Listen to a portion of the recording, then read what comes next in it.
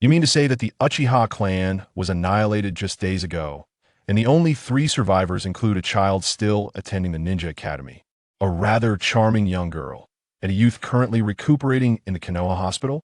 Indeed. It is said that the boy's name is Uchiha Sasuke, the girl's name is Uchiha Izumi, and the other one is... What was it again? The youth seems to be called Uchiha Ling. Yes, Uchiha Ling. I recall how he appeared when he was brought to the Konoha hospital. He looked utterly disconcerting, but he seems to have improved significantly since then that he should be able to be discharged in a few days. What? Did you not just say? Yes. Should we describe that perpetrator as merciful or cruel?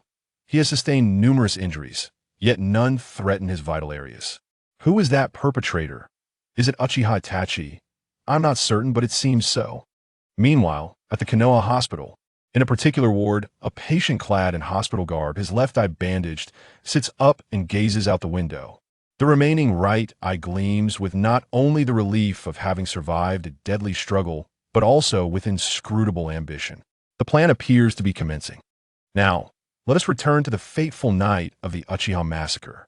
An Uchiha clansman, sprinting towards the Konoha police department, suddenly collapses, unaware of how long he lay there. He eventually regains his senses. Where am I? He rises and surveys his surroundings, inadvertently catching sight of someone perched on a nearby utility pole. A chill spreads from every pore of his body, and he is left with a singular thought. This is dire, very dire, extremely dire. Driven by an instinct for survival, he instinctively ducks to the right. Just as he does, a flash of cold light suddenly streaks past where he stood a moment ago, and the figure from the utility pole appears before him. That he struggles to focus his gaze and recognizes the person as Uchiha Itachi. How did he end up here? No. How did I end up here? There is no time to ponder further as another icy gleam rushes toward him. He instinctively dodges again, narrowly evading Itachi's strike, and swiftly crashes through a window, seeking refuge in a nearby building. Utilizing the terrain to his advantage, he maneuvers until he finds a corner to conceal himself. Itachi, having lost sight of his target, furrows his brow but quickly relaxes, deciding to deal with the other Uchiha clan members first before returning to confront this troublesome individual. At this moment, sweat beads on his forehead and back. Faintly, he hears Itachi uttering something that sounds like, Uchiha Ling, you cannot escape. Ling rapidly adjusts his mindset to preserve his own life. He must act decisively. Otherwise, he will inevitably meet his demise. In his mind, he recalls the intelligence regarding Uchiha Itachi. Itachi is a veritable genius, having witnessed the Ninja World War at the tender age of 4. He protected his younger brother Sasuke alone. At 5, graduated from the Ninja Academy with top honors at 7. Awakened his double Tomo Sharingan at 8 after a comrade was killed by Uchiha Obito, became a Chunin at 10, and joined the Umbu at 11. He had a friend named Uchiha Shursui, who, after being ambushed by Danzo and losing his right eye, entrusted his left eye to Itachi before taking his own life, prompting Itachi to awaken his Mangekyo Sharingan. His eyes harbor 2 formidable ocular techniques, Tsukuyomi and Amaterasu. He once served as a double agent for both the Uchiha clan and the Konoha elite, ultimately exterminating his entire clan alongside Obito to safeguard the village and Sasuke, later joining the Akatsuki organization. A breakthrough may lie within this moment. Currently, Uchiha Itachi has just awakened his Mangekyo Sharingan, and the only ocular technique at his disposal is the left eye's Tsukuyomi. Ling takes a deep breath, cautiously moving within the shadows. Suddenly, he spots a familiar figure, Uchiha Izumi. She is hastily making her way towards the Konoha police department, her eyes filled with anxiety and concern. Ling's heart tightens. He knows that her venture is fraught with peril. Without hesitation, he rushes forward, seizing Izumi and dragging her into a concealed corner. She gazes at him in terror, about to speak, when he covers her mouth with his hand and whispers urgently, "Shh, do not make sound. It is very dangerous outside." Izumi's eyes brim with confusion and fear, yet she obediently nods. Ling studies her, knowing that he must devise a means to protect her.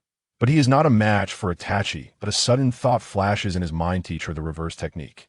With a glint of resolve in his eyes, he decides to take the risk and share his knowledge of the reverse technique with Izumi through Genjutsu. Focusing intently, he activates his Sharingan and gradually releases the power of the Genjutsu, enveloping Izumi within.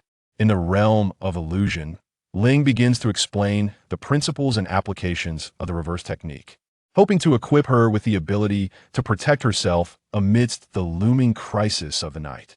Ling understands that time is of the essence. Both he and Izumi must swiftly master the reverse technique to have even a glimmer of hope. Listen, the reverse technique is an exceptionally unique technique. Its principle lies in reversing the flow of chakra, transforming its destructive properties into healing properties. Generally, chakra serves as a force for attack and destruction. Yet the reverse technique allows chakra to achieve a negation that results in restoration, repair, and even enhancement of oneself. It is akin to cleverly redirecting a force intended for destruction into one of healing and nurturing. This technique is incredibly challenging, demanding precise control and profound understanding of chakra. Emerging from the Genjutsu realm, Izumi gazes at Ling with bewilderment, her eyes filled with questions and confusion as she blurts out, "Ling, why do you suddenly want me to learn this reverse technique? How does it relate to our current predicament?"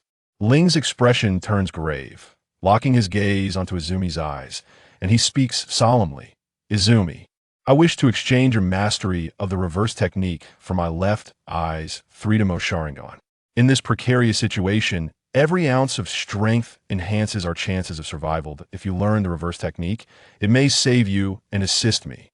Izumi's eyes widen, instinctively wanting to refuse, but upon meeting Ling's steadfast gaze, she swallows her words. At that moment, a gust of wind sweeps by, carrying a pungent scent of blood. Not far away lie several corpses of Uchiha clan members, still warm. Izumi grits her teeth, steeling herself. "Ling, if that is the case, then do it quickly." Ling takes a deep breath, swiftly performs the procedure, and carefully extracts his left eye's Freedom Sharingan, placing it in Izumi's hands, then affixing the Sharingan from one of the corpses into his own left eye socket. Simultaneously, Izumi concentrates and, following Ling's instructions, employs the reverse technique, gradually channeling chakra into the wound of Ling's left eye. Under the miraculous power of the reverse technique, Ling's left eye wounds heal at a visibly rapid pace, and his vision gradually returns. Ling flexes his neck, entrusting his original left eye to Izumi for safekeeping, and solemnly states, "Izumi, keep it safe, it may save your life in a critical moment." Without delay, Ling swiftly forms hand seals, creating 4 shadow clones that he points to one clone and instructs Izumi. "This clone will remain by your side at all times. No matter what happens, do not stray from it." Then he turns to the other 2 clones, commanding, "You 2 confront Uchiha Itachi. Do your best to delay him, avoid direct confrontation, and conserve your strength." Finally, he addresses the remaining clone. "You go find Uchiha Sasuke. Ensure his safety, then reunite him with Izumi." With arrangements complete, Ling turns to Izumi, his expression growing even more serious. "Izumi, I have one final secret mission to assign to you." That a tremor coursed through Kwan's heart. She had never anticipated receiving such a brutal assignment.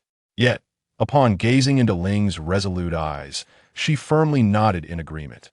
Ling inhaled deeply, turning towards the Konoha police forcing area frequented by the enigmatic Obito, who concealed his identity behind a tiger-striped mask. That he understood that a fierce battle awaited him, but he had no alternative.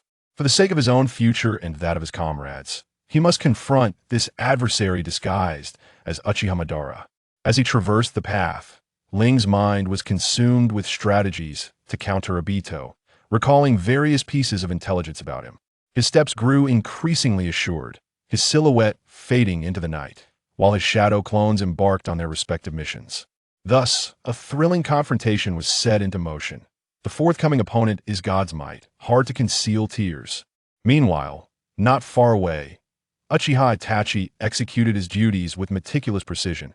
Each fallen member of the Uchiha clan marked a step closer to his grim objective. Chapter 2. Ling vs. Obito, The Disparity of Power. Silence enveloped the surroundings like an impenetrable net, pressing down heavily and rendering one nearly breathless. Only the occasional hoot of an owl pierced through the suffocating stillness, akin to a sharp needle that barely broke the overwhelming tranquility. Ling crouched low, cloaked in the profound shadows, each step taken with utmost caution, the soles of his shoes brushing against the ground, producing a barely audible rustle. In his mind, he was acutely aware that every fleeting moment was as precious as gold, since regaining the vision in his left eye, awakening his Sharingan, had become paramount. Gently, Ling closed his eyes, holding his breath and concentrating intently to gather the chakra within, attempting to awaken the dormant power nestled deep within his left eye. As the chakra flowed like a gentle stream, warmth began to emanate from his left eye, followed by a familiar yet foreign force breaking forth.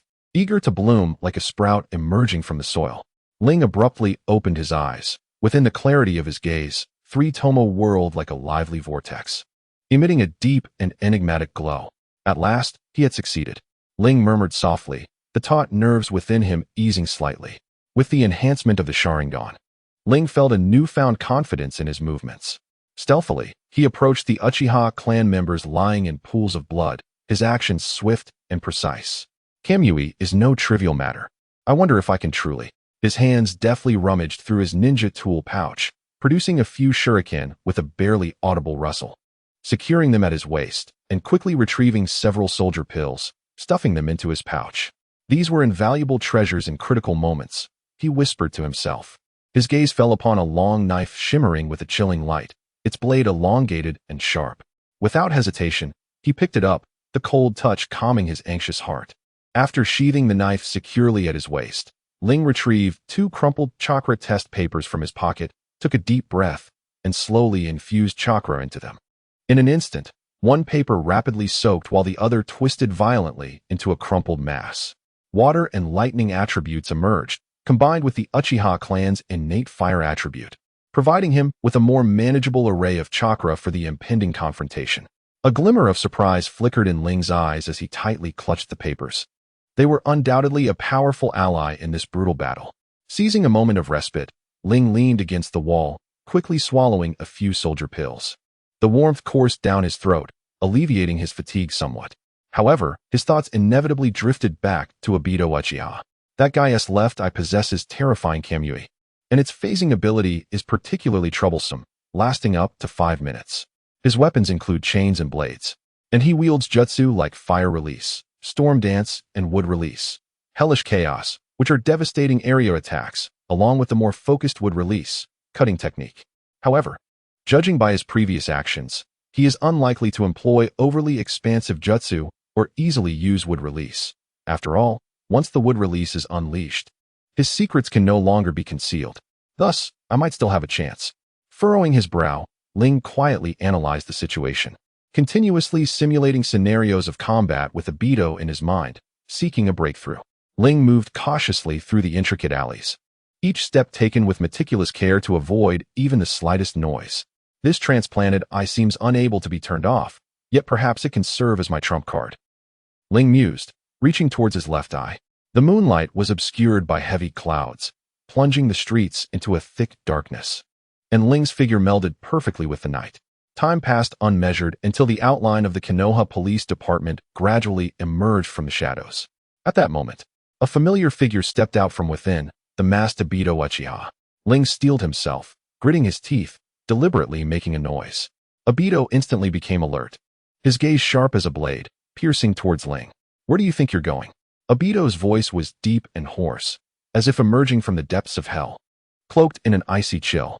Before his words faded, he lunged at Ling like a specter, his long knife cutting through the air with a chilling wind, descending sharply. The blade's flash flickered through the darkness, resembling a lightning bolt cleaving the night sky. Ling had anticipated this, his 3 Tomo Sharingan spinning rapidly as he forced his focus, finally discerning Obito's striking motion. Just as the blade was about to fall, Ling drew his knife to parry. The clash of metal sparked in the darkness, the violent force reverberating through his arm, leaving it numb and his palm aching. Ling exerted all his strength to deflect Obito's heavy assault, swiftly distancing himself and throwing several shuriken. Obito disregarded the shuriken entirely, allowing them to pass through his phasing body. As expected, this would set the stage for the forthcoming battle. Armed with information about Obito, Ling found himself momentarily matching his blows. He skillfully evaded Obito's attacks, seizing opportunities to counter with shuriken and blade. However, As the battle raged on, the disparity in their strength gradually became apparent. Obito's onslaught intensified, his chains slithering around Ling like agile serpents, each strike accompanied by a roaring wind. Ling dodged with all his might. Yet he could not escape the chain's grasp, sustaining numerous cuts that oozed crimson blood, staining the ground with blossoms of red. This body's strength barely reached the peak of AJ Nin, a stark contrast to Obito's Kage-level prowess augmented by his Mangekyo Sharingan. Ling gritted his teeth, filled with resentment, yet he persisted in the fight. He understood that retreating now would lead to his utter ruin. Then, let us try this move. Ling once again distanced himself, hurling shuriken at Obito. Obito still dismissed the shuriken, allowing them to pass through him. However, this time, a strange smirk crept across Ling's lips. Boom. The shuriken transformed instantaneously into Ling's likeness. Before the smoke could dissipate or Obito could react, Ling launched a kick towards him, unleashing streaks of black lightning. In the realm of curses, black flash occurs when the discrepancy between a physical strike and the impact of cursed energy is within 0.0000001 seconds, resulting in spatial distortion that manifests as black flash. Essentially, it is a high-level curse technique. But in the world of Naruto, could chakra substitute for cursed energy? Black flash. The black lightning erupted against Obito's waist, and with Ling pushing his strength, Obito was finally propelled through the gates of the Konoha Police Department. What of Kamui? He too must endure my black flash. Ling gasped for breath, beads of sweat dotting his forehead. Clearly, this black flash had drained him of all his chakra. He would not be so easily defeated. With that thought, Ling fished a soldier pill from his pouch and swallowed it hastily. As warmth flowed down his throat, his weariness lessened slightly, and his chakra replenished somewhat. Observing his shadow clone continuing the pursuit, Ling began devising a strategy. Obito's speed and strength surpassed his own. The black flash he unleashed would at most leave Obito with superficial wounds, which were hardly significant for someone with Hashirama's cells. Thus, he needed to find a breakthrough in speed, knowing conventional methods would not suffice. If I can unleash the black flash of the cursed realm, then, Ling forced himself to regulate his breathing, channeling lightning chakra throughout his body, compelling every organ, muscle, bone, nerve, and even cell to engage in the rhythm of his breath, activating his body's potential within a short span, maximizing his speed. Overload. A layer of blue luminescence enveloped Ling, pulsating with his movements. His three-tomo Sharingan gleamed with an extraordinary brilliance, his facial muscles taut with intensity, and his hair stood erect from the surge of energy, while his garments billowed in the wind. As the shadow clone was dispelled, Ling surged towards Obito in the police department. While his speed had notably increased, it still fell short of sufficiency. Ling, operating at an overload, further enhanced his cardiopulmonary function, enabling his blood to rapidly absorb a copious amount of oxygen, thereby augmenting his physical capabilities. He concentrated this newfound strength entirely in his legs, unleashing an explosive surge of unparalleled power and velocity. The breath of thunder demands its practitioner to harness their lightning techniques to the utmost, elevating their bodily functions to levels far beyond the norm in a mere instant, maximizing muscle strength and reaction time to the extreme. By employing lightning techniques to clear his meridians and working beyond his limits, I can forcibly compensate for this deficiency.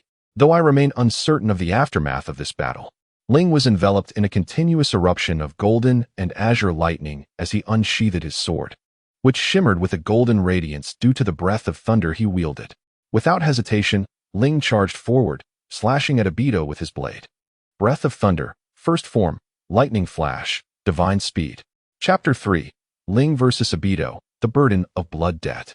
Within the Konoha Police Department, the air was thick with the acrid smoke of battle, as the figures of Ling and Obito intertwined amidst the chaos. Ling was enveloped in a tempest of golden and azure lightning, a manifestation of the dual powers of thunder breathing and overload. His speed was astonishing, leaving behind a multitude of afterimages. Yet, even so, he struggled to find a chink in Obito's enigmatic phasing ability. How could this be? Ling gritted his teeth, sweat cascading down his face, soaking his garments. Each swing of his blade sliced through the air with a fierce whistle, but more often than not, he merely struck at emptiness. Despite his velocity having matched or even surpassed Obito's, he could not seize the fleeting moment when Obito materialized to strike. Obito moved like a specter, a mocking smile curling at the corners of his mouth beneath his mask, effortlessly parrying Ling's attacks with his long blade. Humph. Is that all you can muster? You think you can contend with me? Obito's deep, raspy voice echoed with a hint of derision and disdain across the smoke-laden battlefield. Do you truly believe you can harm me? How Navi? Following yet another clash, a fresh gash appeared on Ling's arm. He staggered backward, panting heavily. We've been at this for nearly half an hour. Has Itachi made no progress? He thought, realizing that if this continued, he would inevitably meet his end here. Meanwhile, in another part of Konoha, Uchiha Itachi stood alone in the street, exuding an aura of icy resolve. Two shadow clones approached, drawn by his presence. Just in time to witness Uchiha Fugaku confronting his son. Fugaku regarded Itachi with a complex expression, his voice heavy with concern. Itachi, do you truly intend to take this step? Itachi's gaze was calm, yet resolute. Father, this is for the village, and for Sasuke. Fugaku studied him intently before using the body flicker technique to vanish. Observing this, one of the shadow clones gleamed with a spark of inspiration, instantly transforming into Fugaku's likeness and advancing toward Itachi, while the other clone quietly concealed itself in the shadows. Itachi, the false Fugaku exclaimed, his voice filled with fury. Look at what you've done. As Itachi turned in confusion, the hidden shadow clone suddenly emerged, berating him loudly. Uchiha Itachi, you are nothing but a coward. Uchiha Shursui is a mere shell of a man, unable to protect his own eyes. You are all too weak. Itachi's eyes hardened, chakra swirling ominously around him. What did you say? Slap. Slap. The imposter Fugaku advanced, delivering two sharp slaps that echoed harshly in the stillness of the street. Do you honor the Uchiha clan? Immediately after, the false Fugaku flickered and transformed back into Ling, flanking Itachi with the other shadow clone. Uchiha Itachi, do you believe that annihilating your kin is the path to safeguarding the village and Sasuke? Ling's gaze bore into Itachi's, fierce and unyielding. You are mistaken. You had far better options, but chose the most brutal path. The other shadow clone added, with the strength of the Uchiha clan united, we could have negotiated with Konoha's leadership for peaceful coexistence. It is akin to holding the emperor to command the lords. We could have balanced power rather than face extermination. Itachi furrowed his brow, remaining silent.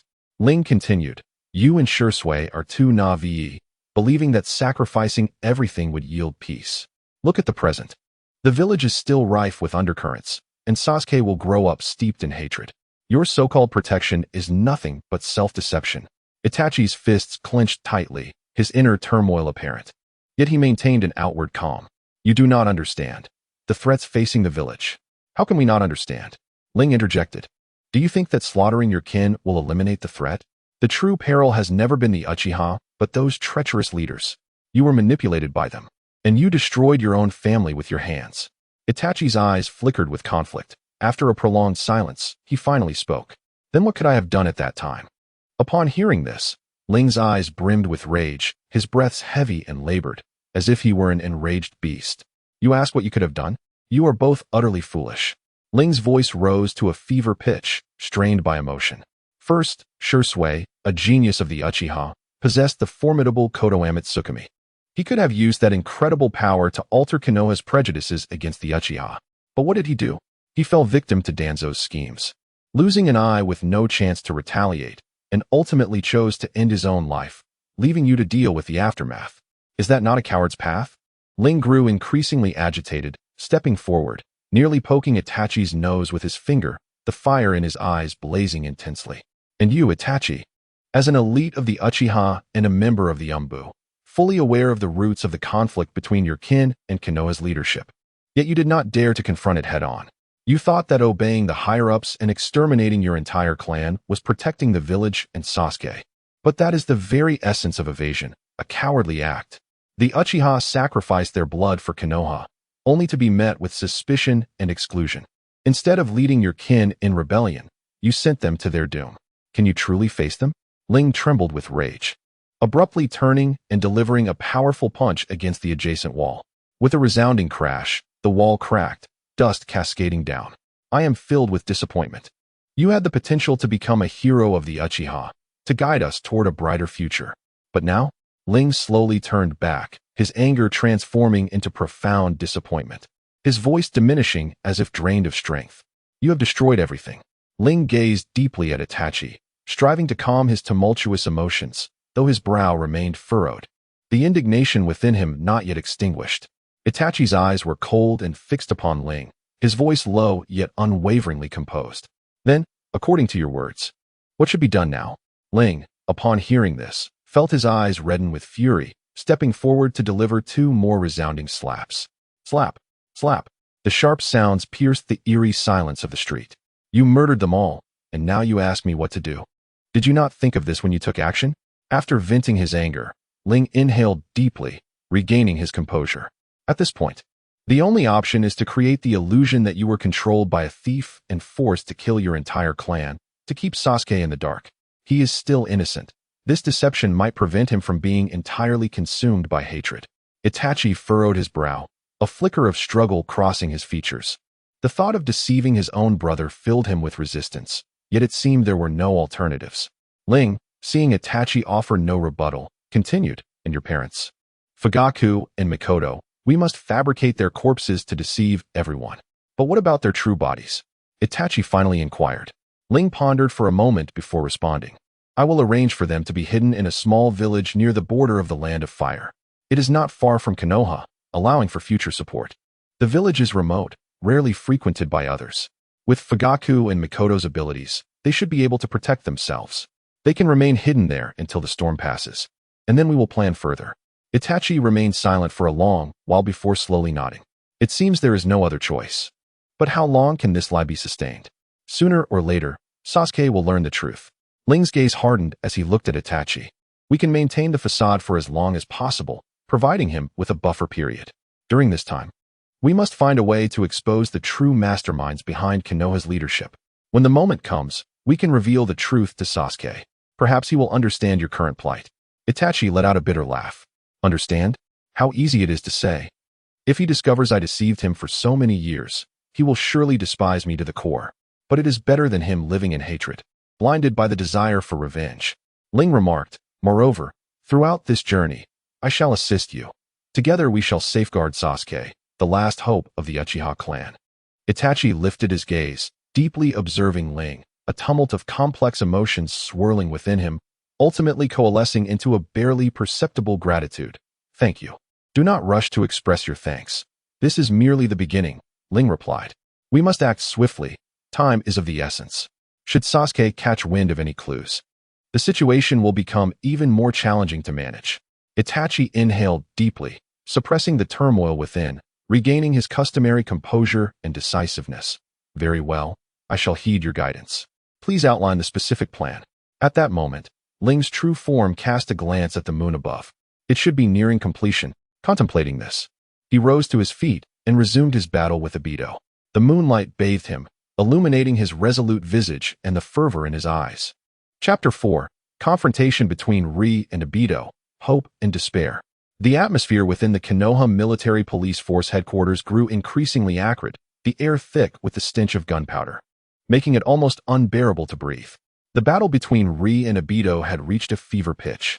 The intertwined golden and azure lightning surrounding Ri intensified, a testament to the power he was summoning from the depths of his desperation. Yet, even with this surge of strength, he found himself thwarted by Obito's elusive intangibility. Why? Is this still not enough? Ri roared, his voice laced with frustration and despair. The afterimages of his movements grew fainter, each swing of his blade becoming more sluggish and labored. Perspiration cascaded down his face, splattering onto the dust-laden ground, where it vanished instantly. Despite the dual amplification of thunder breathing and overload, granting him unparalleled velocity, each strike seemed to plunge into an infinite void. Capturing the precise moment of Obito's materialization after his phasing proved an insurmountable challenge. Obito remained composed, casually brandishing his longsword, punctuating the air with sardonic laughter. You dare challenge me? Don't be absurd. Your struggles are nothing more than a waste of time. His deep, raspy voice, emanating from behind the tiger-striped mask, echoed through the war-torn space, each word a sharpened blade piercing Ri's spirit. In another exchange, Obito's chains snaked around Ri's ankles like vipers. With a sharp tug, Ri was sent sprawling, crashing heavily to the ground in a cloud of dust. He struggled to rise, his arms and face now adorned with fresh cuts, his attire tattered and wretched. At this rate, I truly won't be able to endure. Ri mused, a tide of anxiety washing over him. He instinctively gazed skyward, where the moon hung serenely, casting its pale light. Yet, he found no solace in its glow. As Ri teetered on the brink of despair, a familiar figure hurtled into the fray like a shooting star, Ri's shadow clone. The shadow clone's gaze was resolute, a kunai glinting in its hand as it fearlessly charged toward Obito. Humph, another one eager to meet their end? Obito scoffed, his long sword meeting the shadow clone's kunai in a resounding clash of metal. Original, take a respite.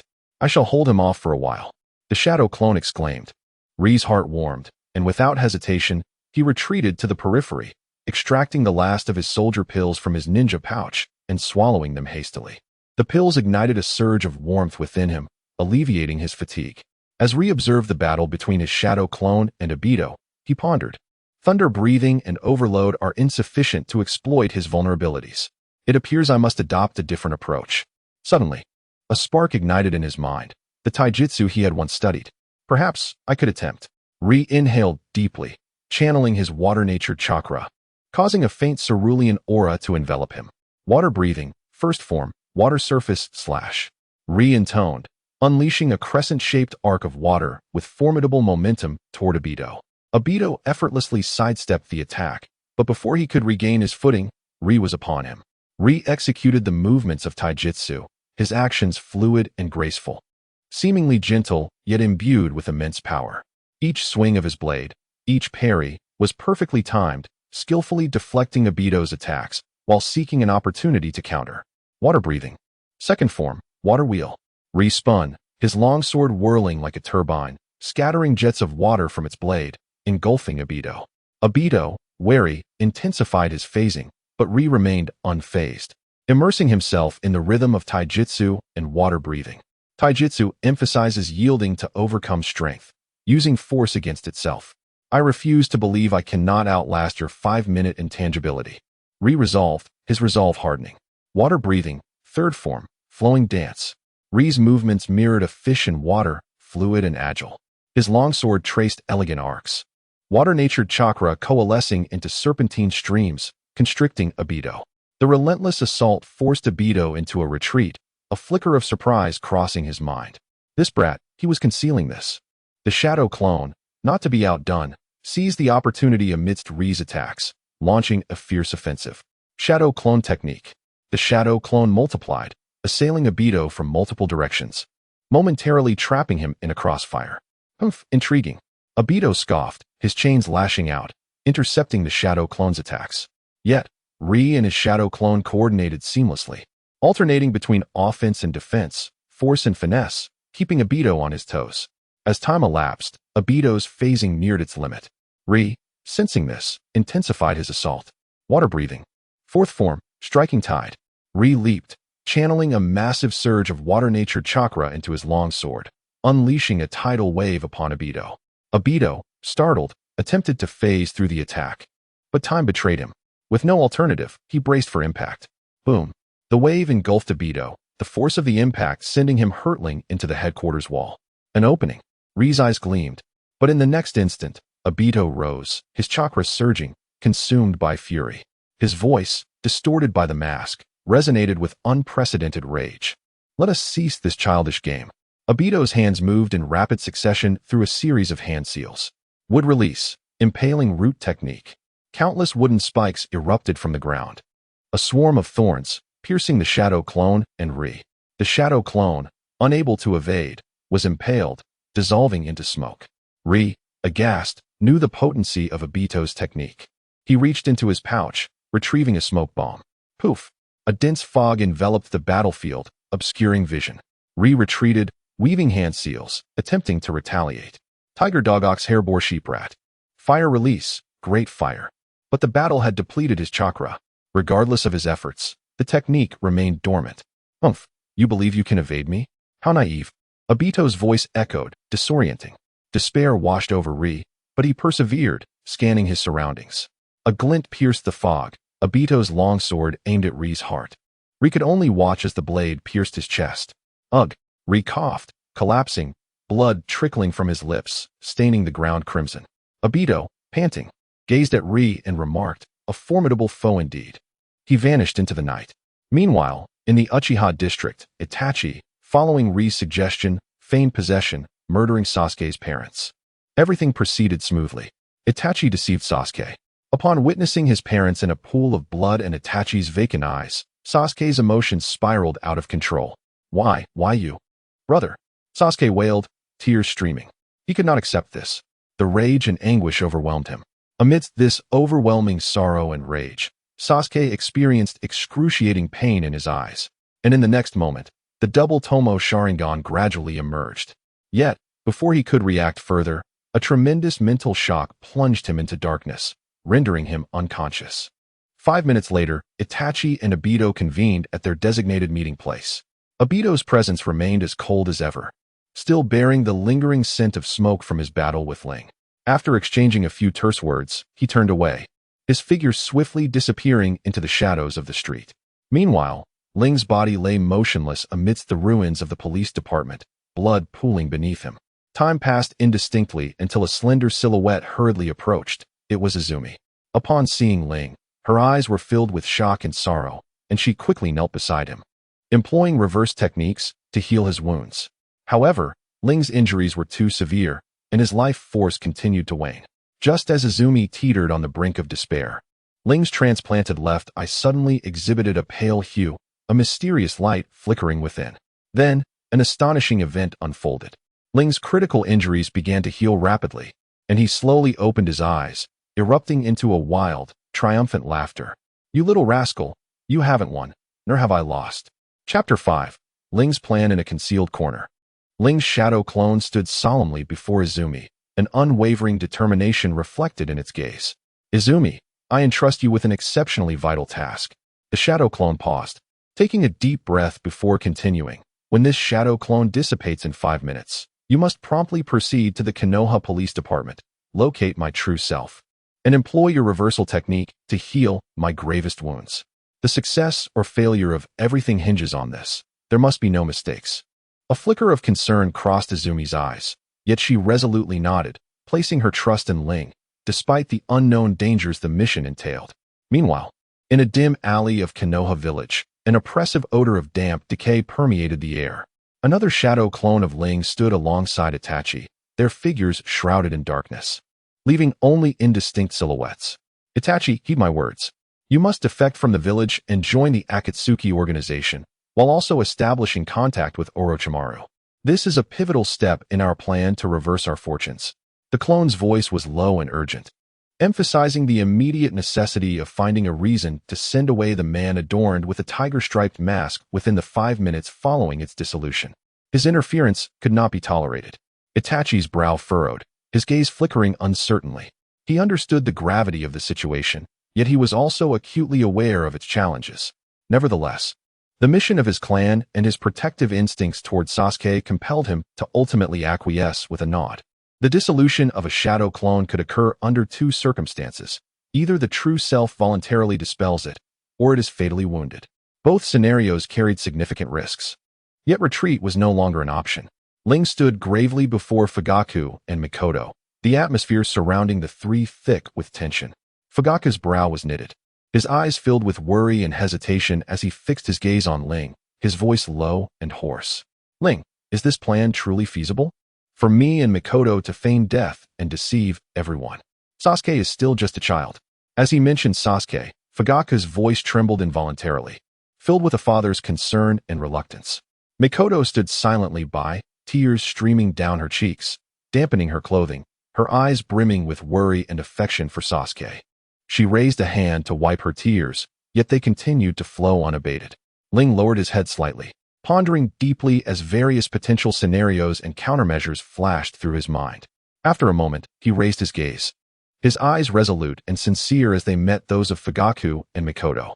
Lord Fugaku, Lady Mikoto, the situation is exceedingly dire.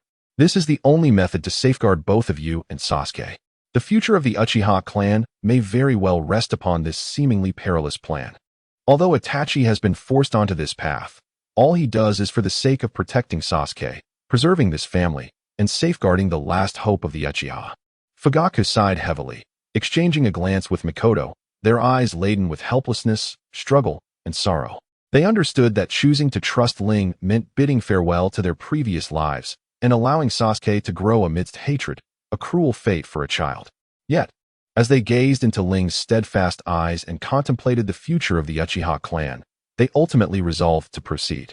After a long pause, Fugaku slowly extended his hand, taking Makoto's in his own, as if drawing strength from her presence, and nodded firmly.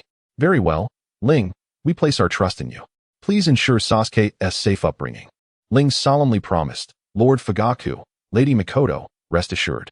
I will spare no effort in protecting Sasuke, ensuring he grows up safely. When the time is right, I will reveal the truth to him, so he will not have to live in the shadow of hatred.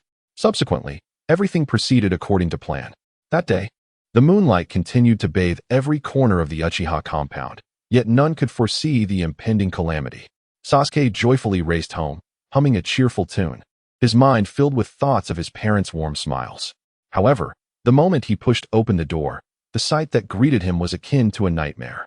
Inside, his parents lay amidst pools of blood, crimson staining the floor in a dizzying spectacle. Surrounding them were the lifeless bodies of their clan, the air thick with the stench of death, inducing nausea. And at the center of this gruesome scene stood his most trusted and relied upon brother, Itachi. At that moment, Itachi's gaze was as cold as the frost of a wintry night, tears streaming down his face, glistening in the sunlight, yet imbued with profound sorrow and helplessness. Sasuke. Sasuke. Why you, brother? Sasuke's eyes widened in disbelief as he screamed, his voice laden with despair and anguish, tears pouring uncontrollably, blurring his vision. His body trembled uncontrollably, legs weakening, nearly unable to support him. He could not fathom this brutal reality. The rage and pain within him surged like a tempest, threatening to consume him entirely. In this overwhelming sorrow and fury, Sasuke suddenly felt a piercing pain in his eyes, as if they were ablaze with fire, his vision tearing apart. In the next moment, the double Tomo Sharingan manifested, its enigmatic patterns shimmering through his tears, radiating an aura both mysterious and perilous. Yet, before he could react further, a tremendous mental shock plunged him into darkness, his legs buckling as he collapsed. Within the Konoha Police Department, chaos reigned. The remnants of destruction mingled with the acrid sense of smoke and blood. Ling, with Izumi's assistance, struggled to sit upright amidst the blood-stained ground, each movement jarring his wounds, causing him to draw in sharp breaths. His mind replayed the harrowing battle with Obito, cold sweat trickling down his forehead.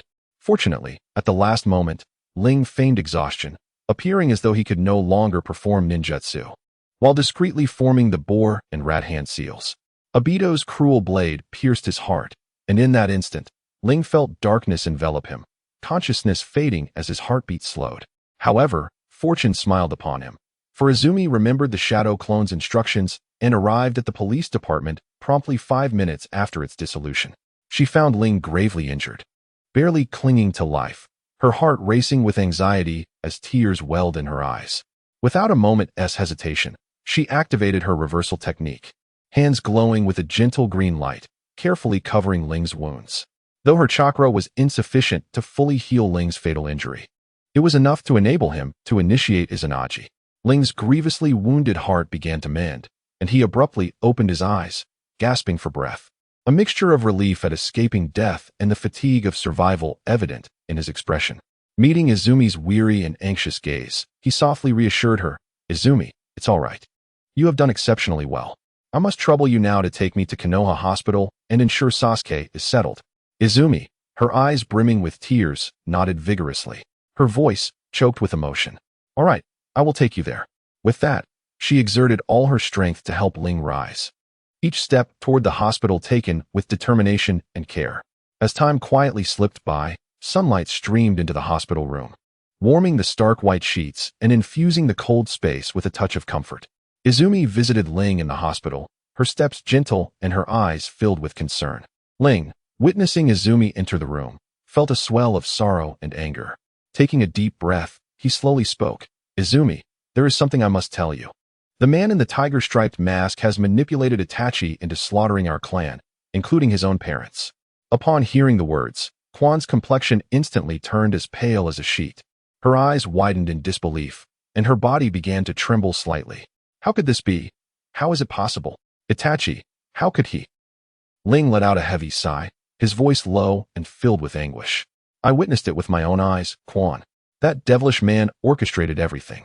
Itachi is merely a pawn in his hands.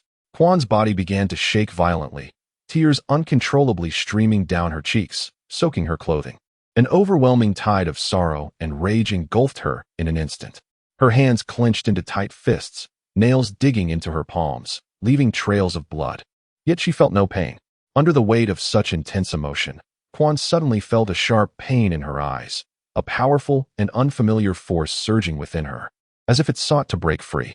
In the next moment, the kaleidoscopic Sharingan slowly manifested, its mysterious and sorrowful patterns shimmering with an eerie light in the sun, as if narrating her boundless suffering and hatred in that very moment. Chapter 6. Slay the Masked Man, Save My Brother. Ling gazed at the newly awakened kaleidoscopic Sharingan of Quan, momentarily entranced. The outer rim of Quan's kaleidoscopic Sharingan was adorned with intricate ripples, reminiscent of the serene surface of a lake disturbed by a thrown stone, exuding tranquility and sorrow. Within, 3 twisted arcs resembled feathers scattered by a tempest, radiating outward from the center, interspersed with specks of black, akin to cold stars flickering in the night sky, concealing boundless secrets and anguish. Quan, your kaleidoscopic Sharingan. Ling murmured, his voice laden with complex emotions, shock, heartache, and an overwhelming sense of helplessness against the whims of fate. Had it not been for this upheaval, you and Itachi should have been the happiest of couples, growing up together, blissfully innocent, ultimately destined to unite. Ling tilted his head slightly, gazing at the overcast sky as if reminiscing. You would stroll beneath the cherry blossoms in Konoha, frolic by the riverside in summer, and when courage was amassed, Itachi would shyly propose, leading to a vibrant wedding and a multitude of adorable children. Quan listened intently, tears welling in her eyes. She raised her hand to gently wipe away the moisture, her voice trembling slightly. But there are no ifs anymore. Now, all I desire is vengeance for my clan, for Itachi. With determination flashing in her eyes, she bit her lip. Once Ling's condition had sufficiently improved, he arranged for his discharge and returned with Quan to the ravaged Uchiha district. The once vibrant clan grounds now lay in ruins, desolate remnants standing as testaments to a bygone era, as the cold wind howled through the debris, murmuring tales of past glory and present desolation. Ling inhaled deeply, attempting to reclaim a semblance of warmth amidst the familiar yet foreign atmosphere, but despair enveloped him. He followed the hazy remnants of the original occupants' memories to the former home. The dilapidated wooden door creaked open with a gentle push, as if narrating the sorrows of time. Dust blanketed the interior, with furniture in disarray, and photographs on the walls faded to a muted yellow under the relentless passage of time. Ling approached the bookshelf, his fingers gliding over the aged volumes, memories flooding back like a tidal wave. Suddenly, his fingertip brushed against an unusual protrusion, stirring his heart. Pressing firmly, he heard a soft click as the bookshelf slid aside to reveal a hidden compartment. His heart raced as he peered inside, where lay a pair of kaleidoscopic Sharingan, left behind by his brother, who had perished in the Third Shinobi World War. In that moment, it seemed like a slender thread of fate had been left behind. Ling carefully placed the precious eyes into a summoning scroll, treating them as if they were a rare treasure. With deliberate care, he unwrapped the bandage from his left eye, revealing a pallid orb marred by the remnants of his Anaji, devoid of life, resembling a stagnant pool. Quan, could you please transplant the eyes that were originally meant for you back into my left eye socket? Ling looked at Quan, his gaze imbued with trust and resolve. I believe in you. Quan nodded slightly, a flicker of sorrow in her eyes. All right, Ling, I will be careful. With that, she swiftly prepared for the transplant procedure. The operation was long and arduous. Beads of sweat dotted Quan's forehead while her hands remained steady as those of a master craftsman, each movement precise and practiced. Once the surgery was successfully completed, she employed a healing technique, enveloping Ling in a soft green glow to tend to his wounds. I cannot thank you enough, Quan, Ling expressed gratefully. Had it not been for you, Quan shook her head with a pained smile. No need for thanks. She gazed out at the war-torn Uchiha district, softly stating, Ling, I wish to be alone for a while. Ling was taken aback, but nodded in understanding. All right. Reach out to me if you need anything. Quan turned away, wandering through the ruins of her clan. The scenes of yesteryear were unrecognizable, each step igniting painful memories. She reached a withered tree, crouched down, and buried her head in her knees, tears streaming down her cheeks. Ling meandered through the remnants of the Uchiha district, the sunlight casting shadows on the crumbling walls, highlighting his solitary figure. As he walked, he inadvertently spotted Sasuke of the Uchiha clan, diligently training. Sasuke's face was etched with determination and resolve, sweat cascading down his cheeks, saturating the earth below. Yet, his techniques bore the innocence and immaturity of youth. Ling understood that if Sasuke continued this blind pursuit of strength, significant breakthroughs would elude him. This approach was unsustainable. He approached gently, speaking softly. Sasuke. Sasuke paused, turning his head cautiously, his expression shifting to confusion upon recognizing Ling. It's you. What do you want? Ling smiled warmly but did not respond immediately. Instead, he sat beside Sasuke, observing him intently. Sasuke, I know your heart is consumed by hatred, your sole desire to grow stronger and avenge your family. Ling lifted his gaze, meeting Sasuke's eyes with calmness. I too have endured the agony of losing loved ones. That sensation is akin to having a gaping hole in one's heart that cannot be filled. Sasuke frowned, turning away. You don't understand, my family is gone. My brother. I must grow stronger to uncover why he did this. Ling rose, brushing off the dust from his clothes, and spoke slowly. How could I not understand? I was once like you, recklessly charging forward in hatred, believing that sheer strength could restore what was lost. But I eventually realized that blind training without direction or method would only deepen one's entrapment in hatred. Sasuke hesitated, seemingly stirred by Ling's words. Yet he remained stubbornly silent. Ling continued, I am not here to deter your training. On the contrary, I wish to assist you. I recognize your talent and determination, but you are currently too chaotic and need guidance. I can teach you stronger techniques, help you become capable enough to confront the one you seek revenge against. Sasuke finally turned to face Ling, uncertainty and skepticism flickering in his eyes. Why do you want to help me? Why should I trust you? Ling chuckled softly, tinged with bitterness. Because I do not wish to see you follow the same path I did, wandering in darkness and ultimately losing yourself. Moreover, like you, I have things I wish to protect and adversaries I must confront. Our goals are, in essence, the same. After a prolonged silence, Sasuke scrutinized Ling's face, seemingly weighing his sincerity. Finally, he nodded slightly. All right, I will listen to you. Following a patient dialogue, Sasuke lowered his defenses and became willing to hear Ling's counsel. Sasuke, there is something you must know, Ling stated gravely, his tone heavy with sorrow. Your brother, Itachi, is under the control of a man wearing a tiger-striped mask. He was forced to annihilate our entire clan, including your parents. Sasuke's eyes widened in shock and fury, his fists clenched tightly, his body trembling. You're lying. My brother would never. It is true, Sasuke. I witnessed it with my own eyes, Ling affirmed, his voice low yet resolute. Stepping closer to gently grasp Sasuke's shoulder, his gaze filled with anguish and indignation. That masked man possesses incredible power, far beyond imagination. Few in Konoha can rival him. He covets the strength of the Uchiha clan and has been scheming in the shadows, ultimately using despicable means to control your brother.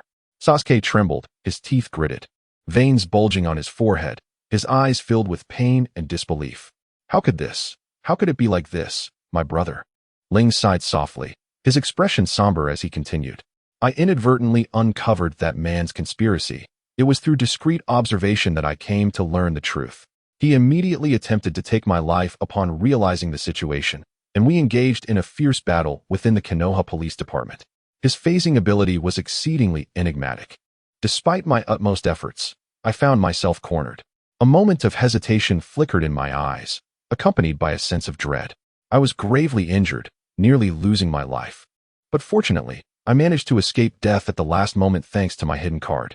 Subsequently, I lay in a coma at the Konoha hospital for an extended period, recovering over several days before regaining my strength. Ling spoke with heartfelt sincerity, rich in detail, as if the perilous events of that time were unfolding before our eyes.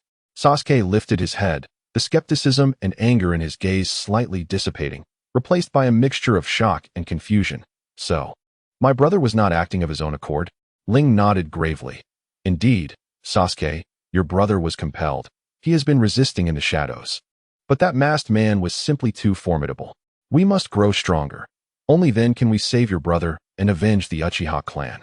Sasuke's fists clenched even tighter, his knuckles paling from the strain, his eyes ablaze with the fire of vengeance as he resolutely nodded. Very well, I believe you. I must kill that masked man and rescue my brother. Chapter 7. Ling's Kaleidoscope Sharingan.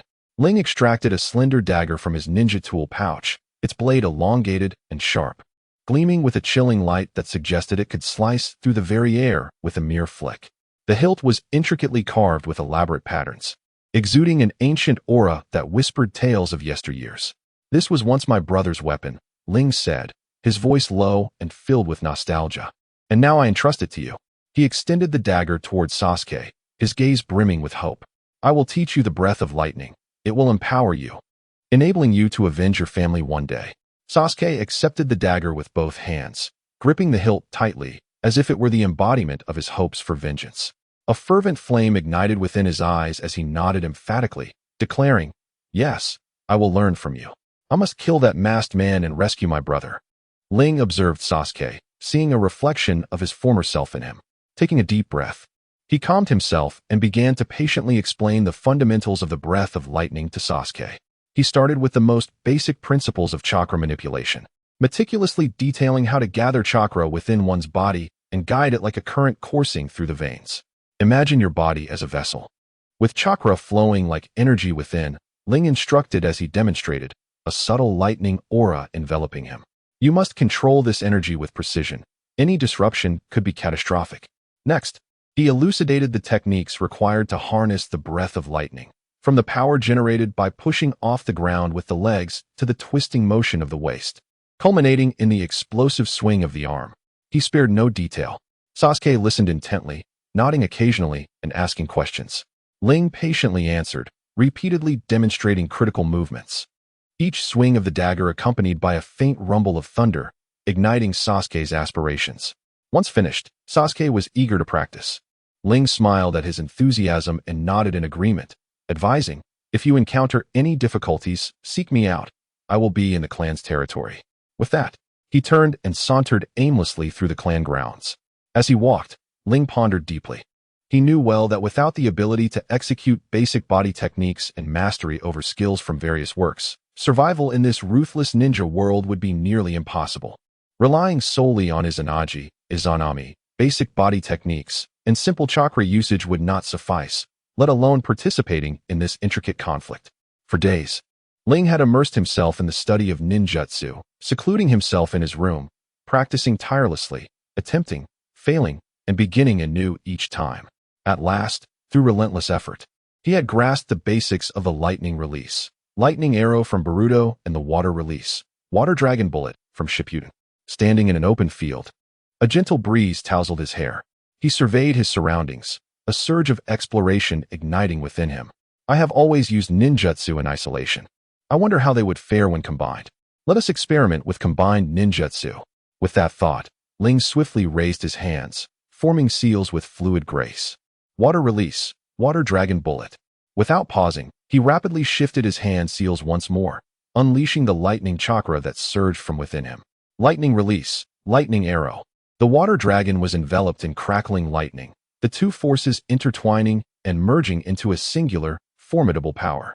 A colossal dragon, wreathed in lightning, soared into the sky, its roar deafening as its immense presence radiated outward.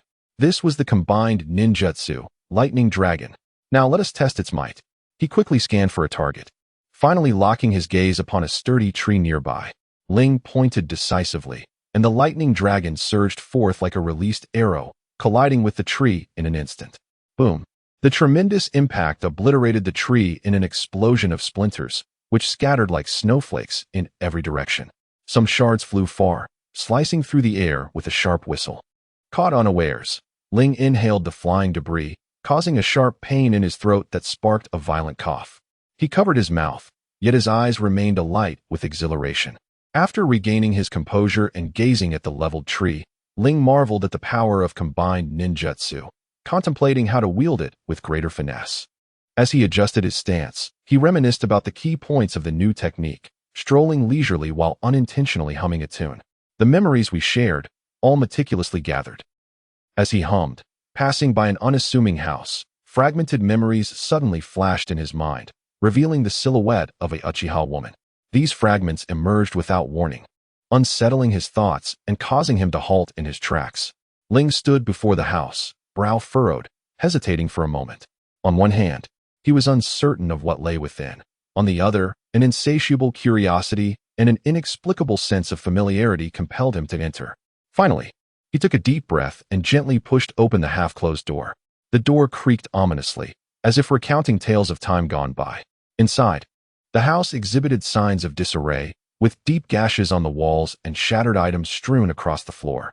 Yet, the arrangement of the furniture hinted at a once orderly life, as if the owner had desperately tried to maintain some semblance of normalcy amidst chaos. Ling cautiously stepped inside, each movement deliberate, as the flashes of memory grew more frequent. His heartbeat quickened, a mixture of tension and anticipation coursing through him. Entering a bedroom, he found a table laden with photographs, each depicting him alongside the Uchiha woman. His heart raced, breath quickening. As he scanned the images, the fragmented memories coalesced, revealing a complete visage. Her name was Natsuki, his childhood companion. Gazing at the bloodstains that marred the sheets, the remnants of the living room, and the walls, memories of their time together surged forth like a tidal wave. Ling recalled the darkness that enveloped his life at the age of 4 when his brother perished in an accident, the bleakest period he had ever endured. The young boy wept for days, abandoned by the world, with his brother being his sole guardian. Just when he felt forsaken, Natsuki appeared by his side. Natsuki gently embraced the sobbing Ling, her small hand patting his back while she softly whispered, "Ling, do not cry. I will always be here for you." From that moment, she and her family showered Ling with boundless care. Under their nurturing, he gradually emerged from his sorrow, rediscovering the warmth of life. As time passed, Ling and Natsuki flourished together. They would indulge in sweet red bean cakes at the Konoha market, giggling with crumbs decorating their mouths. During summer, they splashed in the river. Laughter echoing in the air, under the night sky, they lay on the grass, sharing secrets and dreams for the future. On one occasion, Ling sought to prepare a special birthday gift for Natsuki, secretly venturing into the forest to find rare luminescent stones. Encountering a small ninja beast, fear gripped him. But the thought of Natsuki's joy upon receiving the gift spurred him on. He bravely engaged with the creature, ultimately securing the stones despite sustaining numerous injuries. When he presented them to Natsuki, her eyes sparkled with surprise and gratitude, enveloping him in a gentle embrace. Together, they had chased each other beneath the cherry blossom trees in the clan grounds, petals cascading upon their shoulders, shared dreams under the moonlight, their words lingering in the air, and supported one another through adversity, providing strength and courage when it was most needed. For reasons unknown, Natsuki's visage began to gradually overlap with that of the girl whom Ling had cherished in a past life. The intertwining of these two familiar faces pierced Ling's heart with an acute pain. In that fleeting moment, a tumultuous wave of emotions surged forth, breaching the defenses of Ling's heart, and tears cascaded from his eyes. Overwhelmed by this intense emotional upheaval, he felt a sharp agony in his mind. As if countless needles were piercing his nerves, a previously unknown force roiling within him. Soon after, the kaleidoscopic Sharingan gradually awakened, revealing 4 resplendent petals that emanated a mysterious and sorrowful light, as if they were narrating an endless tale of longing and anguish. Ling sensed that every cell within him seemed to wail in despair. The emotions stirred by memories were overwhelmingly potent, leading him to a profound realization of his affection for Natsuki. Once his emotions settled, Ling resolutely vowed to assist the original owner of this body, as well as himself. He swiftly set about his task, meticulously gathering the remnants of blood that lingered in the room, each drop seemingly imbued with the essence of past lives and memories. He produced a summoning scroll, carefully collecting the blood within, contemplating that should an opportunity arise in the future, he would undoubtedly strive to resurrect Natsuki and her family. Chapter 8. Proceed with caution. Ling stood resolutely in the room of Naruto, enveloped by an oppressive silence akin to a heavy curtain, tightly wrapping around him. Every object within the room bore the indelible marks of past life, yet now appeared particularly disordered, as if silently narrating the tragedies of yesteryears. In Ling's gaze, determination and resolve intertwined. He was resolute in his intent to resurrect Natsuki and her family, willing to brave any peril to achieve this goal. With measured steps, he approached the desk, its lacquered surface marred by time, revealing deep and shallow scars etched into its wood.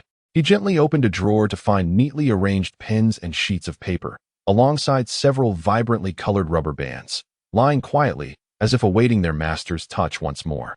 Ling's fingers brushed over the rubber bands before he chose one, slowly slipping it onto his wrist. The vivid color stood out starkly against his skin. A silent promise and a flicker of hope ignited within him. Next, Ling spread the paper flat on the desk, grasped a pen, and let the tip graze the surface, allowing the ink to bloom and spread, thereby commencing a plot that would alter the course of fate. He understood well that the path to resurrecting Naiyue and her family was fraught with thorns, and every method available was laden with challenges. The first approach was to utilize the impure world reincarnation technique, followed by manipulating someone with the Rinnegan to perform the rebirth of the dead, allowing the deceased to truly return to life. However, within the entire ninja world, only Nagato of the Akatsuki possessed the Rinnegan. Thus, acquiring the Rinnegan was an unavoidable key to his objective.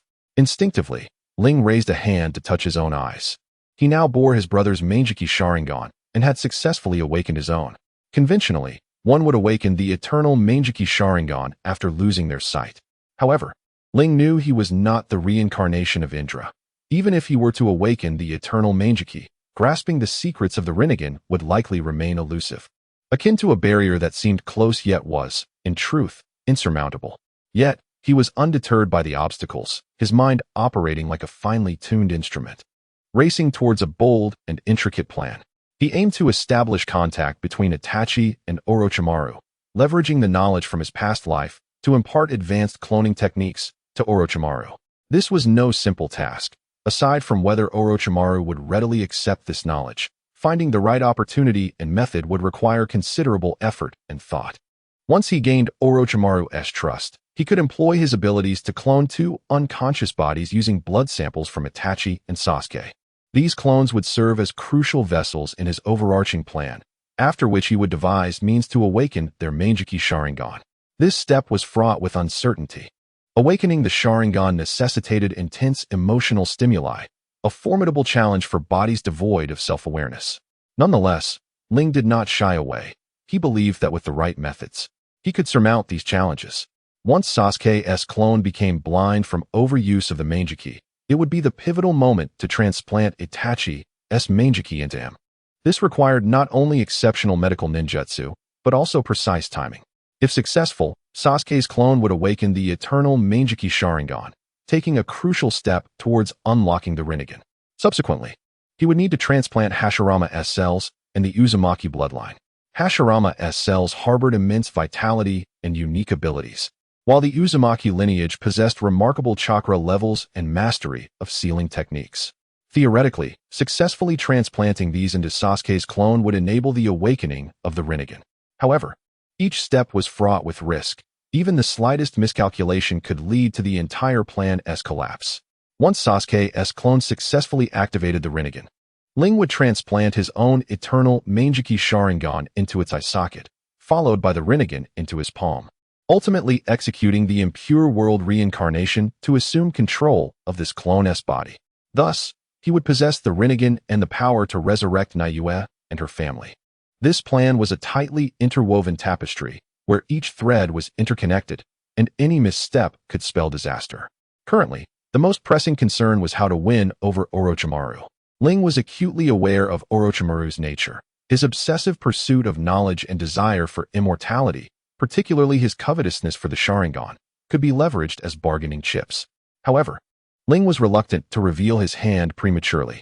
In this unpredictable scheme, every resource was invaluable, and expending his cards too soon would undoubtedly place him in a perilous position.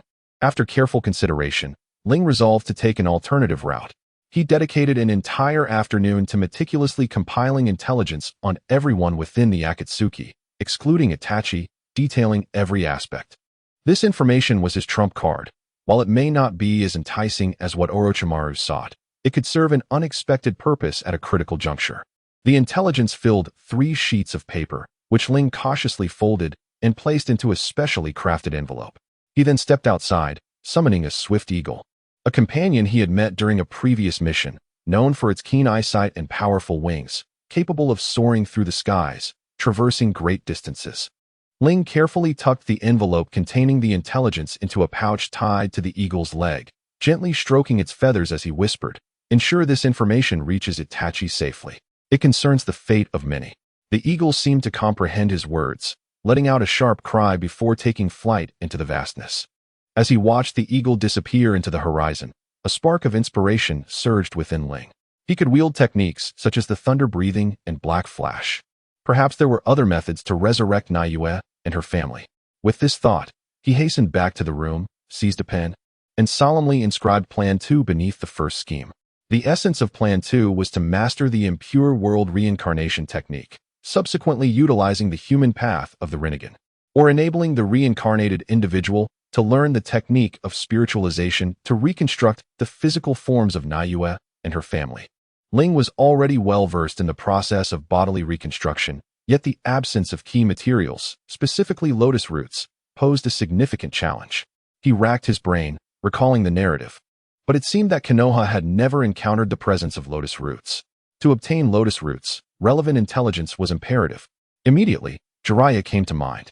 As a wanderer with extensive experience and connections, he might provide valuable clues. However, with Jiraiya currently away from the village and his return uncertain, locating him would be no easy feat. This was exceedingly difficult. Ling could not help but sigh deeply, his voice laden with resignation and fatigue. In his predicament, Ling reluctantly turned his attention to a third avenue, employing one of the 8 unusual techniques, spirit binding. The preservation of life represents the complete form of existence, while the spirit, conceptually, is a flawed entity. The user of spirit binding identifies the weaknesses of spirits, compelling them to submit unconditionally. By serving as a vessel for the spirit, the user can contain it, allowing it to accompany and aid in their growth. Ling understood the formidable potential of spirit binding, yet he was equally aware of its complexities. To ensure absolute certainty, he meticulously outlined the procedure for utilizing spirit binding. Firstly, one must ascertain the spirits to be summoned. The souls of the deceased, as well as the ethereal beings that inhabit the realms, may all serve as potential targets. Secondly, preparations for the summoning should be undertaken while the spiritual essence remains intact or in a suitable state. It is imperative to act swiftly after death. For if too much time elapses, the soul will dissipate, forever lost to the void. Lastly, by harnessing one's own chakra and employing the specialized techniques of spirit summoning, one becomes a vessel, unleashing a force capable of attracting and controlling the spirit, thereby asserting dominion over it. However, new challenges arise. How does one perceive the spirit? Ling found himself ensnared in contemplation, memories from his past life racing through his mind. Suddenly, he recalled the method of perceiving spirits from his former existence, when the soul separates from the body, entering a state of astral projection. There lies the possibility of witnessing the spirit. With this realization, Ling's heart found clarity, soul projection, utilizing the art of spiritual transformation to seek out spirits. Without delay, he resolved to seek out the third Hokage, eager to master the art of spiritual transformation with utmost urgency. After all, Naruto and the others could not afford to wait. They were but ordinary individuals, and should he delay in acquiring this knowledge, their souls would fade, leaving him reliant solely on the previous 2 methods. Chapter 9. Traversing the entire ninja world as dawn broke. The village of Konoha gradually awakened under the gentle caress of the morning light, the air infused with the aroma of street food. Shops along the streets opened one after another, and at a bustling ramen stall, patrons indulged in hearty bowls of noodles while engaging in casual conversation. Vendors selling sweet rice dumplings called out cheerfully, drawing in children who gazed longingly at the delectable treats. Yet, Ling felt none of this vibrancy or warmth. The obsession to resurrect Natsuki and her family blazed within him like an unquenchable fire, propelling him hastily towards the Hokage's office. The spirit transformation technique was his only hope at this moment, a flicker of hope, though faint, sufficient to guide him through his dire circumstances.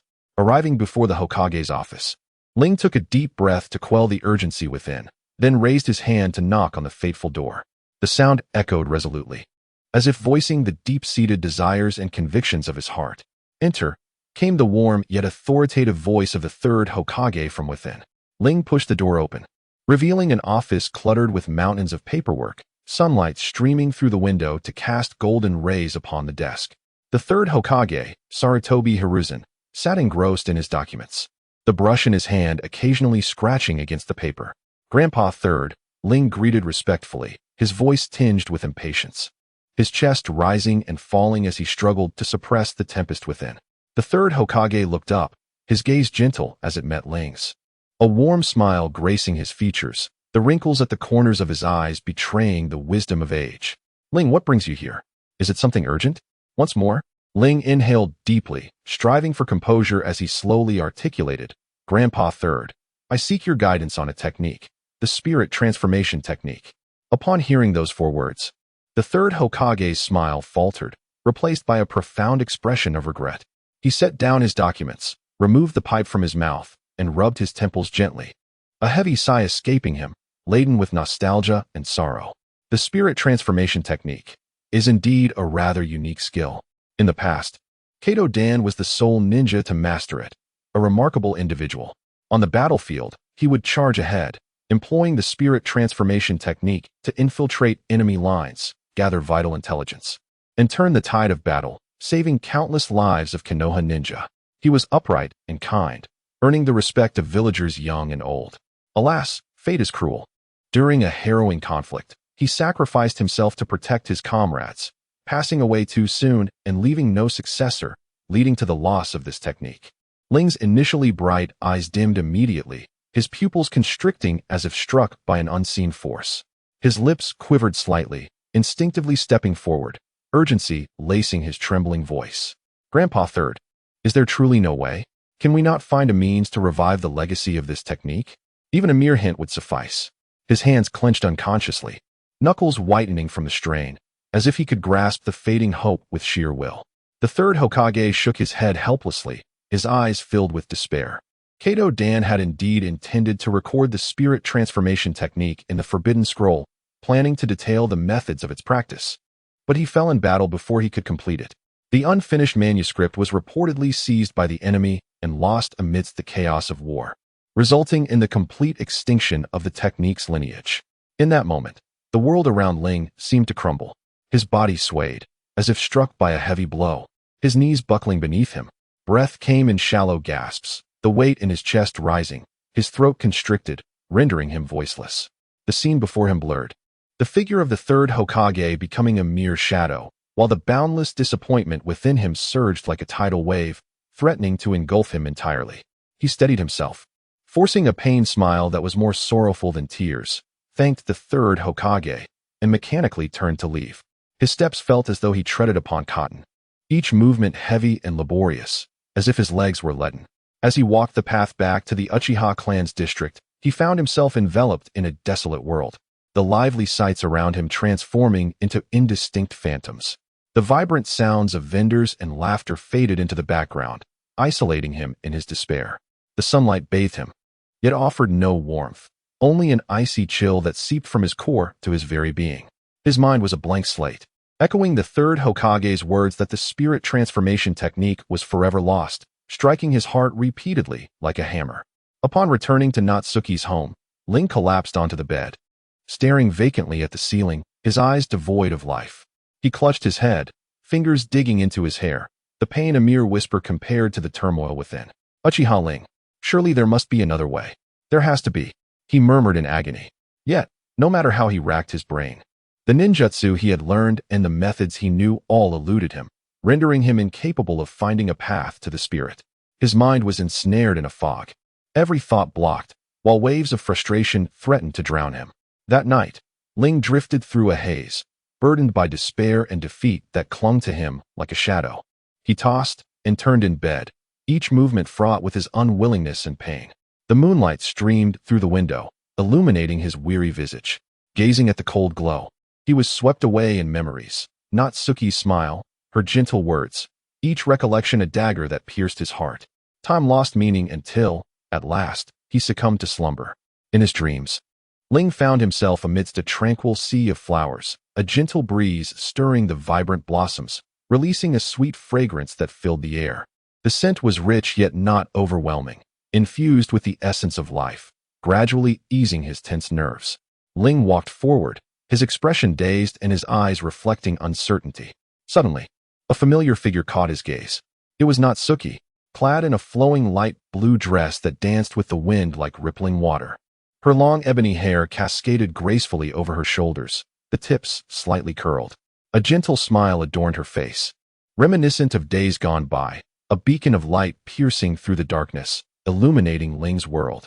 "Ling, you've come," Natsuki spoke softly, her voice melodious and warm, akin to the embrace of the spring sun, dispelling the shadows in his heart. Ling's eyes welled with tears, blurring his vision of her. He rushed forward, arms outstretched in a frantic attempt to embrace her, his steps hurried and frantic. "Natsuki, I've missed you so much. I've been desperately seeking a way to revive you and your family," but before he could finish, his hands passed through her ethereal form, and Ling froze. A mask of anguish and helplessness crossing his face, the inability to touch her carving deep wounds in his heart. Natsuki gazed at him with understanding and comfort in her eyes, exuding boundless tenderness. "Ling, do not be so sorrowful. I know you have exerted every effort. Regardless of the outcome, I am deeply grateful for you. Your endeavors have not gone unnoticed. They reside within my heart." Ling shook his head vigorously, his voice cracking as he nearly shouted, "No, I will never give up. I swear I will find a way. Even if there is but a sliver of hope, I shall not relent." Naoya gently raised her hand, yearning to caress Ling's face, yet it lingered suspended in the air. A fleeting glimmer of desolation flickered in her eyes. "Ling, you must believe in yourself. No matter the circumstances, I shall always be by your side, supporting you. Your perseverance and courage will surely be rewarded." At that moment, an unanticipated gust of wind swept through, transforming the once radiant sea of flowers into a shadowy realm, cloaked in ominous clouds. The howling wind sent the blossoms swaying chaotically.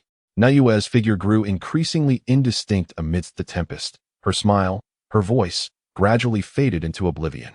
In a panic, Ling cried out, "Naoya, do not leave. I beg you, do not go." He extended his hands, desperate to grasp the vanishing silhouette. Yet he only seized empty air.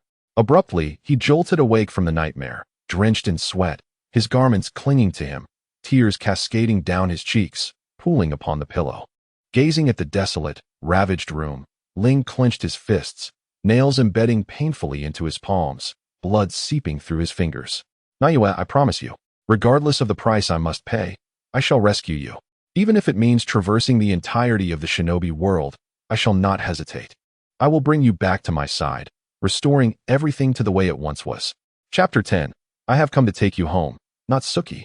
"Natsuki," he instinctively shouted, his voice hoarse and filled with unending dread, the sound echoing in the empty bedroom and returning to him with an eerie resonance.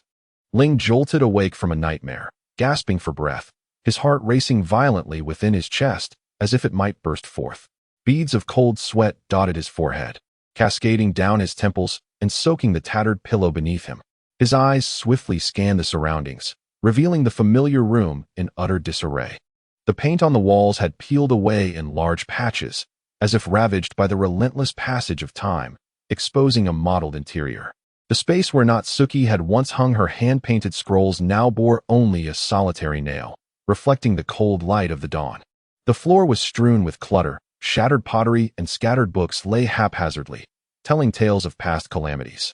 Ling slowly sat upright, his hands vigorously rubbing his face in an attempt to dispel the terrifying images of Natsuki fading away in his dream. The resolve he had sworn the night before surged back into his heart, the pain of his nails digging into his palms still palpable. His gaze gradually hardened, teeth clenched, lips pressed tightly together, radiating an unwavering determination to not relent until he achieved his goal. If he could not find a way to transcend his soul in the world of Japanese comics, surely there must be a method in the realm of Chinese comics. He murmured softly, his voice slightly muffled, yet brimming with strength, shattering the oppressive silence of the room.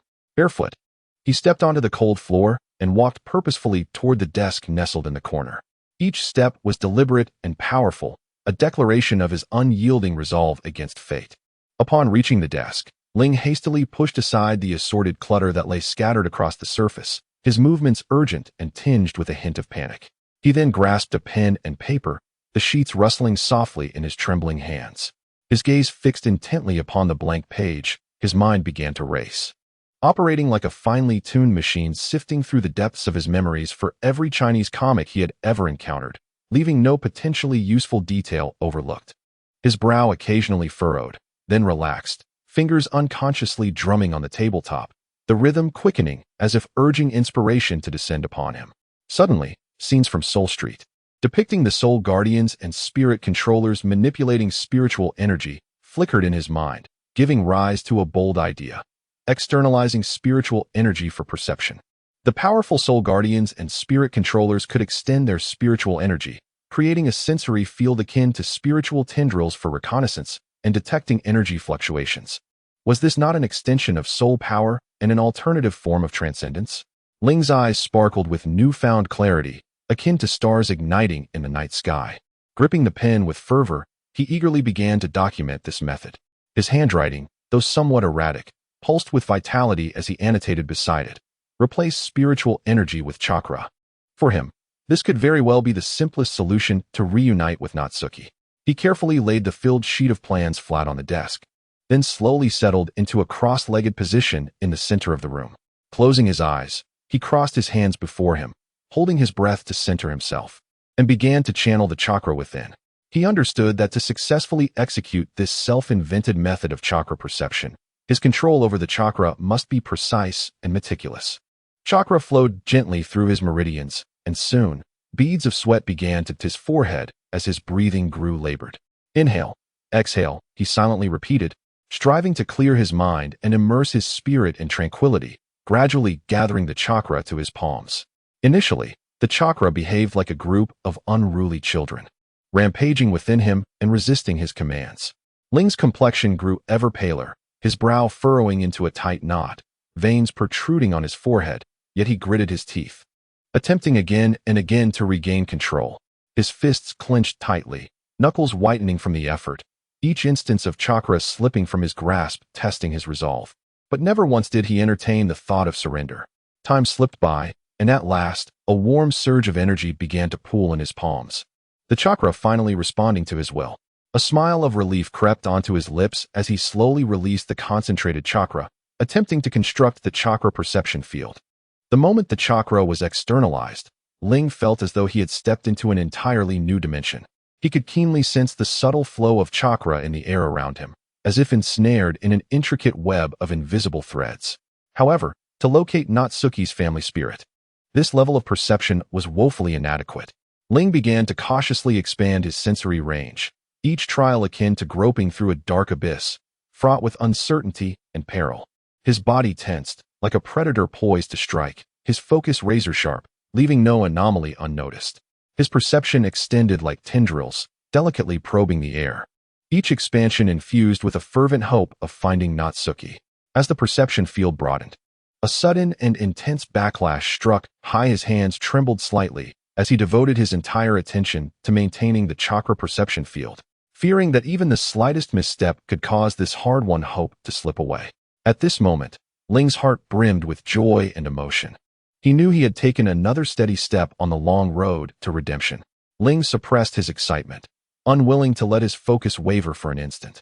Fully concentrated on sustaining that faint chakra perception field, his breathing became exceptionally light and slow, as if any heavy exhalation might disperse the precious hope he had so painstakingly captured.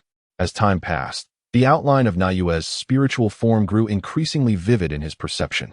Though still ethereal and elusive, the familiar aura reassured Ling that he was drawing ever closer to Nayue. He gently endeavored to bring his chakra nearer to Nayue's spirit, treating it like a rare treasure, fearful that any clumsy movement might disturb her. Just as the chakra was about to make contact with Nayue's ethereal form, an inexplicable force suddenly thrust his perception field outward, causing Ling's body to sway uncontrollably, nearly forcing a breath of frustration from his lips.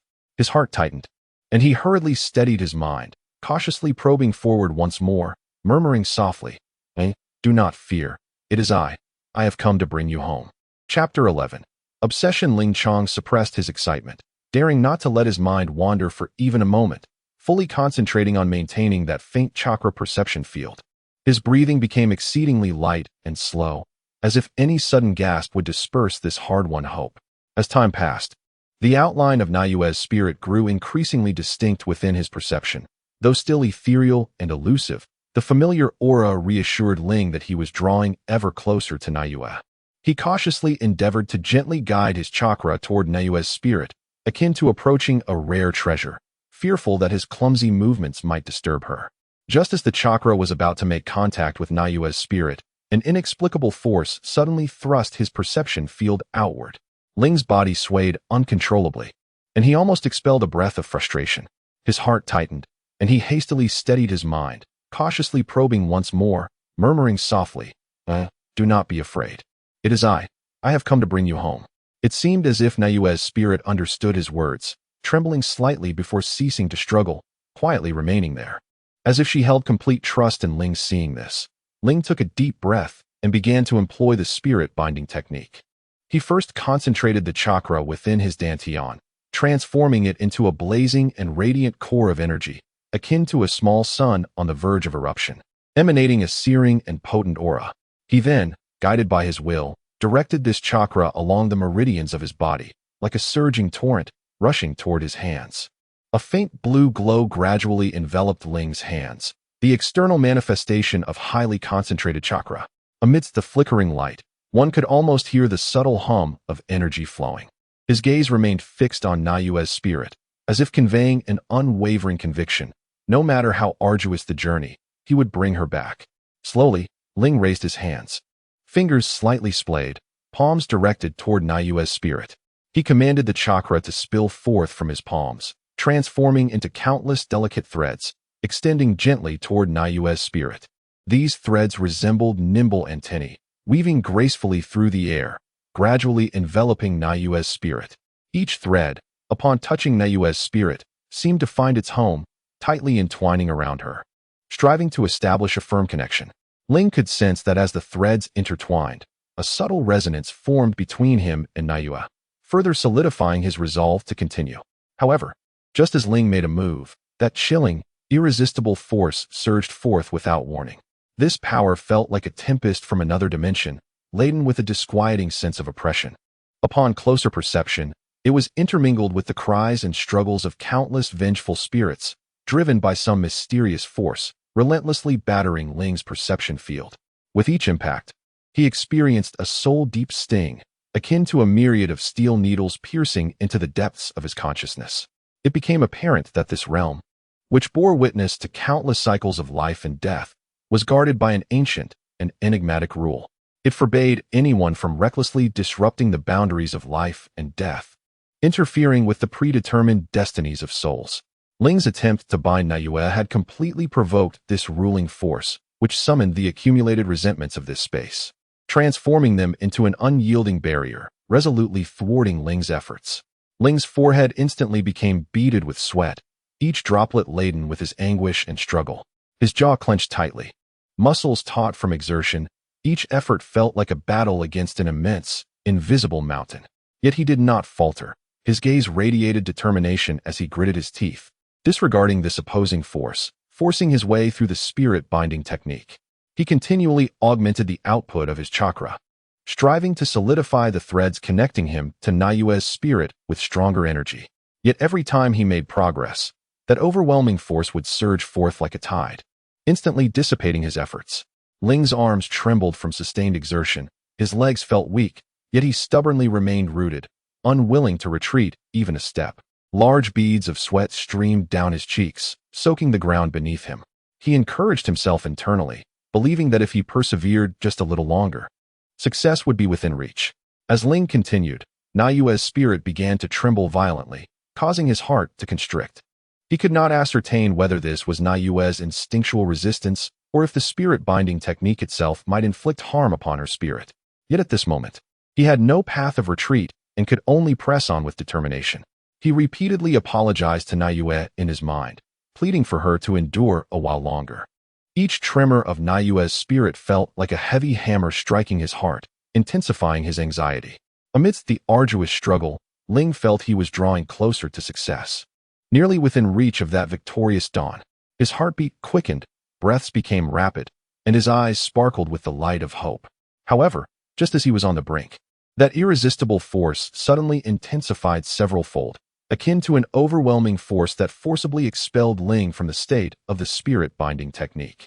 Ling perceived a dark in the final moments, Ling's yearning to retain Natsuki and Natsuki's desire to continue their journey together resonated profoundly. Despite the insurmountable challenges, Natsuki unilaterally endured the final ritual of binding and dispatching, resolutely completing the process.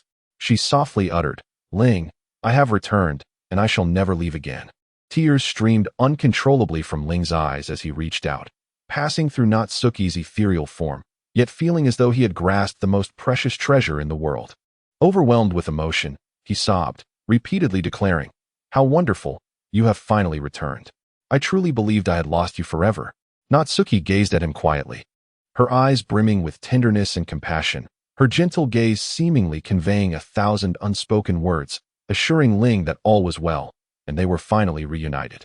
Ling continued to behold Natsuki, as if wishing to engrave her image deeply in his heart, fearful that this might merely be a fleeting dream. Chapter 12. The Crystal of Spirit Breath and Orochimaru's Ambition. The morning sun gently filtered through the gaps in the window, casting a soft halo upon the space where Ling and Natsuki resided. Ling emerged from his brief moment of joy, a new thought surging within him. He clenched his fists, determination gleaming in his eyes, and turned to Natsuki, declaring, "Natsuki, I wish to attempt once more to summon your parents' spirits. They should not simply fade away. Natsuki, no? You are well aware of the terrifying power of that law. If you forcefully attempt it again, you will be shattered. I cannot bear to watch you take such a risk." Natsuki's spirit flickered slightly, her expression filled with concern as she gently shook her head, urgently advising against it. Her voice trembled, her spirit wavering with her emotions. Ling's brow furrowed tightly, his heart brimming with reluctance. He paced heavily by the bedside, each step resonating with the fierce struggle within himself. "But, Natsuki, how can I bear to let them?" Before Ling could finish his sentence, Natsuki floated in front of him. Although her spirit could not physically touch him, the concern in her gaze conveyed her feelings to Ling. "Ling, I know you mean well, but I care more for your safety. If something were to happen to you, I..." As Natsuki spoke, tears welled in her eyes, revealing her profound worry despite being a spirit. Ling halted, gazing at Natsuki, and sighed deeply, gradually responding, "Very well, I shall heed your counsel. I promise I will find a suitable way to revive your parents, as well as my elder brother, Uchiha Itachi." His eyes shone with unwavering resolve, as if he were pledging an oath to the heavens.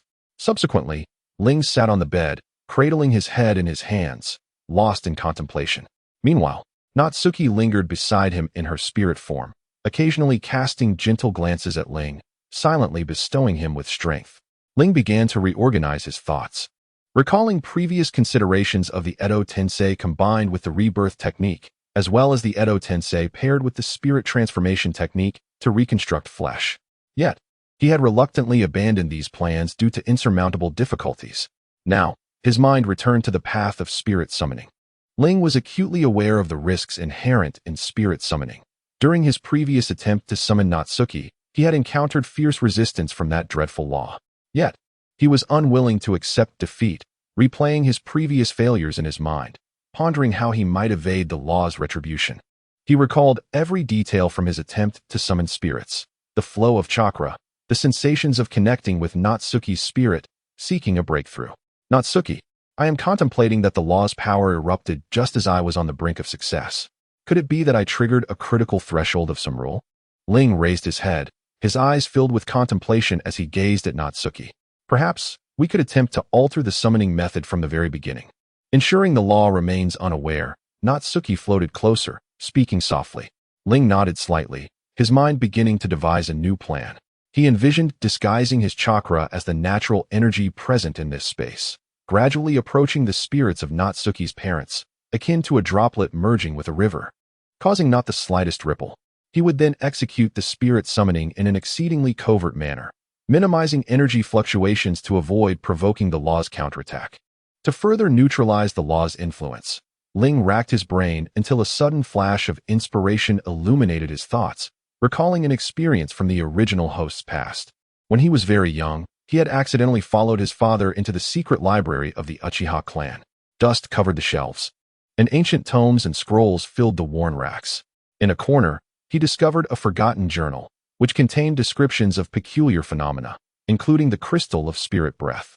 The Crystal of Spirit Breath was said to have been born from the chaotic energy at the dawn of creation, possessing miraculous properties to balance yin and yang, harmonizing all energies in the world.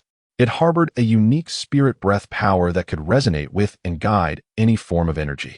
This crystal appeared as a gentle, pale blue, resembling a tranquil lake, its surface adorned with mysterious runes that glimmered softly when absorbing or releasing energy.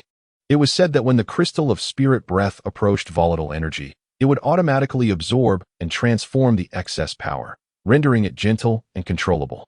Ling distinctly recalled that the journal mentioned the crystal of spirit breath likely resided deep within ancient ruins, protected by formidable barriers, filled with traps and guarded by unknown powerful beings. Yet, for the sake of reviving Natsuki's parents and his elder brother, he was willing to face any challenge. Natsuki, I intend to search for the crystal of spirit breath. With it, I may successfully execute the spirit summoning and revive your parents and my brother. Ling spoke with resolute determination. I believe in you, Ling, but you must exercise caution. Those ancient ruins are certainly fraught with danger. Natsuki's eyes glimmered with concern. Yet she nodded, affirming his resolve. Ling began to prepare for his journey to the ruins, rummaging through the ninja tools he had previously used on missions, meticulously cleaning and inspecting them to ensure each item was in working order. He also crafted detailed maps, marking potential locations of the crystal of spirit breath.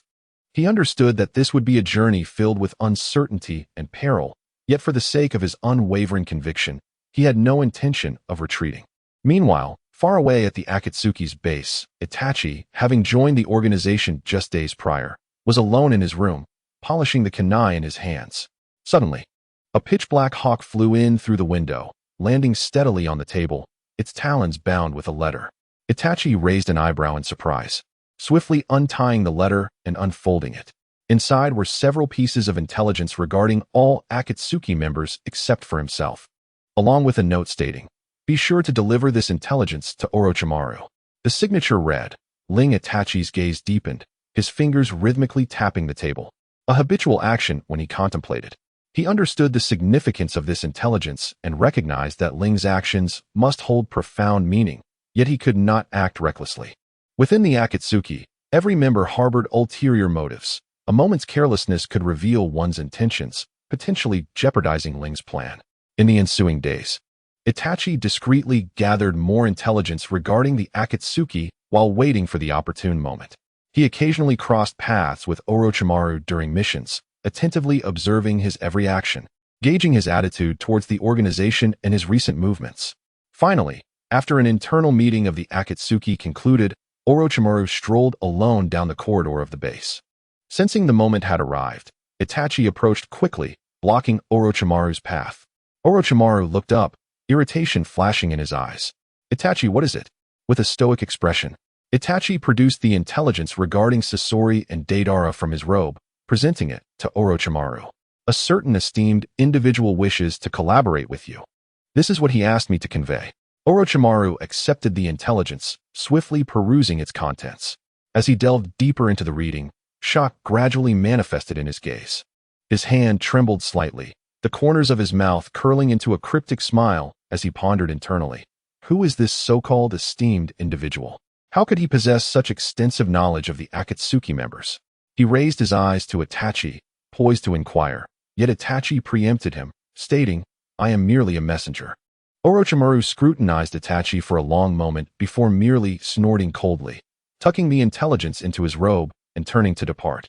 Upon returning to his chamber, Orochimaru settled into the dimly lit corner, the flickering candle flames casting distorted and eerie shadows around him.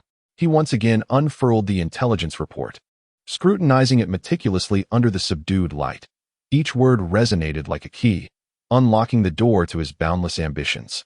His mind raced with a multitude of thoughts, functioning like a high-speed machine, analyzing every conceivable outcome. Utilizing this intelligence to undermine the influence of other members within the Akatsuki was undoubtedly a masterstroke. He entertained the notion of collaborating with the enigmatic sage, contemplating an escape from the Akatsuki's grasp. Orochimaru had never been one to accept subservience. The Akatsuki merely served as a stepping stone towards the fulfillment of his aspirations. The sage's intelligence was remarkably detailed, and their strength and resources could not be underestimated. By joining forces, they might forge a new path, delving into the mysteries of immortality, mastering formidable jutsu, and realizing his audacious ambitions. In his heart, Orochimaru began to orchestrate a new game, with this intelligence serving as a crucial piece on his chessboard. Chapter 13. The unyielding Kakashi Ling gently embraced the spirit of Natsuki. And in that fleeting moment, an extraordinary bond unfurled within his heart, as if Natsuki had never departed and had always been by his side.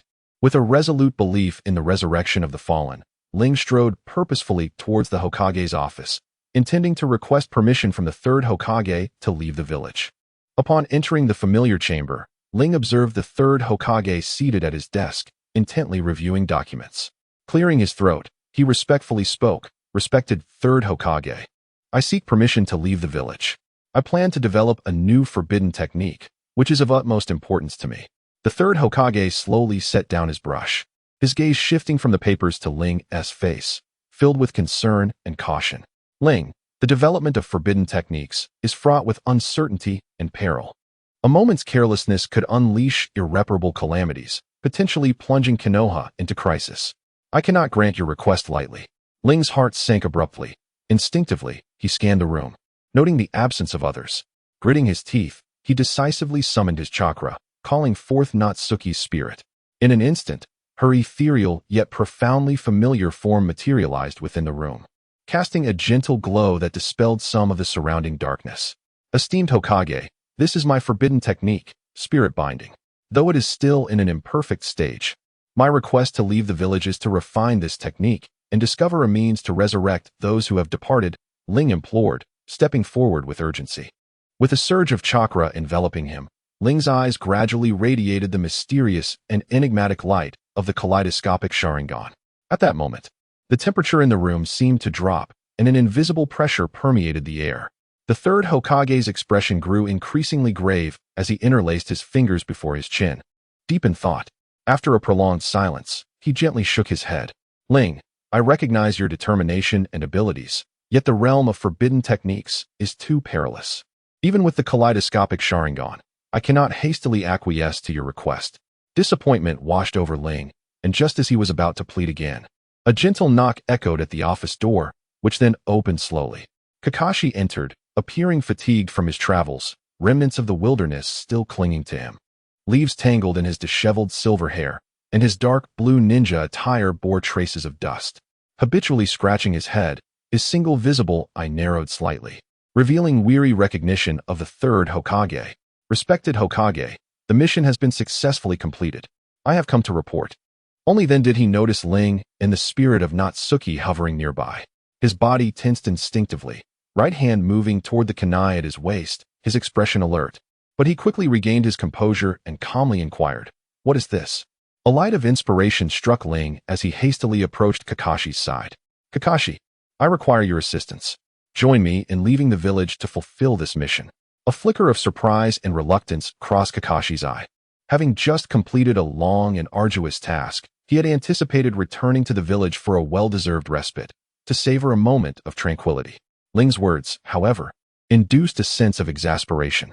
Kakashi's lips twitched slightly, and a hint of grievance flickered in his single eye as he silently lamented, "Just returned. And now I must leave again. What do you think I am?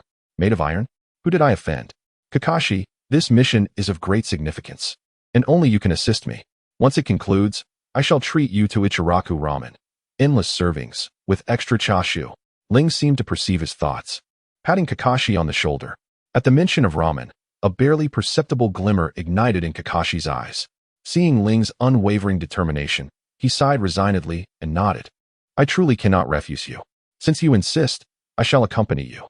Ling turned to the third Hokage, hope rekindled in his eyes. "Respected third Hokage, with Kakashi accompanying me, what do you think? Under those circumstances, I grant you permission to leave the village. However, you must exercise utmost caution. Should you sense any danger, return to Konoha immediately. Do not act recklessly." The third Hokage scrutinized the two, ultimately sighing and nodding in agreement. Thus, Ling and Kakashi embarked on their journey to seek the crystal of spiritual essence.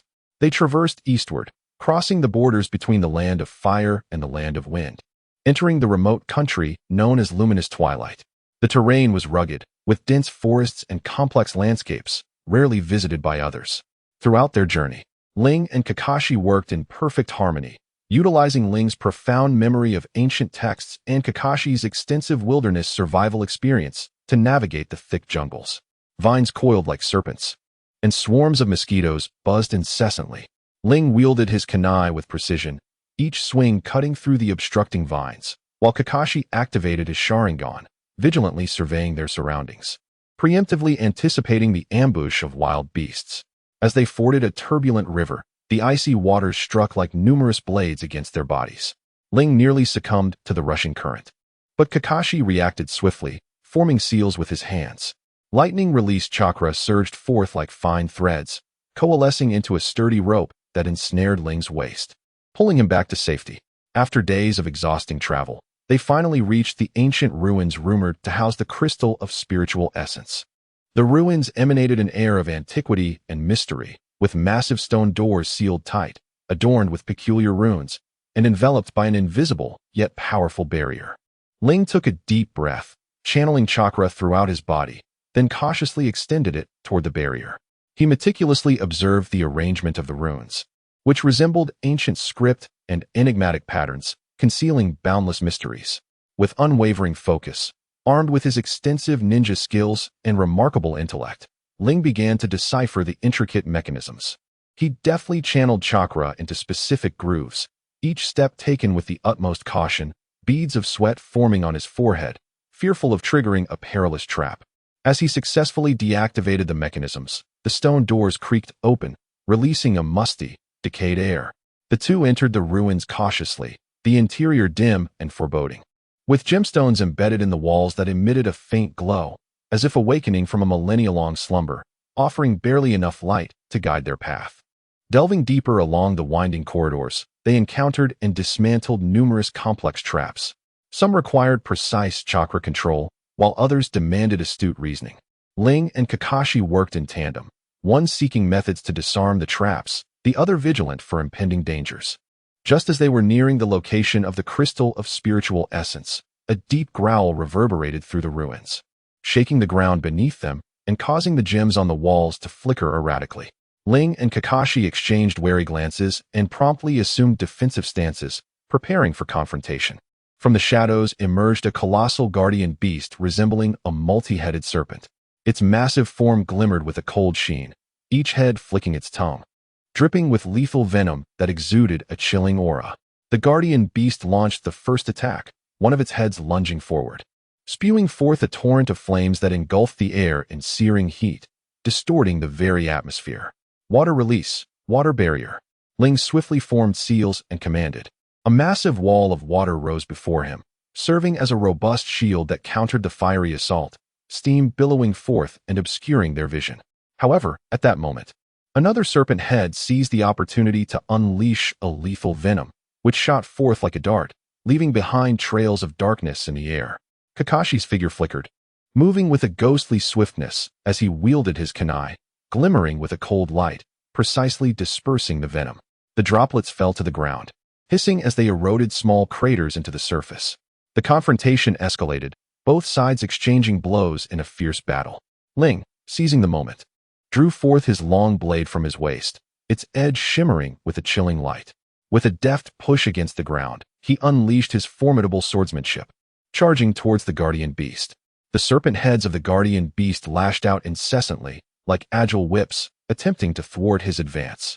Ling, nimble in form, maneuvered through the gaps between the serpent heads, anticipating their attack trajectories with the insight of his kaleidoscope Sharingan.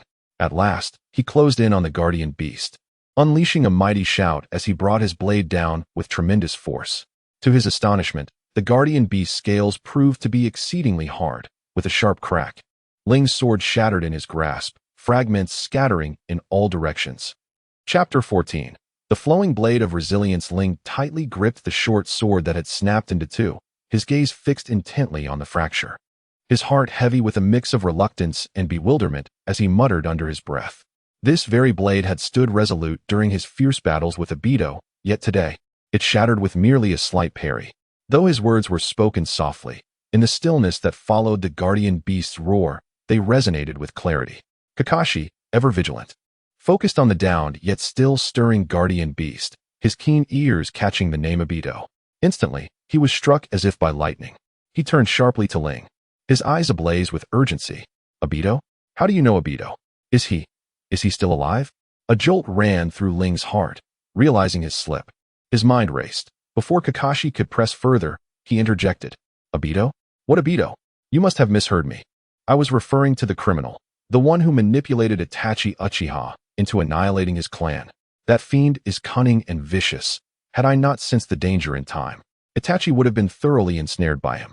We clashed once, and it was a brutal encounter. I nearly lost my life.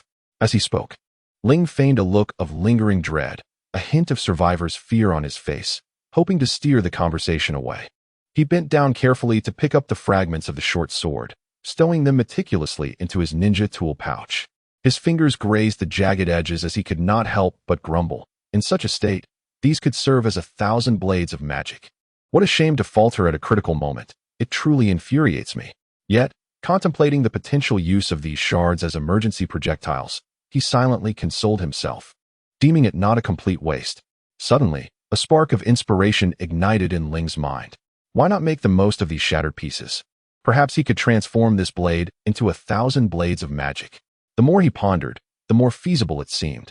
If he could find a suitable blacksmith and infuse these fragments with special chakra-infused metal, he might forge a weapon of even greater potency than before, one that might prove invaluable in future battles. At that moment, the fallen guardian beast, the eight-headed serpent, stirred as if revitalized, struggling to rise again. Its 3 colossal heads reared high, tongues flickering menacingly, emitting a chilling hiss. In unison, the heads unleashed their wrath. One spewed forth a torrent of flames, engulfing the surrounding air in a searing wave. Another unleashed a deadly venom, a rain of acid-laden arrows hurtling forth, while the third exhaled a frigid breath, freezing the ground beneath. Kakashi reacted swiftly, his eyes narrowing as he activated his Sharingan. The 3 tomo spinning rapidly. He formed hand seals with blinding speed, his voice low yet powerful. Lightning cutter. In an instant, a blinding bolt of lightning coalesced in his hand, crackling and leaping with energy. He sprang forward, propelled by a burst of force, darting towards the serpent's flaming maw. The clash of lightning and fire erupted in a deafening roar, sparks flying as the lightning dispelled the flames, scorching the serpent's hardened scales. Ling, undeterred, inhaled deeply, his hands moving in a blur to form intricate seals. Fire release, great fireball. With his proclamation, a wave of intense chakra surged within him, and a massive fireball erupted from his mouth, hurtling towards the venomous onslaught. The moment the fireball met the venom, a violent reaction ensued, vaporizing the poison into a cloud of acrid mist. Holding his breath, Ling navigated through the toxic haze, deftly evading the icy breath of another serpent head. Where the chill swept, the ground froze instantly, causing Ling to slip and nearly tumble forward.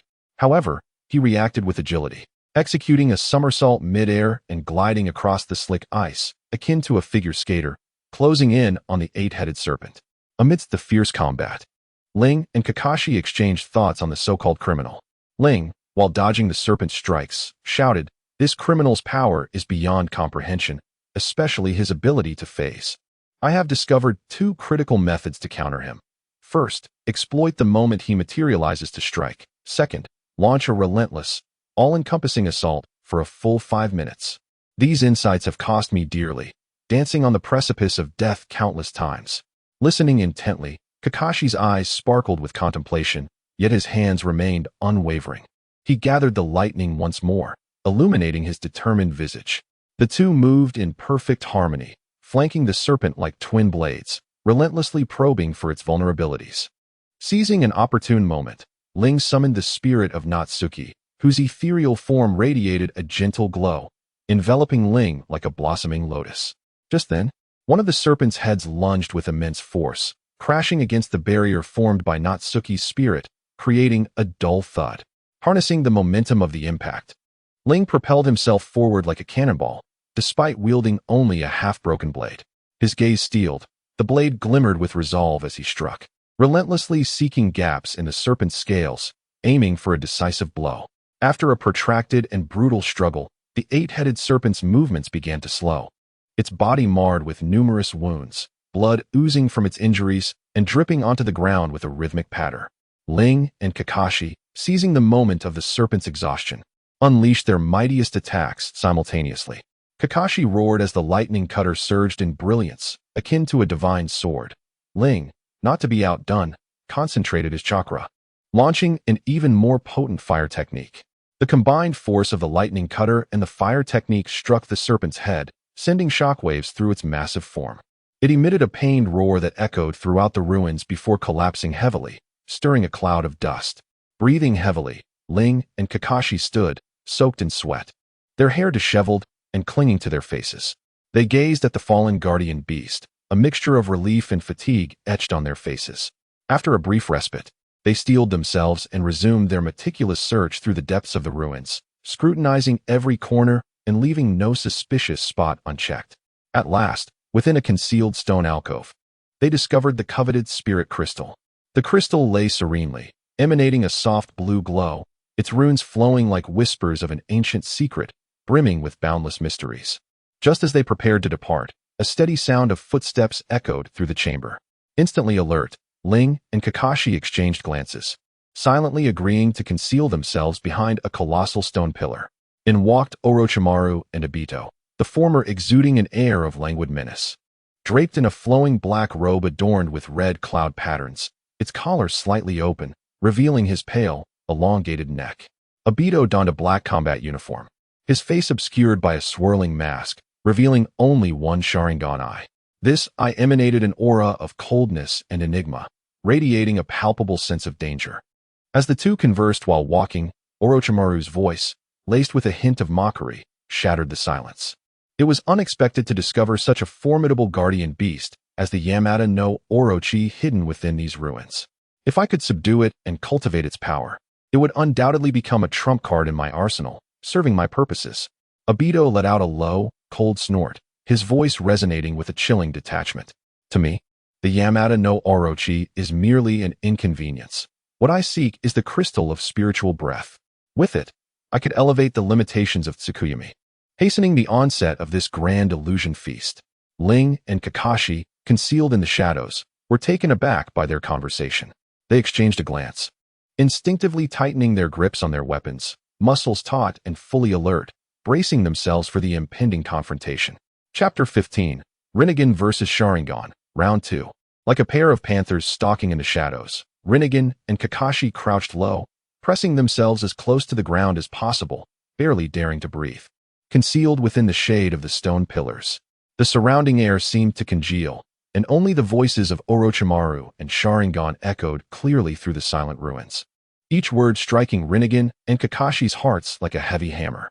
Rinnegan's heart pounded fiercely, drumming a rapid rhythm against his ribs.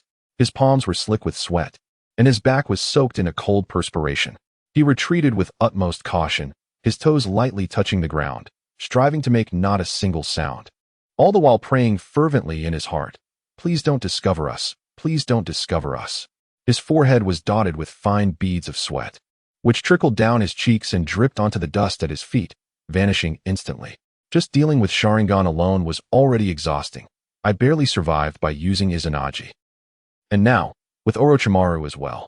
That's two Kaga-level opponents. It would be disastrous if we were discovered. Rinnegan lamented inwardly, his thoughts tangled like a skein of yarn. He certainly desired to cooperate with Orochimaru, but with Sharingan present, the consequences would be unimaginable, should they be discovered. He was prepared to take a desperate gamble, to divide the battlefield and face Sharingan alone. After all, now that he possessed the Rinnegan, he theoretically had the qualifications to battle Sharingan. He could then dispatch shadow clones to support Kakashi and seek an opportunity to negotiate with Orochimaru. However, fate seemed intent on playing tricks. Inevitably, the unexpected occurred.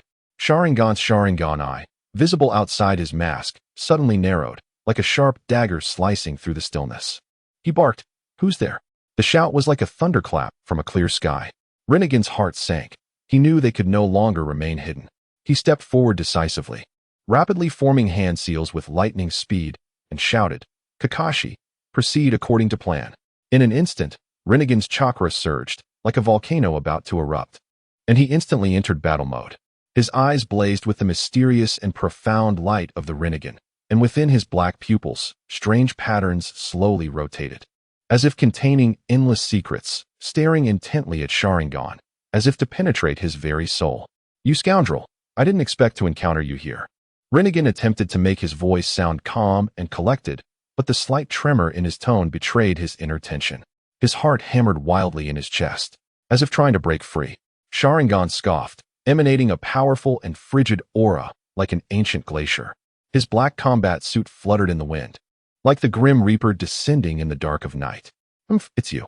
Today, none of you will escape." With that, Sharingan stomped his foot and used his space-time ninjutsu ability to vanish from the spot, leaving only a residual image. He reappeared as a phantom before Rinnegan, his right fist carrying the force of 1,000 pounds, aimed directly at Rinnegan's face. The wind from the punch howled, causing Rinnegan's hair to dance wildly, the strands stinging his cheeks. Rinnegan reacted swiftly, using the Rinnegan's extraordinary dynamic vision to anticipate Sharingan's attack trajectory. His body moved like a black lightning bolt, narrowly dodging the blow. Sharingan's fist grazed his cheek, the wind burning like sandpaper. Lightning release, swift lightning arrow. At the same time, Rinnegan muttered, instantly conjuring an arrow of lightning chakra in his hand. The arrow shimmered with blue lightning, crackling with electricity as it shot toward Sharingan. Unfazed, Sharingan slightly dematerialized, and the arrow passed straight through his body, striking the wall behind him, creating a deep crater. Fragments of stone flew, and dust cascaded from the wall. "Is that all you've got?" Sharingan taunted, his voice icy and chilling, as if from the depths of hell, sending shivers down one's spine. Before the words had even left his mouth, his figure disappeared again, using Sharingan's short-range teleportation to reappear behind Rinnegan, kicking at Rinnegan's back. The kick was powerful and heavy. If it connected, Rinnegan's spine would be shattered. Rinnegan was prepared, channeling his water-based chakra and spinning his body rapidly. The chakra surged within him like a raging river. Water release, water dragon bullet technique. Rinnegan formed the seals, and a massive water dragon roared from his mouth. The dragon shimmered with crystalline light, baring its fangs as it lunged at Sharingan. The water dragon surged, mist filled the air, and the surrounding temperature seemed to drop. Seeing this, Sharingan rapidly formed hand seals, his movements so fast that only after images could be seen. He chanted, "Earth release, earth flow wall." A thick wall of earth instantly rose from the ground, its surface rough and bearing the marks of time, blocking the water dragon's attack. The water dragon slammed into the earth wall, water splashing everywhere. The enormous impact caused the earth wall to tremble slightly, its surface flaking away. Taking advantage of the chaos created by the water dragon's impact, Rinnegan rapidly formed hand seals, manipulating the surrounding chakra with his dancing hands, and infused the lightning chakra into the water dragon bullet. Combined ninjutsu, lightning dragon. The original water dragon was instantly enveloped in lightning chakra, its body crackling with electricity, its power amplified. The once clear water dragon scales were now entwined with lightning, emitting sounds like a string of firecrackers exploding in one's ears. The lightning dragon roared, breaking through the earth flow wall and continuing to surge toward Sharingan. Sharingan's eyes narrowed. The power of this attack exceeded his expectations. He retreated swiftly, dematerializing his body at the same time. The lightning dragon grazed his sleeve, tearing a deep trench in the ground behind him. The rocks on the ground were shattered by the lightning, and fragments flew like bullets. Seizing the opportunity, Rinnegan formed hand seals again, channeling the fire-based chakra within him. The chakra burned fiercely within him, like a raging inferno. Fire release, great fireball technique. A massive fireball flew towards Sharingan, carrying scorching heat that warped the air in its path, like a funhouse mirror. Sharingan chuckled disdainfully, dematerializing and easily dodging the fireball. The fireball slammed into the ground behind him, creating a cloud of smoke that filled the air. Seeing this, Rinnegan grew anxious. He knew that this couldn't continue. He had to take the initiative. Lightning breathing, first form, thunderclap, and flash. Rinnegan took a deep breath, concentrating the lightning chakra in his legs, causing his leg muscles to bulge and veins to pop. He transformed into a bolt of lightning, arriving before Sharingan in an instant with speed almost imperceptible to the naked eye, his kunai flashing with cold light as it stabbed toward Sharingan's chest. A hint of surprise flashed in Sharingan's eyes. He had clearly not expected Rinnegan to be so fast. He hastily dodged, but the kunai still tore his sleeve. and a wisp of cloth fluttered to the ground, slowly spinning in the air. Interesting, Sharingan said coldly. He rapidly formed hand seals, and the chakra around him surged wildly, filling the air with a suffocating atmosphere, like the calm before a storm. Fire release, wildfire dance. Sharingan unleashed a Kamui vortex and unleashed a fire release, which formed a huge fireball under the blessing of the Kamui vortex. The fireball, carrying scorching heat, attacked Rinnegan. Rinnegan quickly jumped and moved flexibly around the fireball, his body like a flexible fish, dodging the fireball's attack dangerously every time. Rinnegan's forehead was covered with sweat, and his breathing became rapid, his chest heaving violently. At the same time, he thought about countermeasures in his heart. He knew that Sharingan's dematerialization ability was too tricky, and he had to grasp the moment of weakness. Rinnegan had not been able to grasp this opportunity before without the Rinnegan, but today was different. Rinnegan was now fully capable of grasping this opportunity. Suddenly, Ling recalled his black flash technique, a skill that compresses chakra to its utmost limit and instantaneously unleashes a formidable shockwave. He concentrated his chakra, poised to seize the opportune moment to strike, his gaze fixed intently on Obito's every move, missing no detail, his pupils narrowing slightly in response to Obito's actions. Meanwhile, Ling summoned 2 shadow clones to assist Kakashi. As soon as the clones emerged, they plunged into battle. One executed the water-breathing technique, 4th form, tidal wave, unleashing a surging torrent of water towards Orochimaru, the waves towering ominously, their crests glinting with a cold light, reminiscent of countless razor-sharp blades. The other clone entered an overclocked state, significantly enhancing its speed and strength, charging towards Orochimaru in an attempt to disrupt his rhythm. On Ling's side, the confrontation with Obito escalated to a fever pitch. Obito unleashed a relentless barrage of attacks, an array of ninjutsu flowing forth, while Ling, relying on his agile movements and formidable techniques, struggled to fend off the onslaught. He was waiting, biding his time for the moment when Obito's attack would materialize. Chapter 16. Ling vs. Obito, the Deluge of Pear Blossoms. The battle between Ling and Obito had escalated to a fever pitch, saturating the ruins with a potent chakra aura, and the air was thick with a palpable tension. Ling's hair, drenched in sweat, clung to his face, yet his gaze remained unwaveringly fixed on Obito, not daring to relax for an instant. Obito's assaults descended like a torrential storm, each strike imbued with a cataclysmic force. The winds from his punches howled, and the sounds of ninjutsu reverberated, leaving Ling struggling to defend himself. Amidst the chaos of evasion, Ling urgently called out to Natsuki in his mind. "Natsuki, listen to me. I need you to learn a new jutsu called the Deluge of Pear Blossoms. This technique possesses immense power and is crucial for turning the tide of battle." Natsuki's spirit responded from the depths of Ling's consciousness. "Very well, Ling. I shall master it as swiftly as I can." As Ling dodged a heavy punch from Obito, he continued, "When I obscure his vision with the jutsu, you must conceal yourself and wait for my signal to unleash the Deluge of Pear Blossoms."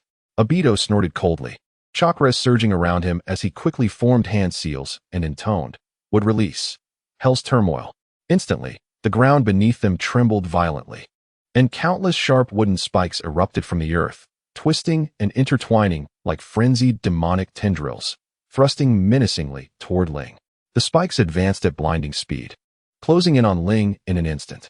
With a steely resolve, he harnessed his inner lightning chakra and activated his overload state, unleashing a tempestuous aura that heightened his speed and strength to their utmost limits. "Breath of lightning, flash of thunder, sixfold," he bellowed, transforming into 6 streaks of lightning that darted through the gaps between the wooden spikes with astonishing agility. As the lightning flickered, each strike of his kunai sparked brilliantly, etching deep gashes into the wooden spikes, which splintered and shattered under the force. Yet Obito was undaunted, seizing the opportunity while Ling evaded. He formed more hand seals with such speed that only an afterimage could be seen. Would release, cutting technique. In an instant, an even denser barrage of iron-hard wooden spikes surged forth, flying toward Ling like a hail of lethal arrows. Amidst this storm of wooden projectiles, Ling remained composed. Drawing a deep breath, he summoned his water chakra. Breath of water, 5th form, benevolent rain of the sky. Countless droplets coalesced around him, forming a crystalline water barrier that encased him within its protective embrace. The spikes collided with the barrier, producing a cacophony of sound as the water surface rippled and quivered under the relentless impact, threatening to shatter at any moment. Ling's expression tightened, beads of sweat dotting his forehead, for he knew the barrier would not hold indefinitely. He needed to counterattack swiftly. Understanding that passive defense was not a viable strategy, he seized a fleeting moment when the spikes retreated, rapidly forming hand seals to fuse his water and lightning chakra. The two elements intertwined, generating formidable energy fluctuations. Combined jutsu, Thunder Dragon. A colossal dragon of water and lightning erupted from his hands, roaring with fury as the two forces melded perfectly, unleashing an astonishing might. The Thunder Dragon surged toward Obito, its presence tearing through the air with a sharp whistle. Obito's eyes widened in alarm. He swiftly sidestepped, narrowly avoiding the beast as it grazed his clothing, the shockwave gouging the earth beside him and sending debris flying in all directions. Taking advantage of the momentum, Ling propelled himself forward like a cannonball, employing the art of Tai Chi to harness the force of the strike. He wielded his broken sword, adhering to the principle that since it was shattered, it would shatter completely, hurling it toward Obito as it spun through the air, cutting through the wind with a fierce whistle. In his right hand, he gripped a kunai, executing a Tai Chi maneuver that countered Obito's assault with grace. As Obito dodged the broken sword, he swung a punch toward Ling, the wind from his fist roaring like cannon fire, resonating through the air. With a swift motion, Ling evaded, utilizing Tai Chi's technique of yielding force to redirect Obito's punch aside. In a fluid motion, he spun, channeling that rotational energy into a powerful kick aimed at Obito's chest. Obito reacted with remarkable speed, retreating just in time to evade the blow, his eyes reflecting surprise at Ling's skill and reflexes. Steadying himself, Obito formed hand seals once more, summoning a towering wall of earth that surged up from the ground. Barreling toward Ling, Breath of Lightning, second form, Dance of the Thunder. Ling darted like a flash of lightning between the walls, his kunai slicing through the earth, leaving it riddled with gaping holes. But just as he thought he could catch his breath, Obito unleashed another round of wood-release attacks, massive wooden pillars erupting from below. In the chaos of evasion, one struck his arm, leaving a crimson line in its wake. Ling's breaths grew labored, fatigue gnawing at him, yet his resolve hardened. He recognized that Obito's strength was overwhelming. Conventional attacks would yield little effect. While fending off Obito's relentless onslaught, he began to devise a new strategy. Suddenly, inspiration struck. He would integrate the art of water breathing with Tai Chi. Drawing another deep breath, he summoned his water chakra. Breath of Water, third form, Flowing Dance. Ling employed the circular motion of Tai Chi to transform the water into a series of defensive barriers, skillfully neutralizing Obito's attacks while redirecting some of the force back at him. Obito's eyes widened in surprise, yet his assault persisted unabated. Just as Ling felt the strain of maintaining his defenses, he remembered his awakened Mangekyo Sharingan, which surely granted him unique ocular techniques. His gaze sharpened with newfound hope as he partially closed his left eye, focusing intently on Obito and gritting his teeth to channel all his ocular power. Unleashing his eye technique, Dream Mirage, Sleep. In an instant, a potent wave of mental energy radiated from Ling, distorting the air around him, enveloping the space in a surreal atmosphere. As he cast the Dream Mirage, Sleep, Ling felt as though his mind were being torn apart, a splitting headache overwhelming him, and his awareness began to waver. Nevertheless, he persevered, locking his gaze onto Obito, whose body suddenly stiffened, his fierce attacks halting as his expression became dazed, evidently ensnared in the illusion Ling had woven. Seeing this, Ling's heart soared with elation. Despite the pain from his technique, he recognized the opportunity had arrived. Natsuki, now is the time, he shouted with all his remaining strength. Natsuki, already prepared, commanded a multitude of kunai adorned with explosive tags, orchestrating a deadly tempest. With swift motions, she summoned her chakra, distorting the space around her with overwhelming power. In an instant, a torrential rain of kunai cascaded down upon Obito, each glimmering with blinding lightning, resembling furious serpents of electricity, crackling and filling the air with an ominous tension. A mysterious blue sigil flickered into existence above, its runes shimmering in response to the impending devastating assault. Obito, still entrapped in the illusion, lacked the time to evade the deluge. The kunai fell like silver meteors, blanketing the area in a shimmering veil of silver rain. Immediately following, the kunai struck the ground, detonating the attached explosive tags in a rapid succession of blasts. The resulting conflagration surged skyward, birthing colossal mushroom clouds, while shockwaves radiated outwards, cratering the earth and toppling the surrounding stone pillars amidst a haze of dust. A multitude of shrapnel fragments hurtled outwards at breakneck speeds, akin to razor-sharp blades, effortlessly piercing Obito's defenses. As the dust began to settle, multiple lacerations became visible across Obito's person, with blood gushing forth from the wounds, and his dark combat attire lay in tatters. Ling, beholding the injured Obito, experienced a surge of exhilaration, marking the first instance of inflicting such substantial harm upon his adversary, thus glimpsing a ray of hope for triumph. However, Ling remained cognizant that Obito would not concede defeat readily, and the battle was far from concluded. He understood the exigency of seizing this hard-won advantage and pressing forward with unwavering resolve. Chapter 17. Orochimaru, let us converse. Ling observed Obito, wounded under the relentless assault of the torrential rain, and a glimmer of hope ignited within him, akin to the first light of dawn piercing through an endless abyss of darkness. Seizing the moment, he summoned Natsuki's spirit back into his body, and in an instant, a gentle and warm force coursed through his limbs. Natsuki's spirit resembled a pure spring, soothing Ling's weary body and spirit, calming his turbulent blood like a refreshing rain after a long drought, or the warmth of a stove on a frigid night, enveloping him in comfort. Ling inhaled deeply, channeling all his chakra into his right fist. His arm trembled slightly, each muscle taut as if strung tightly like a bow, poised to unleash its power. A force so palpable it seemed capable of shattering the very air. Black flash. With a thunderous roar, Ling's right fist shot forth like a black lightning bolt, the gale of his punch carrying immense strength, akin to a small cannonball that explosively tore through the air, producing a deafening sound as it struck Obito. Obito was sent flying uncontrollably, much like a kite severed from its string, crashing into the wall of the ruins, which instantly cracked, sending large debris tumbling down and raising a cloud of choking dust. Yet, Obito possessed extraordinary strength, endowed with remarkable recovery abilities and an indomitable will. In but a moment, he rose slowly from the rubble, blood seeping from his wounds, the crimson liquid trailing down his black combat attire, forming dark red stains upon the dust-laden ground. His gaze grew increasingly frigid and fierce, exuding a chilling aura as if he were a demon emerging from the depths of hell, the oppressive presence rendering the surrounding air seemingly stagnant. "Humph, you possess some skill, but it is far from sufficient," Obito scoffed, his voice akin to the crack of ice on a frigid night, chilling to the bone. He swiftly formed hand seals, his movements so rapid they appeared as mere afterimages, unleashing a barrage of fire and wood release techniques. First came the fire release, storm dance. A massive torrent of flames erupted from his mouth. The inferno surged like a tumultuous sea, accompanied by waves of scorching heat, instantly severing Ling's retreat, the air around warped and twisted by the intense heat, resembling a funhouse mirror. Next, wood release, insertion technique. Countless hardened wooden spikes erupted from the ground. Orochimaru's lips curled into a sinister smile as he leisurely remarked, "I have heard that the great Yamada no Orochi resides here. Naturally, I have come to see for myself."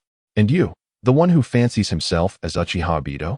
Obito retorted with a cold snort. "I seek the crystal of spiritual resonance to invoke the limited Tsukuyomi." A flicker of curiosity danced in Orochimaru's eyes. "Limited Tsukuyomi? Intriguing. It seems we both have our respective desires." After a brief silence, an unspoken understanding blossomed between them, and they resolved to explore the ruins together. Returning to reality, Ling observed Orochimaru, who was lost in contemplation, knowing the pivotal moment had arrived. "So, Orochimaru, we must seize this opportunity." Orochimaru lifted his gaze to Ling, a strange light glimmering in his eyes. "Very well, I shall temporarily ally with you, but you would do well to avoid any treachery." A surge of joy filled Ling's heart, recognizing the success of their negotiation. He exchanged a knowing glance with Kakashi, both nodding in agreement as they prepared to face the impending challenges together, while Obito's shadow lingered faintly in the distance, heralding the onset of a new crisis. Chapter 18. Evacuation. After reaching a preliminary cooperation agreement with Orochimaru, Ling exchanged a meaningful glance with him. Ling's left eye began to shimmer with a mysterious light as he swiftly formed hand seals, his chakra surging within him like a turbulent undercurrent, manifesting his ocular jutsu. Dream of illusion, sleep. In an instant, the atmosphere shifted dramatically, as if an invisible hand were manipulating the fabric of space itself. Orochimaru perceived the scene before him warping, akin to stepping into a shattered mirror lake, where each fragment reflected ethereal shadows that swiftly drew him into the illusionary realm crafted by Ling. This fantastical world was serene yet surreal, encased in a gentle mist that obscured the distant scenery. Orochimaru cautiously surveyed his surroundings, his steps deliberate, the soles of his shoes whispering against the ground. Each movement was executed with utmost care, his kusanagi sword slightly raised, its tip gleaming ominously. While he was astonished by Ling's mastery of illusion, a greater sense of curiosity and exploration enveloped him. In his eyes, this could be yet another opportunity to delve into the unknown. Ling broke the silence. Orochimaru, since we are to collaborate, I shall not conceal certain matters from you. I am aware of your obsession with the Rinnegan, and I have my plans as well. Oh, do enlighten me. If it lacks intrigue, our partnership may be reconsidered. Orochimaru's lips curled into a sinister smile, reminiscent of a crescent moon in the night sky, yet imbued with a chilling aura. He slowly extended his tongue, licking his lips like a lurking venomous snake. Awakening the Rinnegan requires immense energy and specific conditions. I possess knowledge of cloning technology, which may assist you. By utilizing a clone as a vessel to harbor special chakra, we might simulate the conditions for unlocking the Rinnegan. Ling inhaled deeply, his chest rising and falling as he spoke softly. Orochimaru's gaze sharpened, the previously unfocused light in his eyes igniting with excitement and greed. Resembling a ravenous wolf in the dark, its desire for forbidden knowledge ignited. Proceed, he urged, stepping forward, leaning closer to Ling. Seeing this, Ling felt a sense of relief. He recognized that the bait he had cast had successfully captured Orochimaru's attention. He continued, I also require the chakra of the nine-tailed beasts. This is crucial to the entire plan. After I defect from the Akatsuki, we may deepen our collaboration to achieve our respective objectives. Orochimaru fell into contemplation, his mind racing as he weighed the pros and cons, considering the feasibility of the proposal. Moments later, Ling added, there is one more thing. I wish to borrow a sword. A sword? You went to great lengths for a mere sword? Orochimaru was taken aback, disbelief etched across his face, his brows arching and mouth slightly agape. Ling nodded solemnly, his gaze unwavering and resolute. This sword holds special significance for me. You shall understand in due time. After an exchange of dialogue, the two settled numerous details, and Ling resolved to stage a performance with Orochimaru. Dream of illusion, shatter.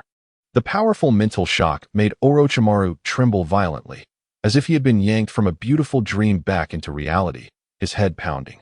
He clasped his head with both hands, staggering backward a few steps. In the moment Ling exited the illusionary world, he felt a sudden, searing headache, as if countless steel needles were piercing him simultaneously, leaving him momentarily dazed. The toll of dream of illusion. Sleep had drained him significantly, yet he persevered through the discomfort, swiftly regaining his composure. His hands trembled slightly, beads of sweat dotting his forehead, yet his gaze remained steadfast, radiating an indomitable spirit. Ling hurled a kunai, its sharp whistle slicing through the air as it hurtled toward Orochimaru. The kunai spun rapidly, emitting a buzzing sound, cleaving through the atmosphere like a bolt of black lightning.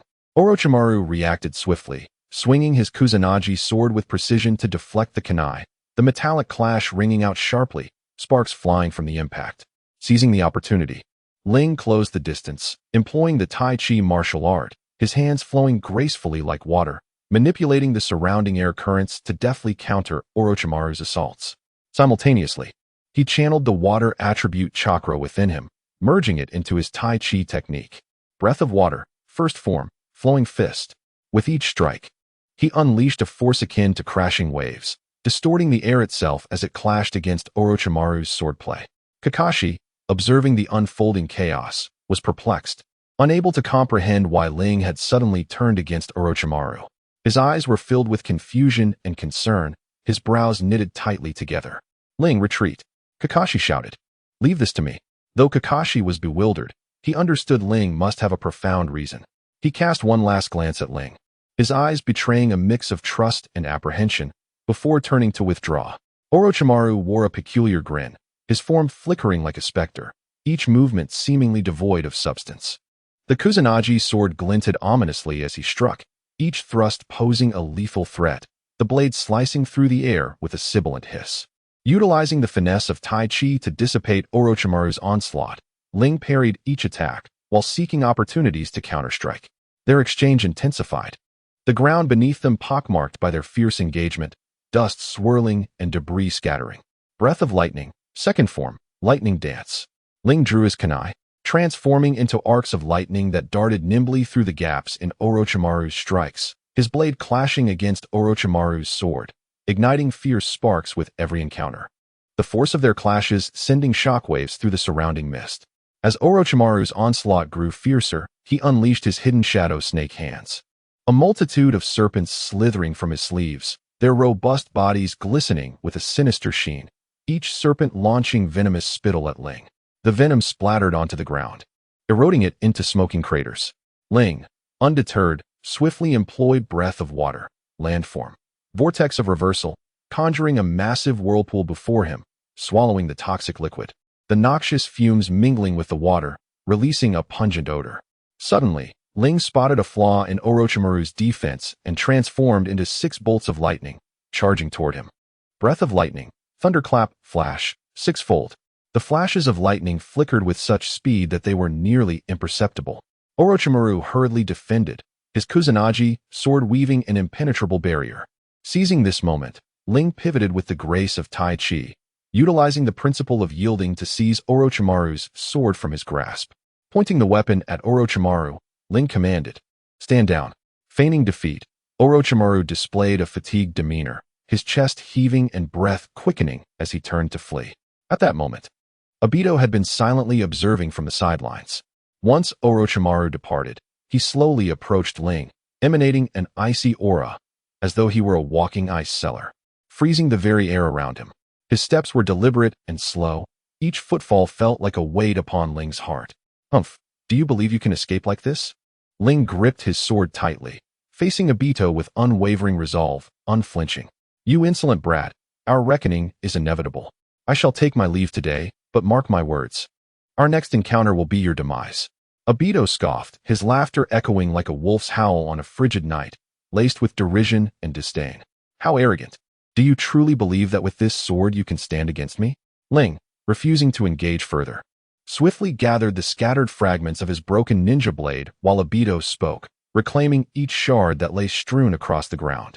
Seeing this, Obito attempted to intervene, swiftly forming hand seals. The earth trembled as sharp wooden spikes erupted from the ground.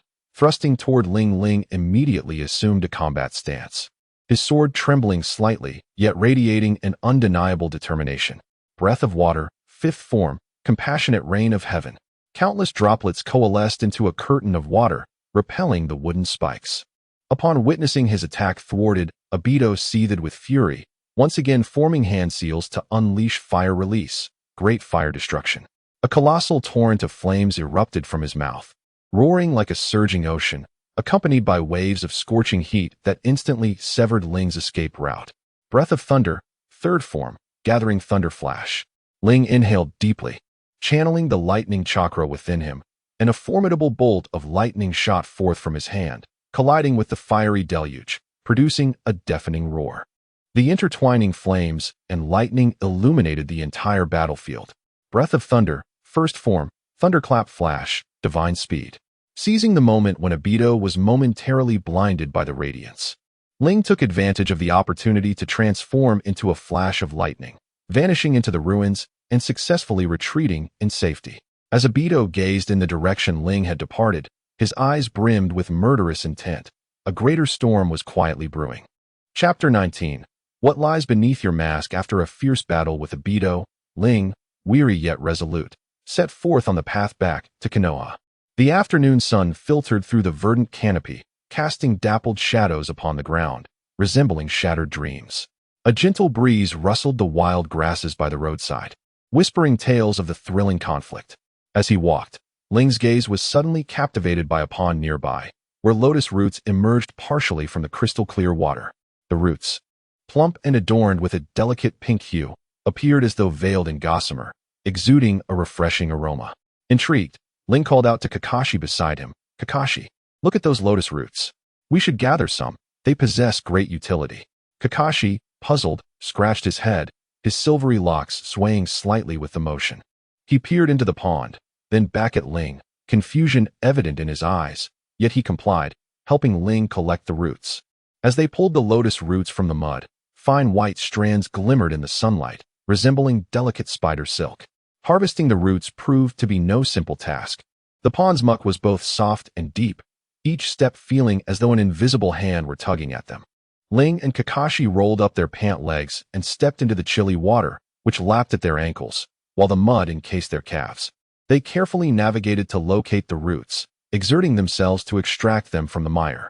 Each root they pulled up sent splashes of water flying, and Kakashi slipped momentarily, nearly losing his balance, the water soaking his garments. With a wry smile, he remarked, Ling, what purpose do these roots serve that warrants such effort? Ling replied with a mysterious grin, You shall see upon our return to the village. It may very well open your eyes. After gathering the roots, Ling brushed the mud from his hands, the particles falling away like dust. He turned to Kakashi, saying, You should head back to Konoha. I have matters to attend to. Remember to report the mission at the Hokage Tower upon your return. Kakashi nodded, curiosity brimming about Ling's undisclosed tasks, yet recognizing Ling's penchant for methodical planning. He turned and walked toward Konoha, his silhouette elongated in the fading sunlight, gradually disappearing at the end of the path. Ling then made his way to a small village near Konoha, home to the Fugaku couple. The village exuded tranquility, with wisps of smoke curling from low rooftops, carrying the enticing aroma of home-cooked meals. The Fugaku couple led a self-sufficient life, tending to their fields and weaving, content in their simple existence. Upon arriving at their doorstep, Ling gently knocked. Fugaku opened the door, surprise flickering in his eyes as he exclaimed, Ling, what brings you here? With a warm smile, Ling stepped into the yard, replying, Fugaku, Mikoto, I came to see you. How have you been lately?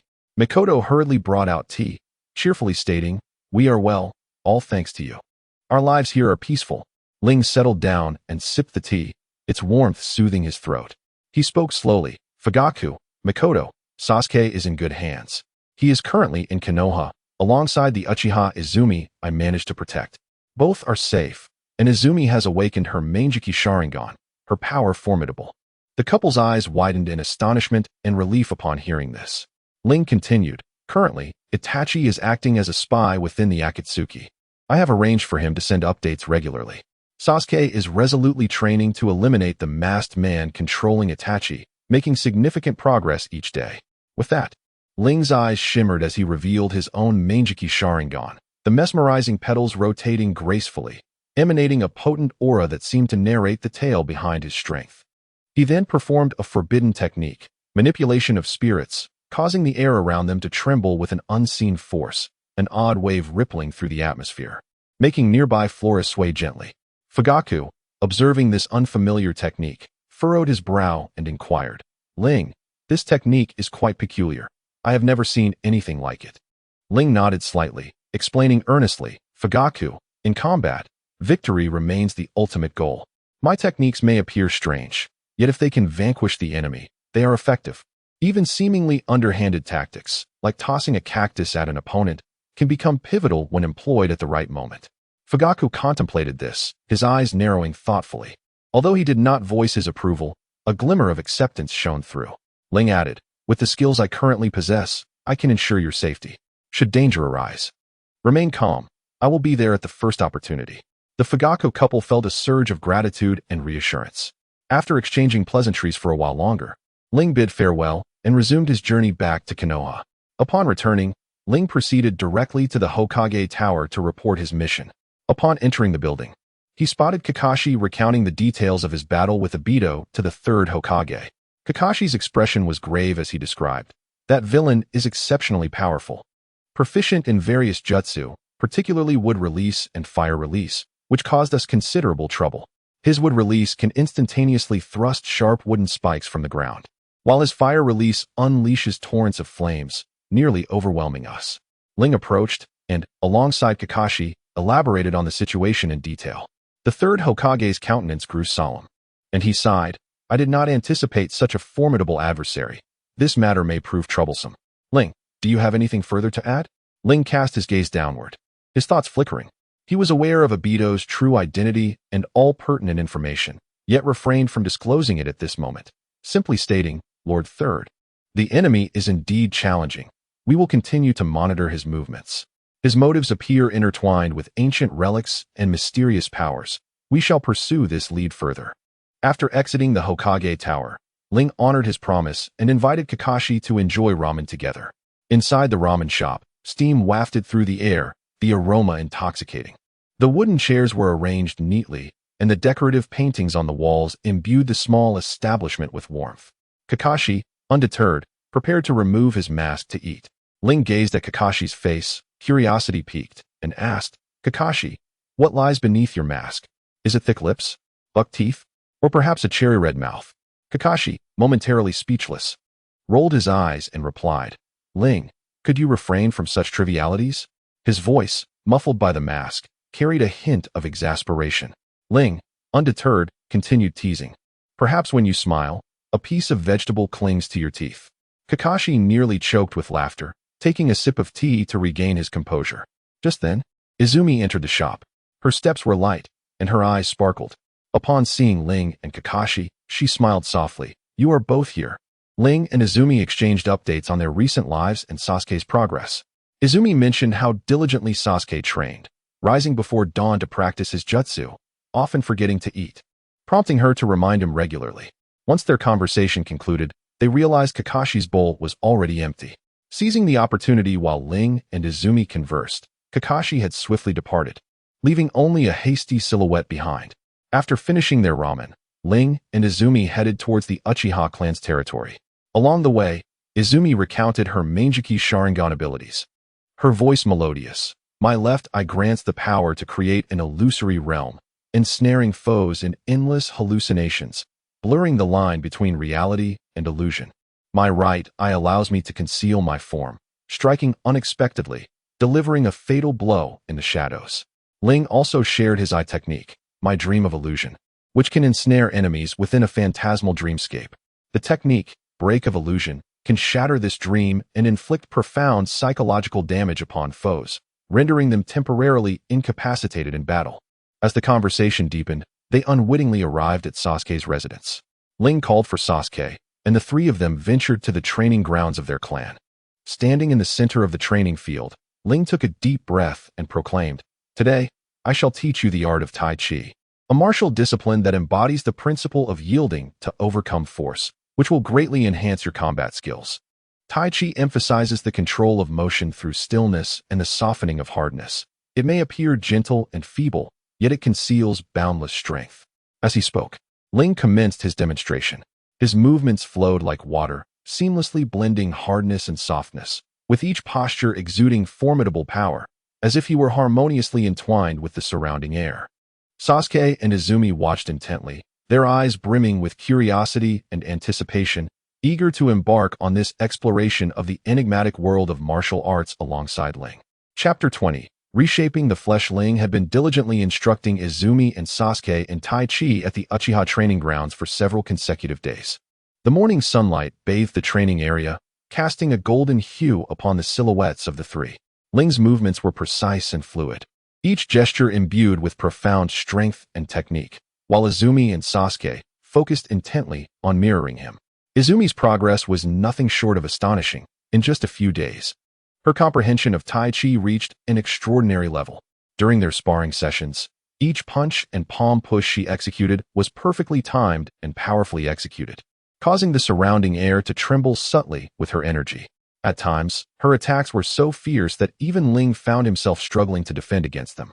As he fended off her strikes, he silently marveled, Izumi, your rapid advancement is truly remarkable. Given time, your prowess will surely surpass that of ordinary individuals. Izumi's cheeks flushed slightly, her eyes sparkling with excitement and confidence. Thanks to your meticulous guidance, Ling, I have been able to achieve such progress. Although Sasuke's progress was not as rapid as Izumi's, he too experienced his own gains. After a period of diligent practice, he successfully mastered the first 3 forms of the thunder breathing technique. As he executed each of the initial 3 forms consecutively, They were executed with remarkable precision. Particularly, the third form, thunder-breathing, third shape, gathering thunder flash, was immensely powerful, unleashing a bolt of lightning that cleaved through a massive boulder. Ling observed Sasuke's performance with admiration. Sasuke, you possess great talent in thunder-breathing. Keep up the hard work, and the future holds great promise for you. Sasuke clenched his fists, determination gleaming in his eyes. I will become stronger and defeat that masked man. As Ling reflected on the growth of Izumi and Sasuke, he couldn't help but recall his own experiences learning breathing techniques in a past life.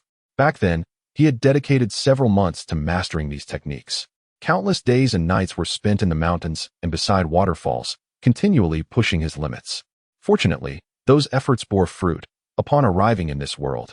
Even without initially knowing the original body's ninjutsu, he leveraged his solid foundation in breathing techniques to utilize water breathing and thunder breathing.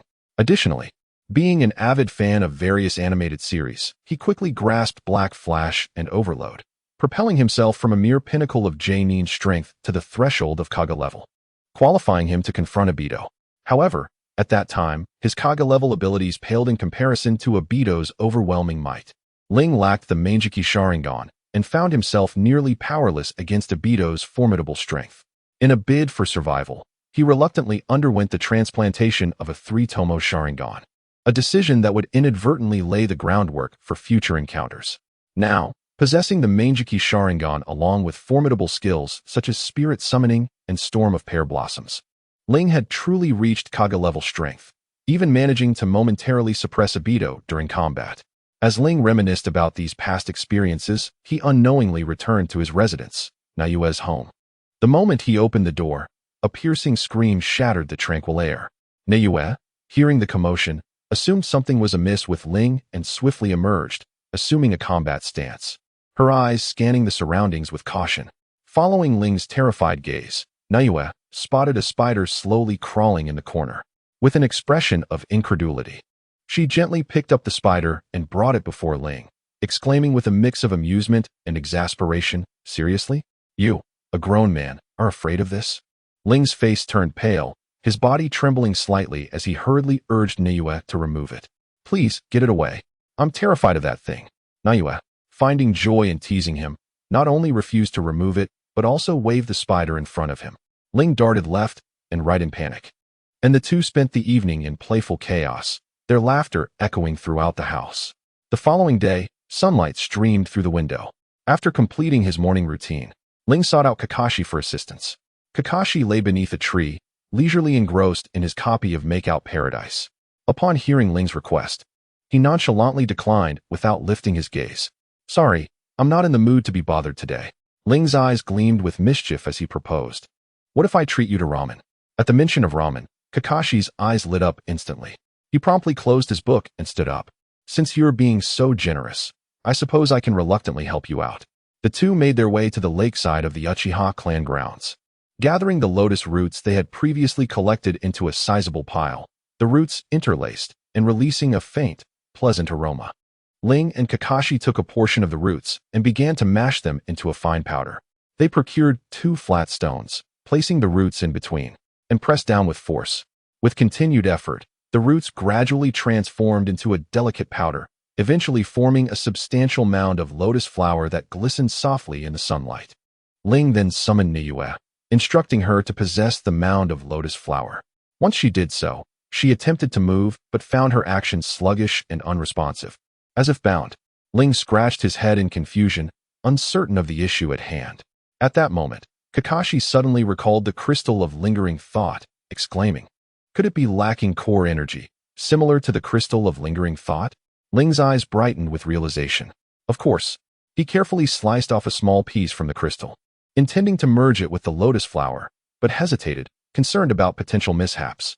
Instead, he incorporated the larger piece into the mound of flower that Nayue possessed. Upon trying to move again, Nayue felt significantly lighter and more agile, joyfully exclaiming, "This feels much better." Thus, Ling commenced the shaping phase. He sculpted the first version, meticulously carving it to resemble Nayue in her previous life. Before long, a lifelike representation of Nayue appeared before them, her features and demeanor identical to those in life. Nayue gazed upon her new form, nodding in satisfaction. Yes, I really like this. Kakashi stroked his chin thoughtfully. Perhaps we could take it a step further? Ling, perplexed, inquired. How do we take it further? Without further ado, Kakashi grabbed paper and pen, sketching a tall and muscular rendition of Naoya, who appeared robust and completely devoid of her previous grace. Ling glanced at the drawing and, with a burst of fire release, incinerated it, expressing disdain. What is this? Let's just forget about it. Taking matters into his own hands, Ling drew a cute and charming depiction of Naoya with a round face and large eyes, exuding an endearing quality. Naoya regarded the artwork positively, smiling. This looks quite delightful. Kakashi, undeterred, mischievously drew yet another version of Naoya, this time with exaggerated curves that were quite eye-watering. Naoya's face flushed with indignation as she exclaimed, Ling, go hit him. Ling stifled his laughter, stowing away the drawing of Naoya before chasing Kakashi for a good half-hour. Their playful antics created such a ruckus that Izumi and Sasuke were drawn to the commotion. Upon learning the situation, Izumi pondered for a moment and suggested, shouldn't we make her look a bit more handsome? She took the paper and pen, sketching a strikingly beautiful rendition of Naoya, her features exquisite and her demeanor elegant. Naoya, upon viewing the drawing, found it acceptable and nodded slightly. Sasuke, observing from the side, decided to give it a try.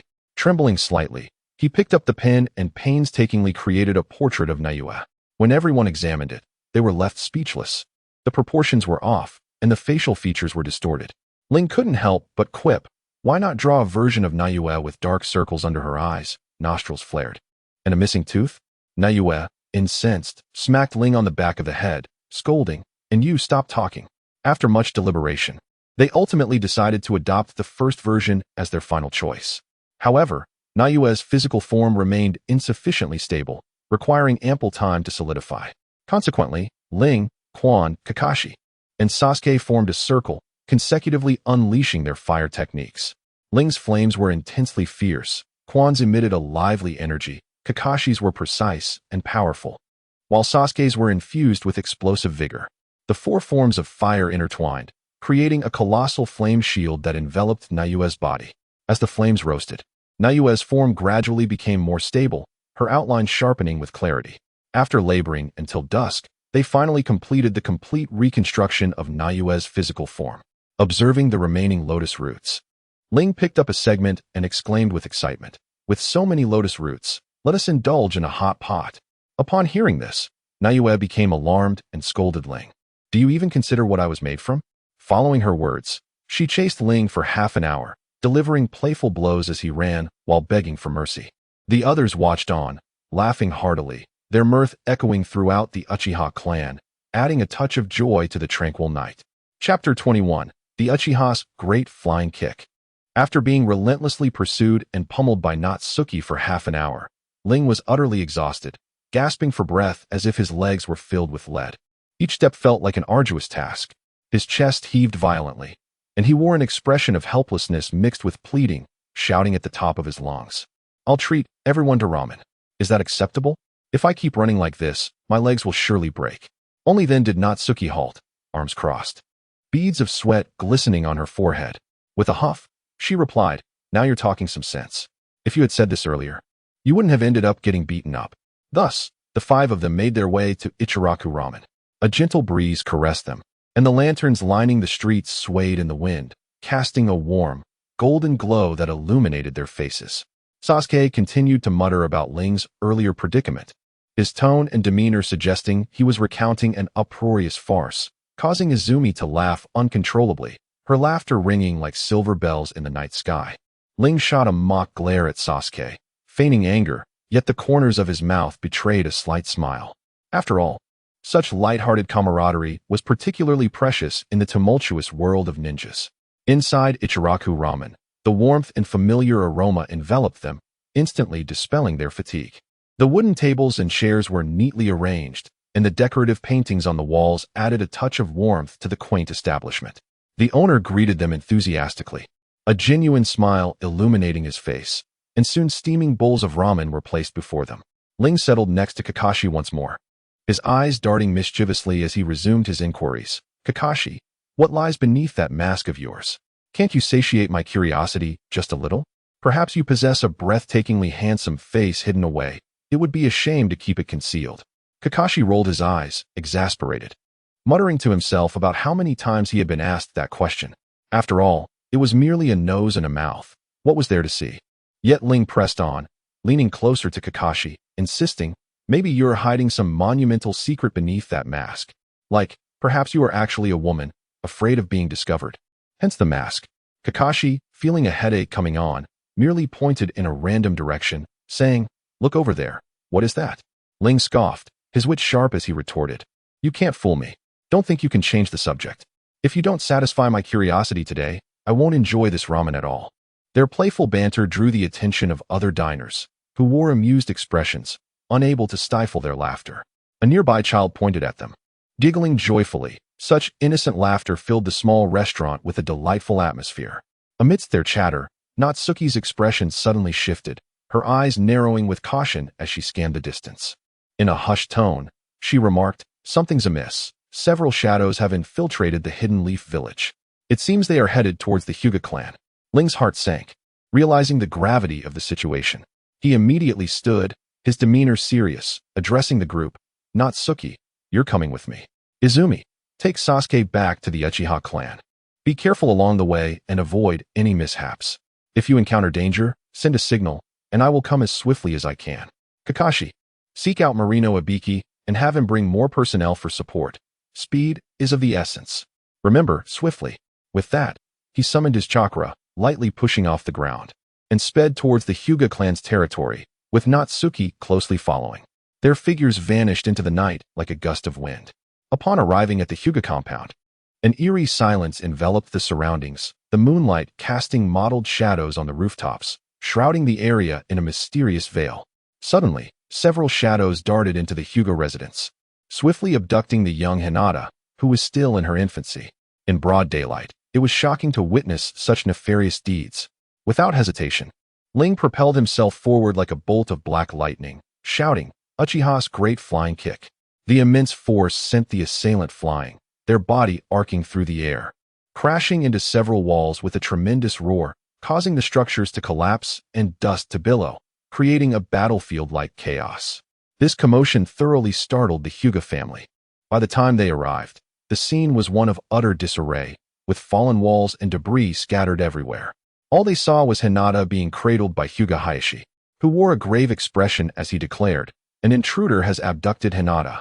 I have defeated all the assailants. Everyone should return home and rest. Though the onlookers were puzzled and whispered among themselves, they gradually dispersed. The older ninjas shook their heads, expressing their concerns about the sudden turn of events, their eyes betraying an unease as if they sensed this was merely the prelude to a greater crisis. However, the true Hyuga Hayashi soon arrived, and the imposter swiftly transformed back into Ling. Hayashi was momentarily taken aback, but quickly understood, gratitude flickering in his eyes as he said, Ling, thank you for your assistance in rescuing Hinata. Had it not been for you, the consequences could have been dire. This debt will not be forgotten by the Hyuga clan. Yet, upon seeing the collapsed walls, he could not help but frown, admonishing, but the commotion you caused was too great. The repairs on these walls will require considerable effort and resources. Though the Hyuga clan is well established, we cannot endure such turmoil. Your kick has undoubtedly cost us a significant amount. Hayashi's agitation grew as he spoke, his hands gesturing animatedly, his dissatisfaction increasingly evident. Fortunately, Natsuki stepped in to mediate, approaching Hayashi with a gentle smile, soothingly saying, Hayashi, please calm down. Ling acted solely out of a desire to save Hinata. The situation was urgent, and he could hardly think of the walls at that moment. His only thought was to prevent Hinata from falling into the hands of the abductors. Consider, if Hinata had truly been taken, the Hyuga clan would have lost far more than just a few walls. Natsuki's heartfelt words slightly eased Hayashi's demeanor, though he still bore an air of discontent, letting out a soft huff. Observing this, Ling quickly produced a pouch of money, offering it to Hayashi with sincerity. Hayashi, please accept this as compensation for the damaged walls. If it is insufficient, I will find a way to make up the difference. While I may not be wealthy, I am willing to take responsibility for this. Ling continued, I intend to take these intruders for interrogation. Their abduction of Hinata was undoubtedly motivated by a desire for your Byakugan. If you intervene, the forces behind them will surely come seeking accountability. and the Hyuga clan will find no peace. I deliberately made this commotion to let them know it was I, Uchiha Ling, who acted, not you, Hayashi. When they come to confront me, we shall pursue them relentlessly and berate them without mercy. I am eager to see what they dare to bring forth. With the Uchiha clan and my friend's support, I fear them not. As he spoke, Ling gestured passionately with his fists, exuding an indomitable spirit and resolve. Hayashi contemplated for a moment, scrutinizing Ling's face as if assessing his determination and capability. Ultimately, he nodded in agreement, permitting Ling to take the intruders. At that moment, Marino Ibiki arrived hastily, his footsteps rapid and chaotic. Ibiki, tall and bearing his characteristic serious expression, was accompanied by a cadre of well-trained Umbu ninjas, their shadows appearing particularly enigmatic under the moonlight. Ling entrusted the captives to him, saying, "Ibiki, these individuals are now in your hands. Ensure that you extract the identities of those who orchestrated this." Their audacity to act within the confines of Konoha village suggests substantial backing from a formidable force. This matter must not be overlooked.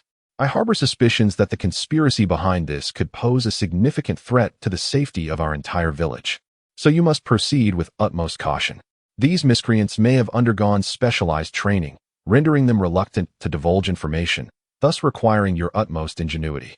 Marino Ibiki accepted the captives, a confident smile gracing his features. Rest assured, once they fall into my grasp, they shall not conceal any truths. I will employ every tactic at my disposal to ensure they reveal all that they know. Even if their resolve is strong, I possess the means to extract the information. My experience in interrogation is extensive, and I shall not disappoint you. Ling watched as Marino Ibiki departed, a quiet sigh of relief escaping his lips. He hoped to glean valuable insights from the captives, aiming to unravel the insidious plot lurking behind this incident. Chapter 22. With a subtle gesture, the rap commences. After Ling resolved the abduction of Hinata Hyuga, he thought he could finally take a breath, yet beneath the surface of Konoha, turbulent currents began to stir. In the interrogation room, Mori no Ibiki furrowed his brow, his gaze fixed on the criminal before him, who bore the marks of brutal questioning yet remained resolutely silent. The atmosphere was suffused with an oppressive tension, beads of sweat trickling down Ibiki's forehead. Each attempt to breach the criminal's psychological defenses proved futile. Even more troubling was the fact that whenever the conversation approached critical information, the criminal would suddenly vomit black blood, succumbing to death, as if an invisible hand were orchestrating the obliteration of all clues. Overwhelmed by frustration, Ibiki trudged heavily to inform Ling of the situation. Upon hearing the news, Ling's expression darkened instantly. He was acutely aware that the matter was far more complex than it appeared, shrouded in secrets yet to be unveiled. A multitude of possibilities flashed through his mind, yet those obliterated clues loomed like insurmountable chasms, weighing heavily upon his heart. Simultaneously, in the dimly lit base of the root, Danzo furiously shattered the teacup in his hand, the sound of porcelain splintering echoing through the empty room. He had meticulously orchestrated the abduction of Hinata, intending to incite discord between the Hyuga clan and other factions, hoping to profit from the ensuing chaos, only to have Ling disrupt his plans entirely. Danzo's assistant cautiously approached, whispering, "My lord, Uchiha Ling has recently been gaining prominence. His partnership with Uchiha Izumi and the awakening of their Mangekyo Sharingan may hinder our plans." A glint of malice flickered in Danzo's eyes as he gritted his teeth. "Humph. Then we shall find a way to acquire their eyes. The Sharingan must be mine." Thus, a conspiracy against Ling and Izumi quietly took shape in Danzo's mind. He paced the room with hands clasped behind his back, his gaze shimmering with greed and resolve. Murmuring to himself as he plotted how to achieve his goals step by step, Danzo first dispatched his covert operatives to disseminate rumors throughout the streets of Konoha. They claimed that Uchiha Ling's rescue of Hinata was not born of goodwill, but rather a covetous desire for the secrets of the Byakugan, aiming to merge the Byakugan with the Sharingan, thus creating a cataclysmic power to dominate all of Konoha. These rumors spread like dandelion fluff in spring, and within days, the villagers' perceptions of Ling began to shift. Whispers and wary glances filled the air, laced with suspicion and distrust. An elderly vegetable vendor, seeing Ling pass by, lowered his voice to a nearby acquaintance. "Have you heard?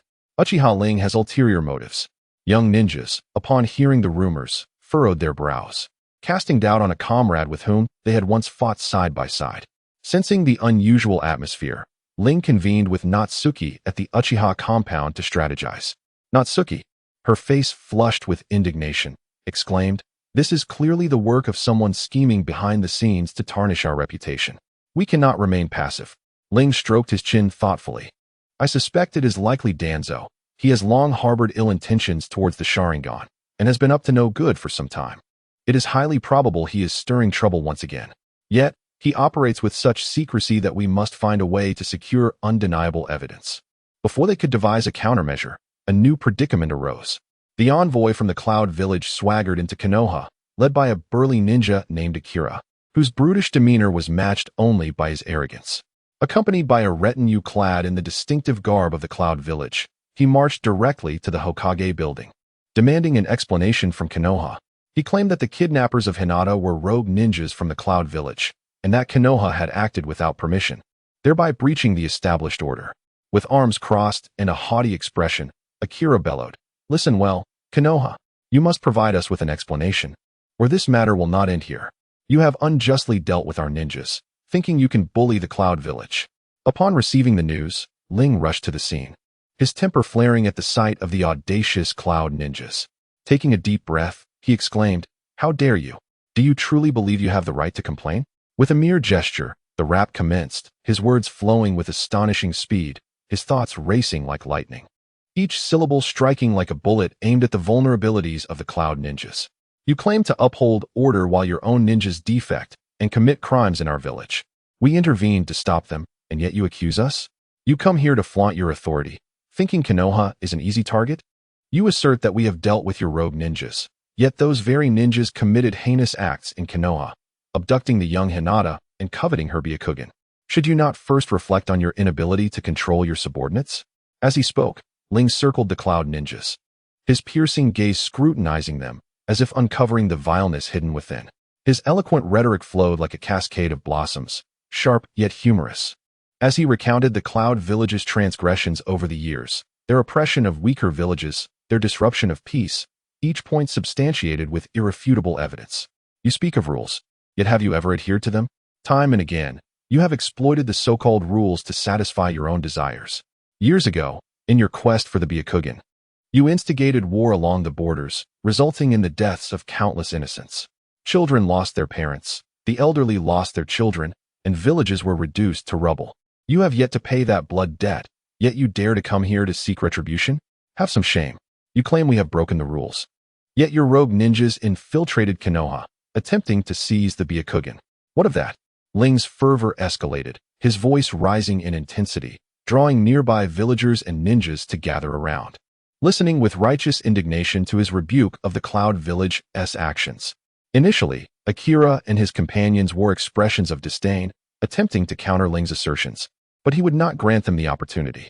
As one attempted to speak, Ling interrupted, "Silence. Allow me to finish."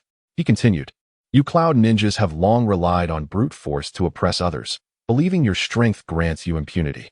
Look at yourselves, garbed in symbols of glory while engaging in deceitful acts.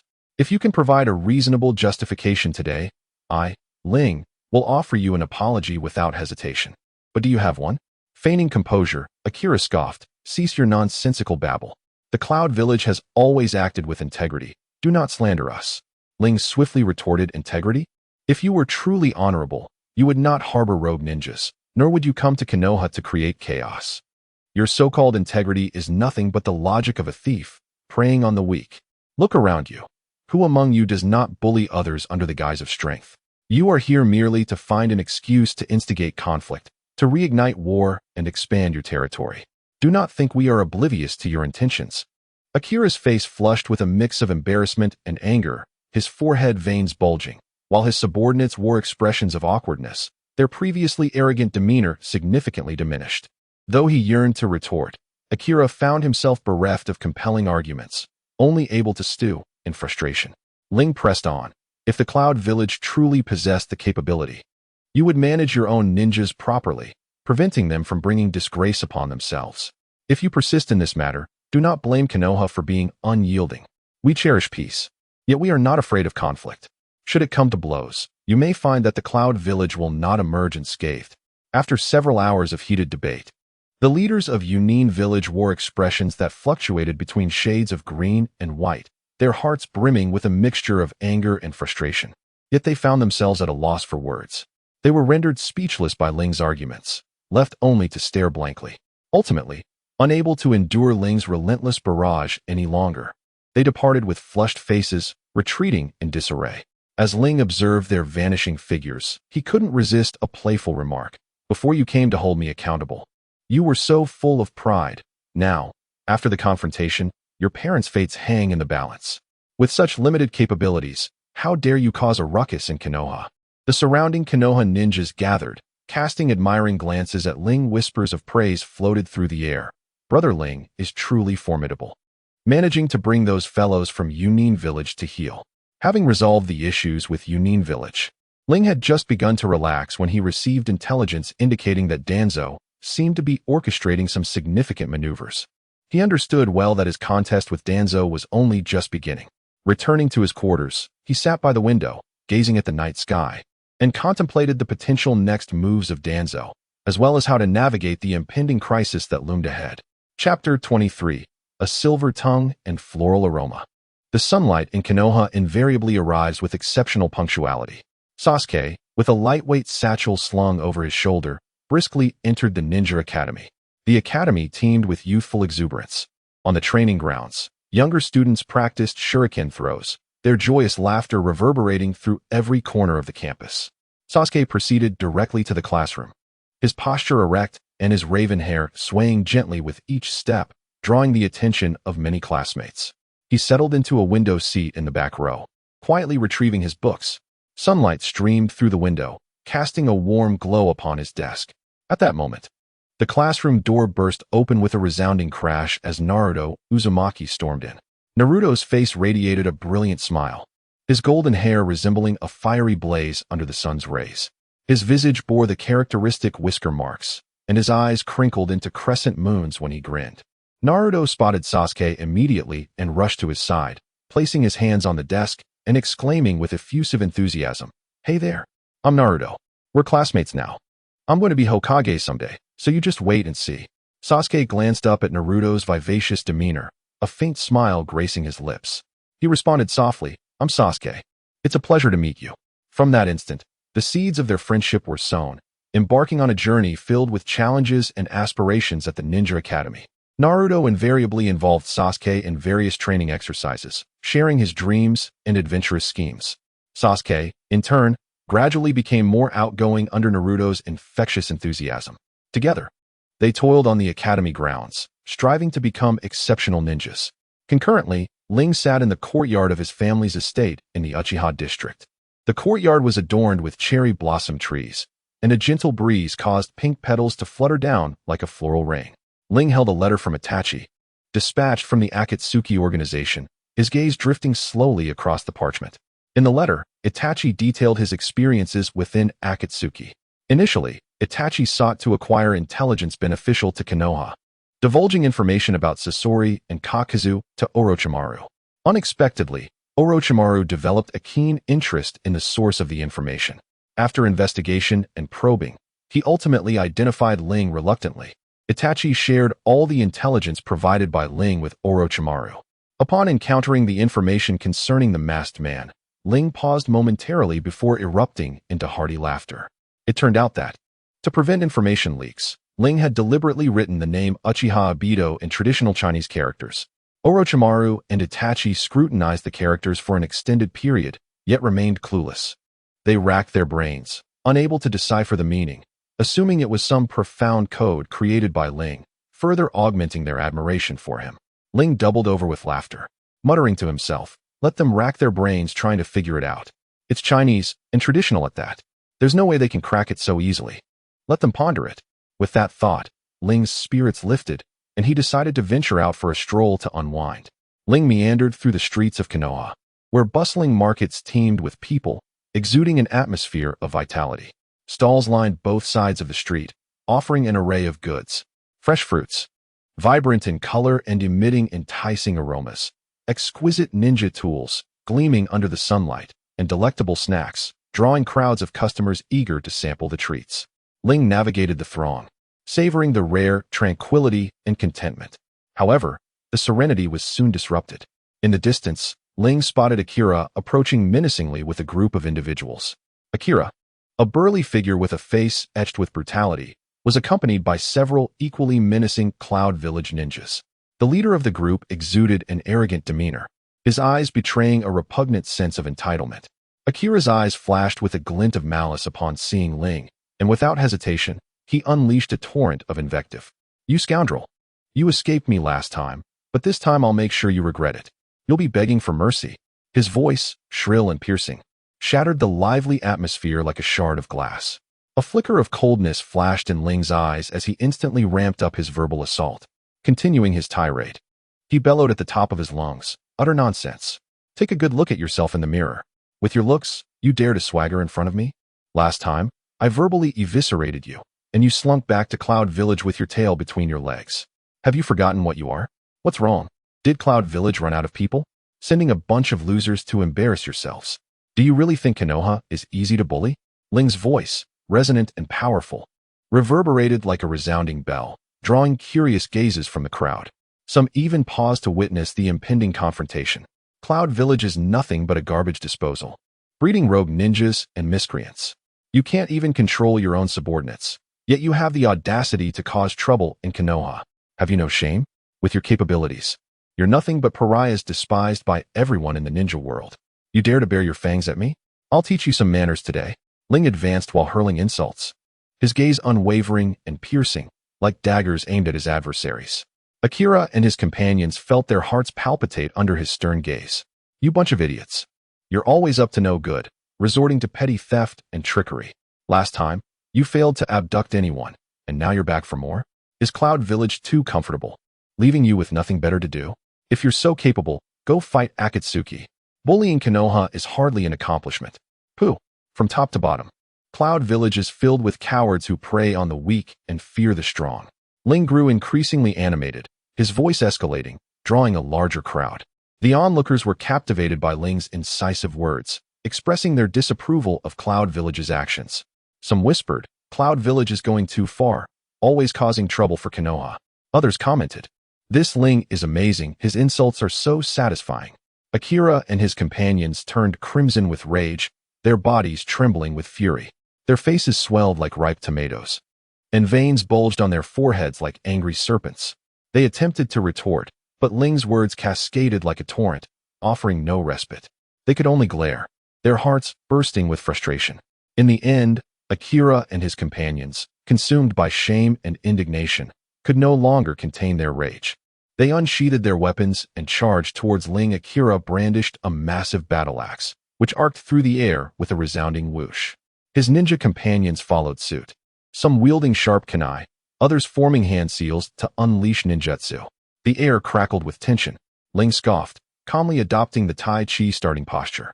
His gaze remained composed and focused, observing his adversary's every move. His lithe form darted through the enemy ranks like a streak of black lightning.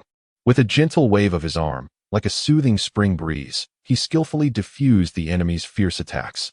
Simultaneously, he deftly redirected their force, causing them to stumble and fall. His movements flowed seamlessly, blending strength and grace. Each turn, each push, was executed with precision, exuding power and elegance. The crowd erupted in gasps of astonishment, captivated by Ling's unparalleled martial prowess, cheering him on. Moments later, the individuals brought by Akira lay sprawled on the ground, writhing in pain and emitting continuous groans of agony. "What? You wish to fight? How laughable. You stand no chance, especially considering that Ling is capable of temporarily subduing Obito." Ling dusted off the non-existent dirt from his attire, a mocking expression gracing his features as he remarked, "With such meager skills, you dare to confront me? Go home and practice for another 100 years. If you can't handle defeat, then refrain from playing and spare yourselves the embarrassment." At that moment, the third Hokage, Hiruzen Sarutobi, and Danzo Shimura were witnessing the entire spectacle from the window of the Hokage building. The third Hokage sighed in resignation, a faint smile of bitterness appearing on his face, his gaze revealing a blend of helplessness and concern for Ling, while also harboring anger towards the actions of the Cloud Village. Ling, always so eager to stir up trouble. Yet, the Cloud Village has indeed gone too far this time. Danzo narrowed his eyes, a glint of malice flashing beneath the surface. A barely perceptible smirk forming on his lips as he secretly contemplated how to exploit this conflict to serve his covert objectives. Chapter 24, Danzo. You cunning old fox. On the bustling streets of Konoha Village, amidst the throngs of people, Danzo was clandestinely executing his nefarious scheme. In the base of Route, he paced back and forth, hands clasped behind his back.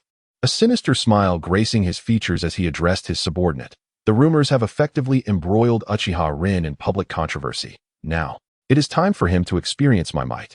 With that, he cast his gaze upon the forged intelligence regarding the control of the Sharingan side effects lying on the table, plotting how to ensnare Rin in his trap.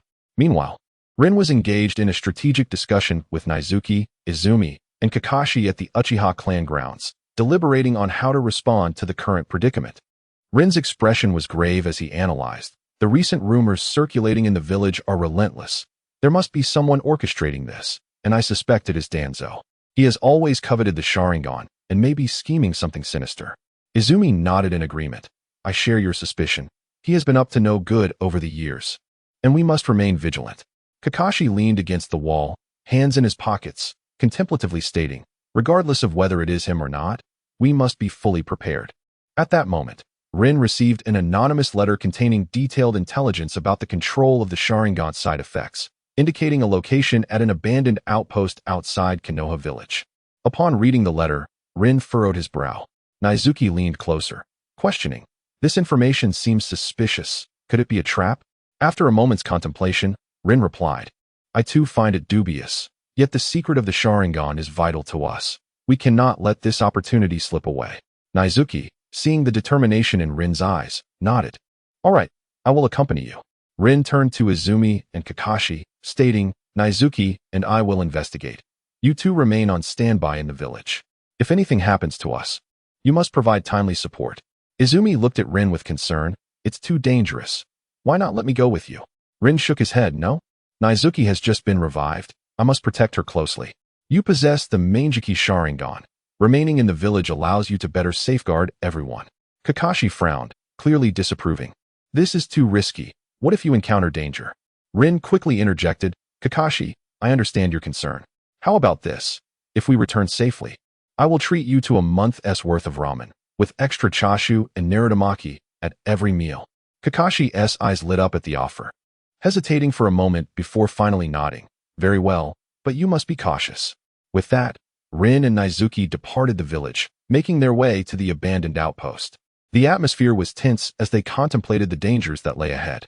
Upon entering the outpost, a chilling aura enveloped them. The interior was dilapidated, with moss creeping up the walls and debris littering the floor. Vigilantly scanning their surroundings, they ventured deeper into the outpost, inadvertently triggering a mechanism. A sharp sound pierced the air as a multitude of root ninjas emerged from all directions, clad in black bodysuits and masks obscuring their faces. Their cold eyes betrayed their training and coordination as they swiftly surrounded Rin and Naizuki. Back to back, they activated their Mangekyo Sharingan, their crimson eyes glowing with enigmatic light. Rin shouted, prepare for battle. He unleashed the Genjutsu, dream of slumber, his gaze deepening as the surrounding air seemed to warp. However, Danzo appeared to have anticipated this. The root ninjas produced pre-prepared special drugs, granting them a degree of resistance to the illusion. Only a handful of them briefly succumbed to the Genjutsu. Rin's heart sank, realizing it was indeed a trap set by that old fox, Danzo. Unyielding, Naizuki swiftly formed hand seals, casting the technique, Rain of Pear Blossoms. The debris and stones around them rose, hurtling like cannonballs towards the root ninjas, causing chaos and panic as some were crushed beneath the falling rubble. Yet, the relentless tide of root ninjas continued to swell. Understanding that this could not persist, Rin inhaled deeply, channeling his chakra. Thunder breathing, first form, lightning flash. His body transformed into a streak of lightning, weaving through the enemy ranks, his sword glimmering with electric energy, each swing igniting sparks. He then unleashed Thunder Flash, 6 strikes. His speed so rapid that it was nearly imperceptible, creating considerable disorder among the ninjas. Naizuki continued her onslaught with ninjutsu, her hands weaving intricate seals. the space around her warping under the pressure of her immense chakra. Yet, the sheer number of root ninjas was overwhelming, leading to a stalemate in the battle. As time wore on, Rin and Nizuki began to show signs of exhaustion, their bodies marked with numerous injuries, sweat mingling with blood cascading down their cheeks. At that moment, Rin noticed that the enemy's attacks were deliberately avoiding their eyes, solidifying his belief that they were targeting the Sharingan specifically. A surge of fury ignited within him. Danzo, how dare you scheme against us? Even if it costs me my life, I shall not allow you to succeed. Resolute, he resolved to unleash his full power. Entering an overdrive state, a faint blue aura enveloped him, his chakra surging like a tempestuous sea. In that suffocating state, Rin was cloaked in a mysterious and formidable power, his already considerable strength amplified astonishingly, radiating a dazzling light akin to a brilliant star slicing through the darkened sky. Each movement carried the weight of thunder, each attack imbued with cataclysmic potential. What had once posed a significant challenge transformed into mere fodder before him. Like a specter, Rin darted across the battlefield, leaving devastation in his wake. He unleashed lightning release, lightning arrow, bolts of lightning shooting from his hands towards the root ninjas. Simultaneously, he combined it with water release, water dragon bullet, combined ninjutsu, thunder dragon. A colossal dragon formed of lightning and water surged forth, roaring towards the enemy, leaving chaos in its wake. The root ninjas, struck by the might of this jutsu, paled in fear and began to retreat. Nizuki, unwavering, lent her full support to Rin, relentlessly attacking the foes and alleviating his burden. Her eyes were resolute. Despite her exhaustion, she gritted her teeth and persevered. As the battle reached a fever pitch, though Rin and Nizuki held the advantage for the moment, the numbers of their adversaries remained daunting. Rin understood that if the situation continued to unfold as it was, they would inevitably succumb to fatigue. Even amidst the intense conflict, he did not cease contemplating a counter-strategy. Just when it seemed all hope was lost, a brilliant idea flickered through his mind, an epiphany that illuminated the dark path ahead. Nizuki, he called, I will use Black Flash. You coordinate with me to unleash a wide-area ninjutsu. Nizuki nodded, understanding his intent. Rin focused intently, drawing upon all his chakra, preparing to execute Black Flash. He crouched slightly, a decisive glint in his eyes. When he sensed the moment was ripe, he lunged forward, his right fist propelled by immense power. The punch shattered the confines of space, emitting a deep rumble as a wave of black light surged forth. Under the influence of Black Flash, the surrounding root ninjas were hurled backward, gravely injured. Witnessing this, Nizuki swiftly formed hand seals, preparing to unleash her most formidable technique. The sky was shrouded in ominous clouds, and a colossal chakra converged into a formidable force, descending upon the adversaries. The root ninjas gazed in terror at this scene, desperate to evade, yet too late to escape. However, just as Ling and Natsuki believed victory was within their grasp, a new wave of root ninjas arrived. These ninjas were evidently elite troops under Danzo, possessing greater strength and more extensive combat experience. The expressions on Ling and Natsuki's faces darkened significantly as they realized that the true peril had only just begun. Meanwhile, in the village, Izumi and Kakashi were closely monitoring the movements of Ling and Natsuki. Izumi paced anxiously within the confines of the room, her heart racing. They had been gone for so long. Could something have gone awry? Kakashi reassured her, saying, Do not fret. Both Ling and Natsuki are exceptionally capable. They will be fine. Let us wait a little longer, and if we receive no news, we shall immediately venture forth to provide assistance.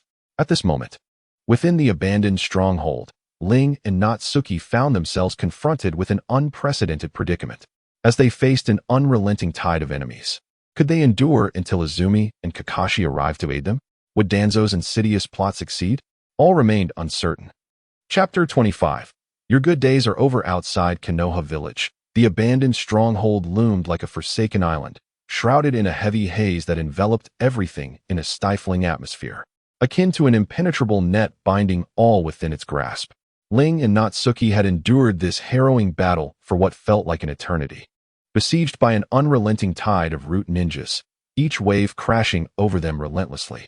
The brutality of the conflict surpassed all expectations. Their stamina was drained by the ceaseless skirmishes, their bodies marred by countless wounds, crimson blood pouring forth from their injuries and staining the cracked earth beneath them. transforming it into a macabre tapestry of red. The air was thick with the acrid scent of blood, mingled with the dust raised by the chaos, making each breath a laborious endeavor laden with metallic tang. Ling staggered, his steps faltering. In a moment of distraction, an enemy's kunai sliced deeply into his arm, eliciting a muffled groan as he struggled to maintain his footing. Natsuki's breaths grew labored and rapid, each inhalation sending sharp pangs through her body. Her chakra was nearly depleted, yet she gritted her teeth, standing back to back with Ling, vigilantly watching the predatory gazes of their foes surrounding them. Just as they teetered on the brink of collapse, consumed by fatigue and despair, a familiar figure surged forth like a gust of wind, Kakashi. Close behind him, Izumi raced to their aid. It turned out that from the moment Ling and Natsuki had embarked on their mission, Kakashi had been discreetly monitoring their chakra fluctuations. As a seasoned ninja, an inexplicable sense of unease had lingered in his mind. When the fluctuations suddenly became alarmingly erratic, his apprehension morphed into overwhelming concern, prompting him to act decisively and rush to their rescue alongside Izumi. Within the stronghold, Ling lay amidst a pool of his own blood, his injuries gruesome and uncontrolled, the crimson liquid seeping around him and staining the dust in a chilling display. Natsuki's eyes were bloodshot, tears cascading down her cheeks like a torrential flood. As she knelt beside Ling, grasping his hand tightly, as if she could pull him back from the precipice of death. Suddenly, her body trembled violently, a powerful and unfamiliar chakra erupting from within her. In the wake of Ling's death, Natsuki awakened her Mangekyo Sharingan. This surge of chakra, suffused with boundless sorrow, a Kakashi stood with his hands tucked into his pockets, his expression grave and his brows tightly furrowed. The actions of Danzo had become a severe threat to the peace and stability of Konoha. His deeds not only contravened the moral code of ninjas, but also undermined the interests of the village. He must be brought to justice. Izumi concurred, affirming, indeed, we can no longer allow him to continue his nefarious ways. His existence is akin to a malignant tumor, perpetually endangering the future of Konoha. If not eradicated promptly, the consequences could be dire. The group resolved to inform the third Hokage of the matter, to expose Danzo's conspiracies and ensure he faced the consequences of his actions, thereby eliminating this malignancy from Konoha. They understood that this was not merely for their own sake, but for the future of the entire village. Gazing resolutely toward the direction of Konoha, Ling envisioned the day when Danzo would be brought to justice. Danzo, your days of impunity are numbered. With that, the group packed their belongings and strode purposefully toward the village. Along the way, they deliberated strategies to confront Danzo, each member wearing a serious demeanor, their hearts brimming with a sense of a confrontation with Danzo was poised to enter a new phase. They were acutely aware that the path ahead would be fraught with challenges and dangers, yet for the sake of the peace and tranquility of Konoha, they pressed on fearlessly, ready to face whatever lay ahead.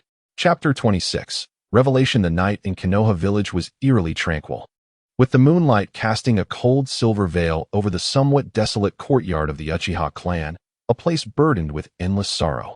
Ling sat alone on a stone bench in the courtyard, the air around him seemingly filled with grief and anger. As his thoughts involuntarily drifted back to that fateful night that led to the Uchiha clan's downfall, with his eyes closed and brows furrowed tightly, the anguish on his face was unmistakable. As the memories surged forth, those deliberately buried details returned like a tide. He recalled Shursui, the powerful yet gentle Uchiha, whose Kodo Amatsukami was once a formidable force safeguarding Konoha, but was tragically seized by Danzo's covetous gaze. Subsequently, Danzo incessantly whispered thoughts of extermination into Itachi's ear, pushing him deeper into the abyss of darkness, dragging the entire Uchiha clan into an irretrievable fate. Ling clenched his fists so tightly that his knuckles turned white, the fire of rage burning fiercely within him. Danzo, for the sake of your own ambition, you have committed such heinous acts. I shall reclaim this blood debt. Ling understood that mere recollections were insufficient to bring Danzo to justice. He required more concrete evidence. He rose and entered the house, the dim light flickering as it illuminated his resolute visage.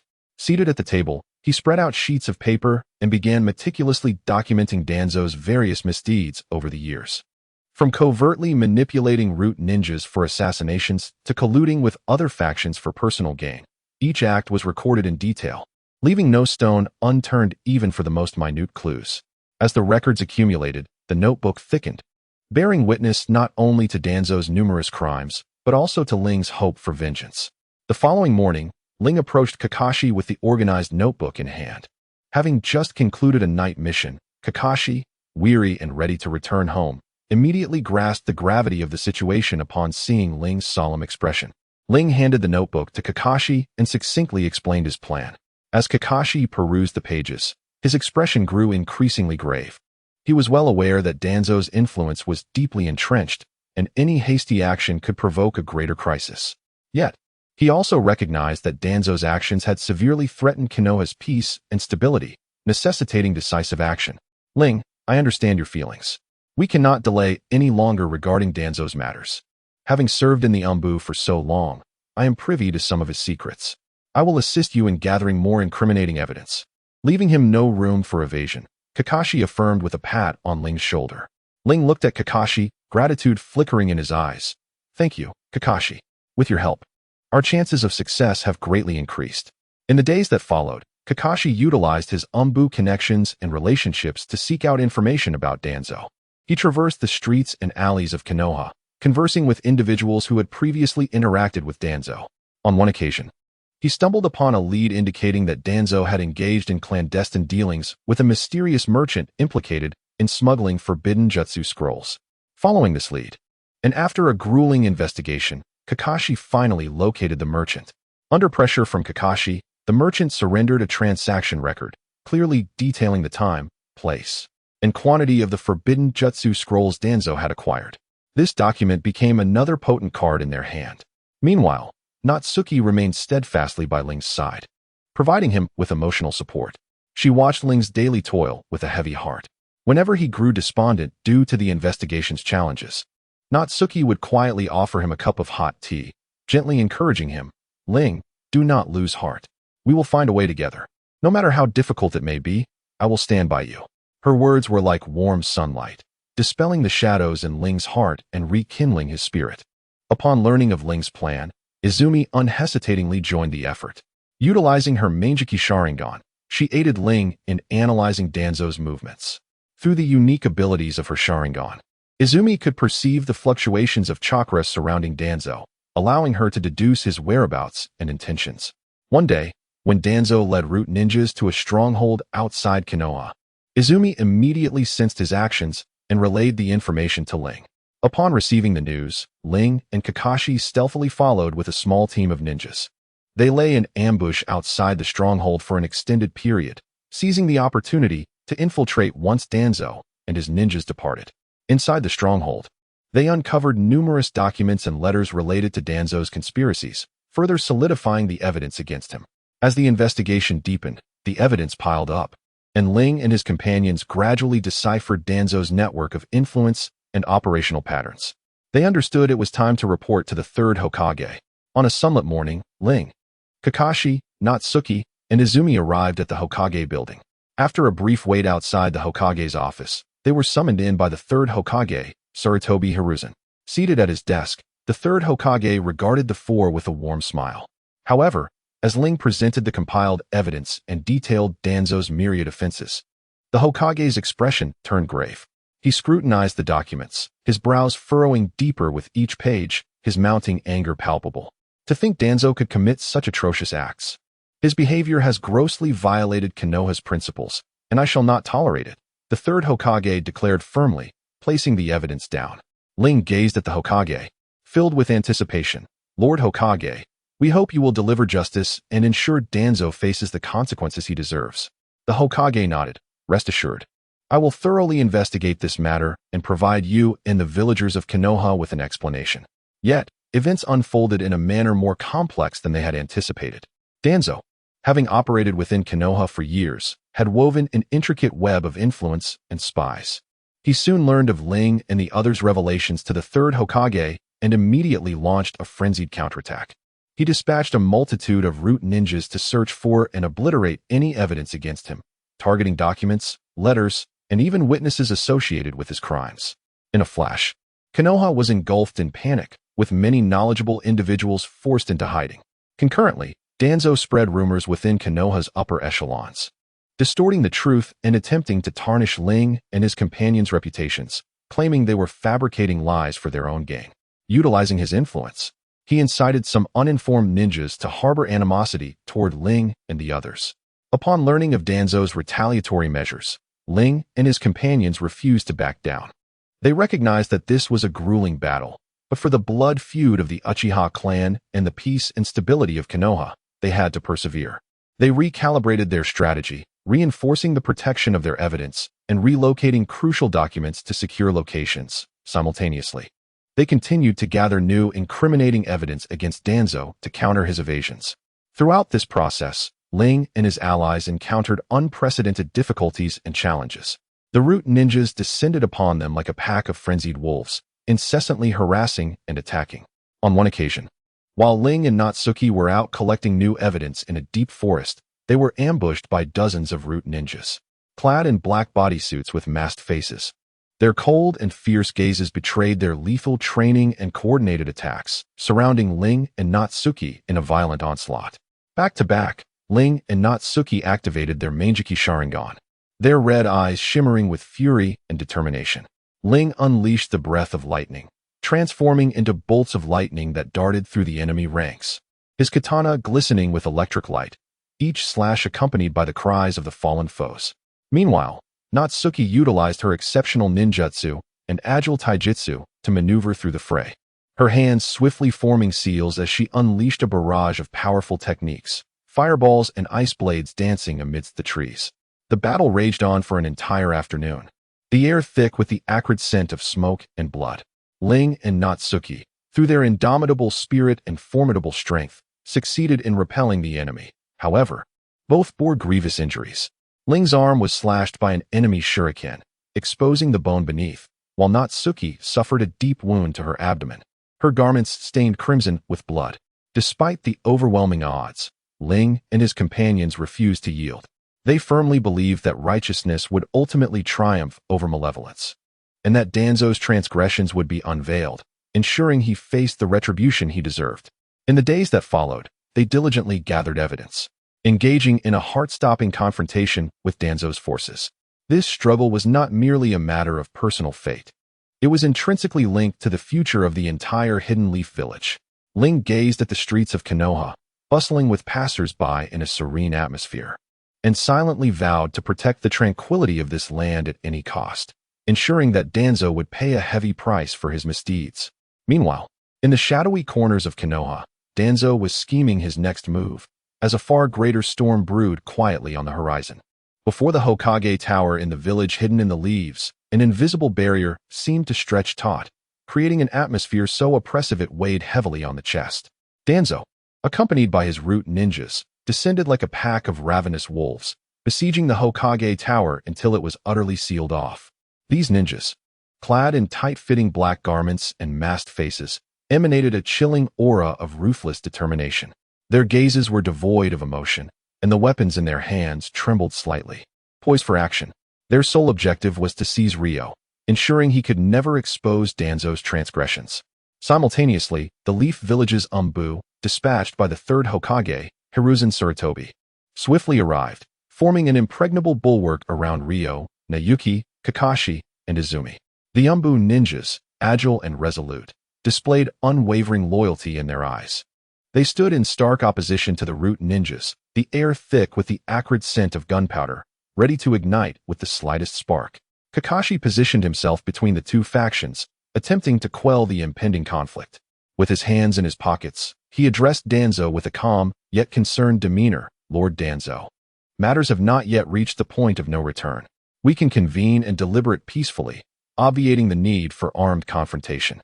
Danzo scoffed, the bandages on his face twitching as he spoke, his stance as unyielding as age-old iron. Kakashi refrained from meddling. "This is a matter between myself and Uchiha Ryo. Today, he must accompany me, and no one shall impede my path." The root ninjas behind him tightened their grips on their weapons, the faint metallic rasp amplifying Danzo's words. Ryo, witnessing Danzo's arrogant display, felt a surge of fury ignite within him, emanating powerful chakra waves.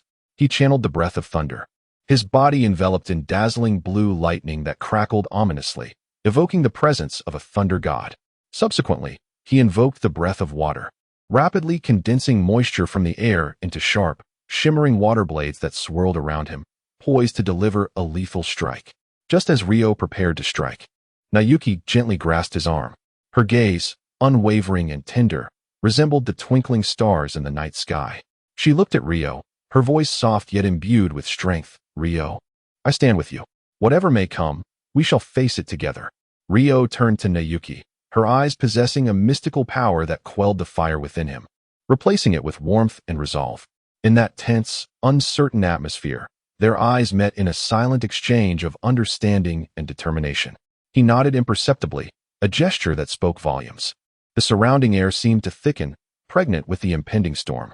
Distant gusts of wind whispered like the low growl of a tempest, foreshadowing an imminent clash. Yet, they stood steadfast, their eyes devoid of fear, embracing the oncoming storm with courage and composure. Their figures, resilient against the tempestuous backdrop, declared their readiness to confront any challenge, unyielding in their resolve. The battle erupted instantaneously, like a boulder shattering the tranquility of a serene lake, sending ripples far and wide. Breath of thunder, first form, thunderclap flash. Ryo transformed into a blinding streak of lightning, piercing through the enemy ranks.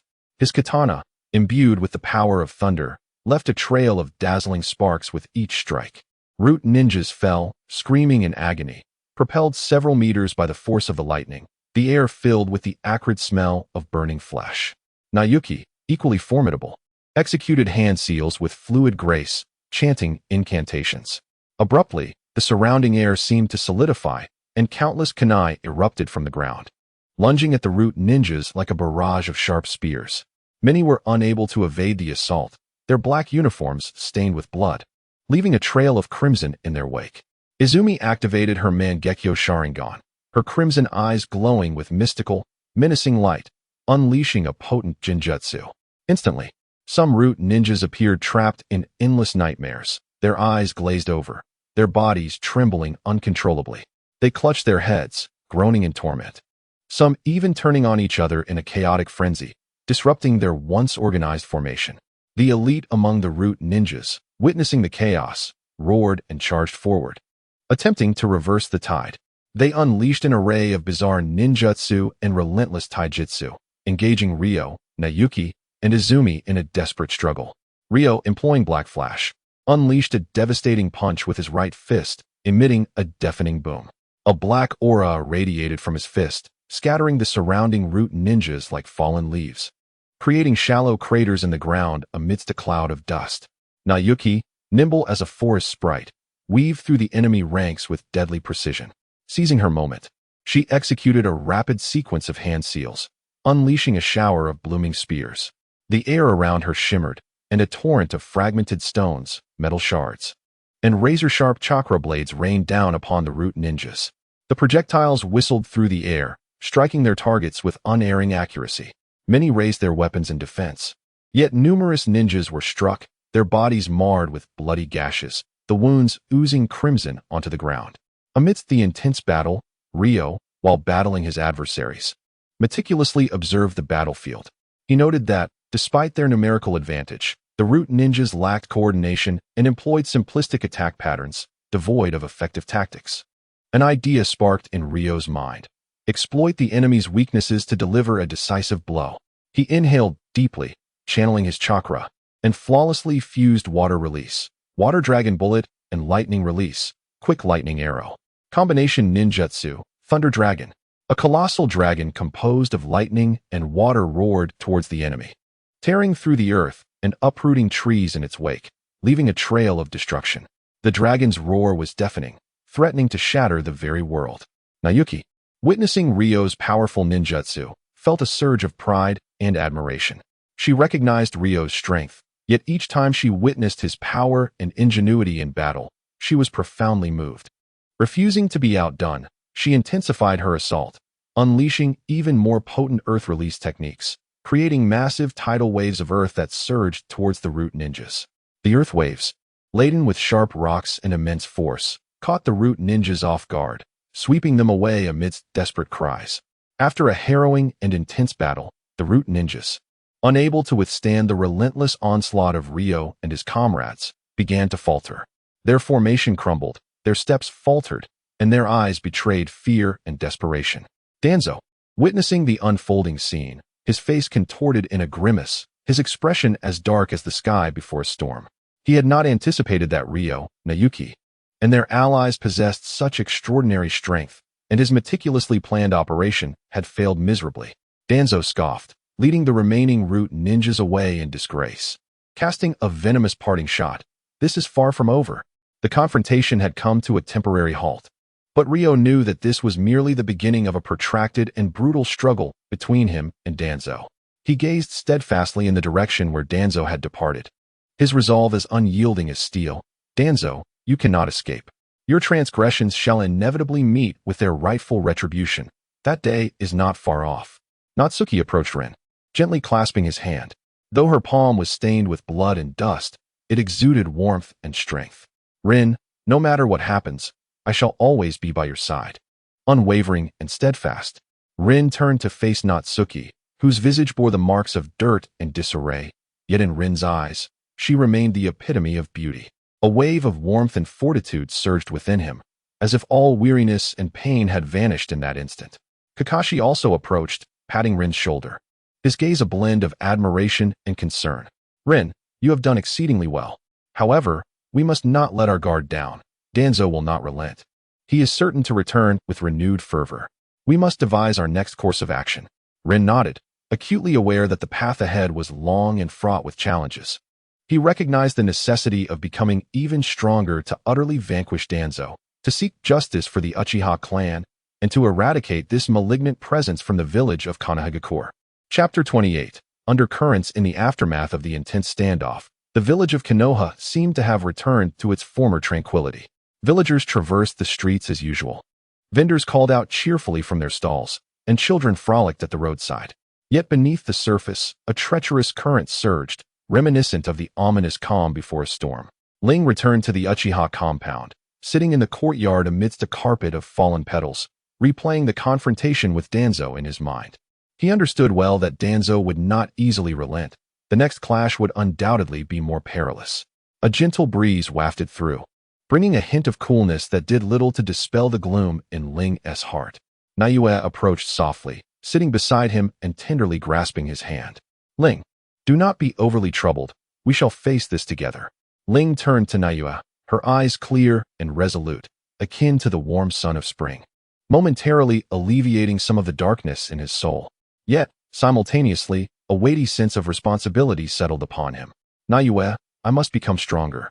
Danzo's power is not to be underestimated, and there may be even more intricate forces behind him." Ling tightened his grip on Naoki's hand, as if to bolster his own resolve. Meanwhile, in the shadowy corners of Konoha, Danzo was conferring with his trusted subordinates about a plan for revenge. "That Uchiha Ling has thwarted my grand designs." Danzo slammed his fist onto the table, causing the objects upon it to rattle, his bandages quivering with barely restrained fury. A cautious root ninja spoke up. "Sir, Ling's strength is indeed formidable, and he has allies." Danzo scoffed. "Allies? Merely a rabble. I have already contacted Hanzo of the Salamander from the Rain Village. He has agreed to lend me his support. When the time is ripe, I shall ensure that Ling and the third Hokage pay the price." With that, a glint of malevolence flickered in Danzo's eyes, as if he could already envision the moment of his vengeance. On another front, Kakashi and Izumi were deliberating the situation. Danzo has suffered a setback. He will not let this go unpunished. Izumi's brow furrowed, her eyes filled with concern as she absent-mindedly brushed a strand of hair behind her ear, her demeanor grave. Kakashi, hands in his pockets, mirrored her seriousness. "Indeed, we must prepare in advance. Although Ling is powerful, Danzo is cunning, and he has colluded with external forces. We must gather intelligence swiftly." Kakashi narrowed his eyes, lost in thought as he processed every clue in his mind. Ling resolved to investigate Danzo's collusion with external powers. Disguised, he and Naoki infiltrated Konoha's underground information market. The atmosphere was thick with a pungent odor, and the stalls were haphazardly arranged, filled with various informants and unsavory characters. Ling pretended to be a wealthy merchant seeking information, donned in a luxurious robe with a finely crafted hat, engaging in conversation with a mysterious informant. "I hear that Danzo has been up to something significant recently. As long as the information is accurate, Money is no object.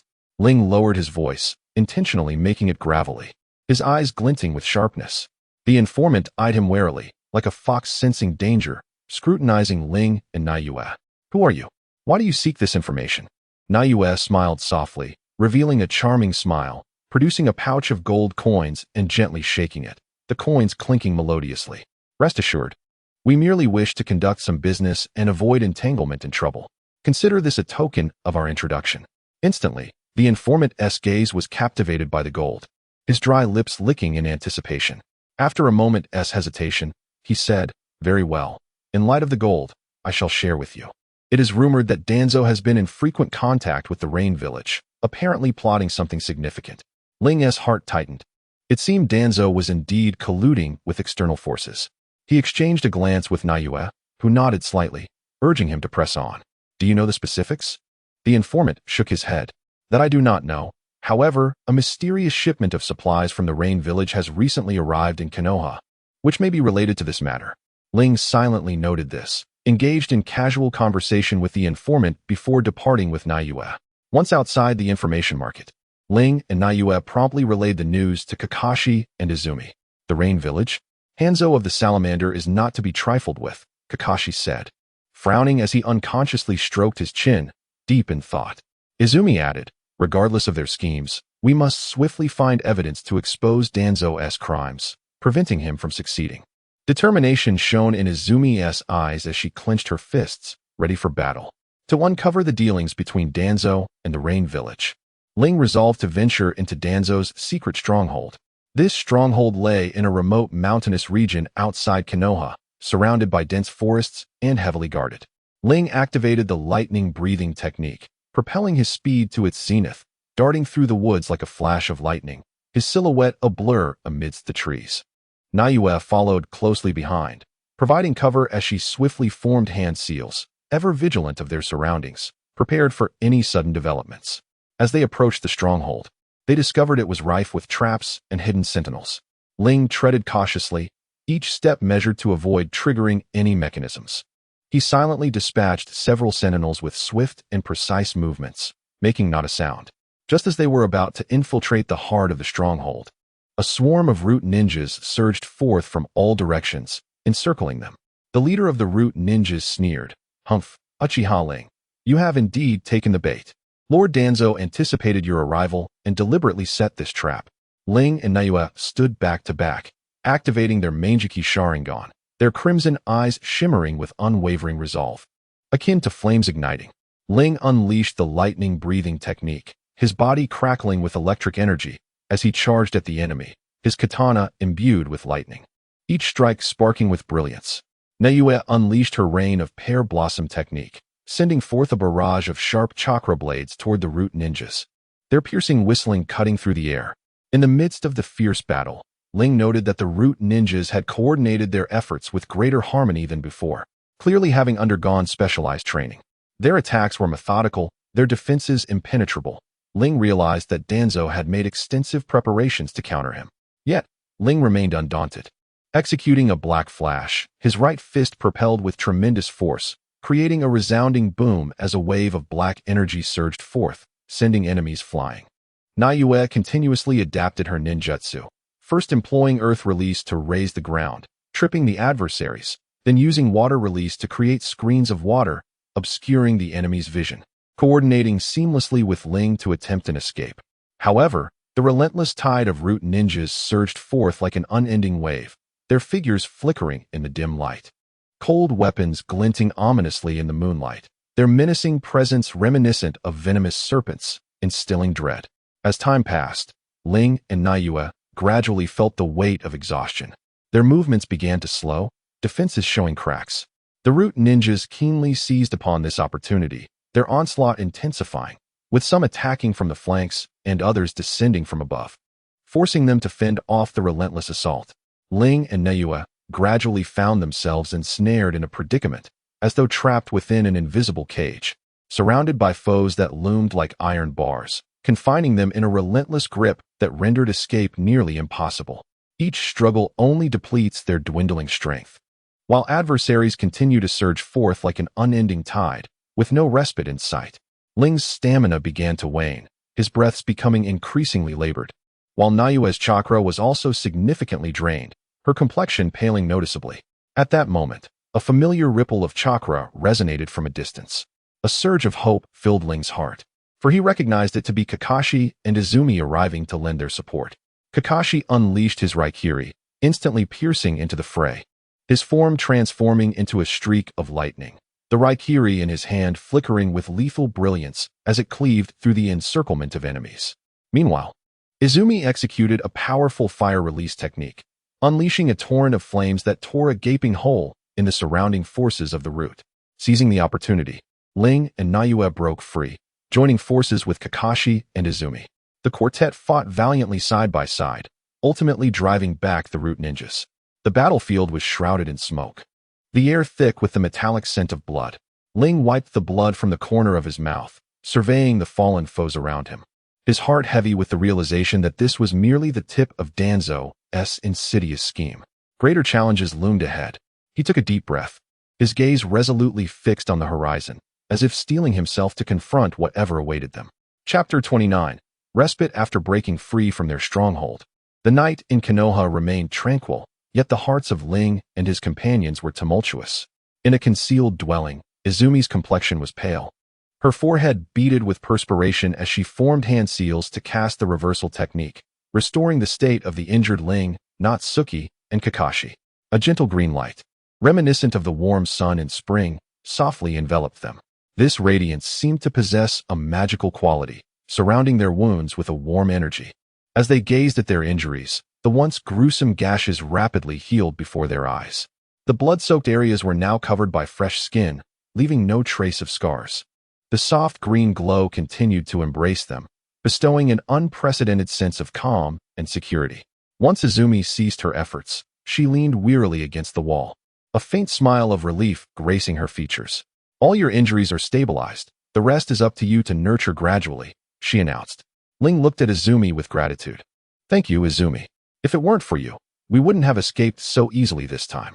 The group gathered together to sift through the clues they had gathered. Ling's expression grew serious as he surveyed the others. Since Danzo can set traps, there are undoubtedly more schemes to come. The supplies from Mangekyo must conceal crucial information. Kakashi nodded in agreement. "I will contact the Umbu to keep an eye on the Mangekyo ninjas entering and exiting Konoha, to see if we can locate the stash." Izumi closed her eyes, concentrating as she activated her Mangekyo Sharingan, attempting to sense Danzo's chakra. His chakra is very elusive. It seems intentionally concealed, but I will continue to track it. At this moment, Ling hesitated and turned to Kakashi. "Kakashi, there is something I have yet to tell you. I, too, possess the Mangekyo Sharingan, and I wield the astonishing ability of Kamui. Your Kamui is a long-range attack, and if utilized wisely, it can even employ intangibility. Although its effectiveness may vary, it can prove invaluable in critical moments." Upon hearing this, surprise flickered in Kakashi's eyes, quickly replaced by a look of satisfaction. "I never imagined you had awakened the Mangekyo. This may be the key to countering Danzo." Natsuki, who had been listening quietly, then slightly rose and took a deep breath. "I also have something to share with everyone." The group's attention shifted to her as she slowly opened her eyes, revealing the mysterious and beautiful patterns of her Mangekyo Sharingan. The design was woven from the petals of the Higanbana, encircled by peculiar runes that radiated a unique glow. Ling's eyes filled with concern as he gently grasped Natsuki's hand. "Natsuki, this is..." Natsuki smiled faintly, determination shining in her gaze. "This is my Mangekyo Sharingan. The technique of my left eye is called Destiny's Judgment. I can manipulate the fate of my enemies, causing them to experience extreme misfortune for a short time. Their attacks will frequently miss, even leading to self-inflicted harm, while my strikes will invariably find their mark." As she spoke, the petals of the Higanbana gradually materialized within her left eye's pattern, surrounded by runes that represented fortune and misfortune, with a small scale at the center flickering with light. "My right eye's technique is fortune reversal. I can reverse the fortunes of my enemies, turning their good luck into bad for a brief period. Their defenses will weaken, while my own become unassailable."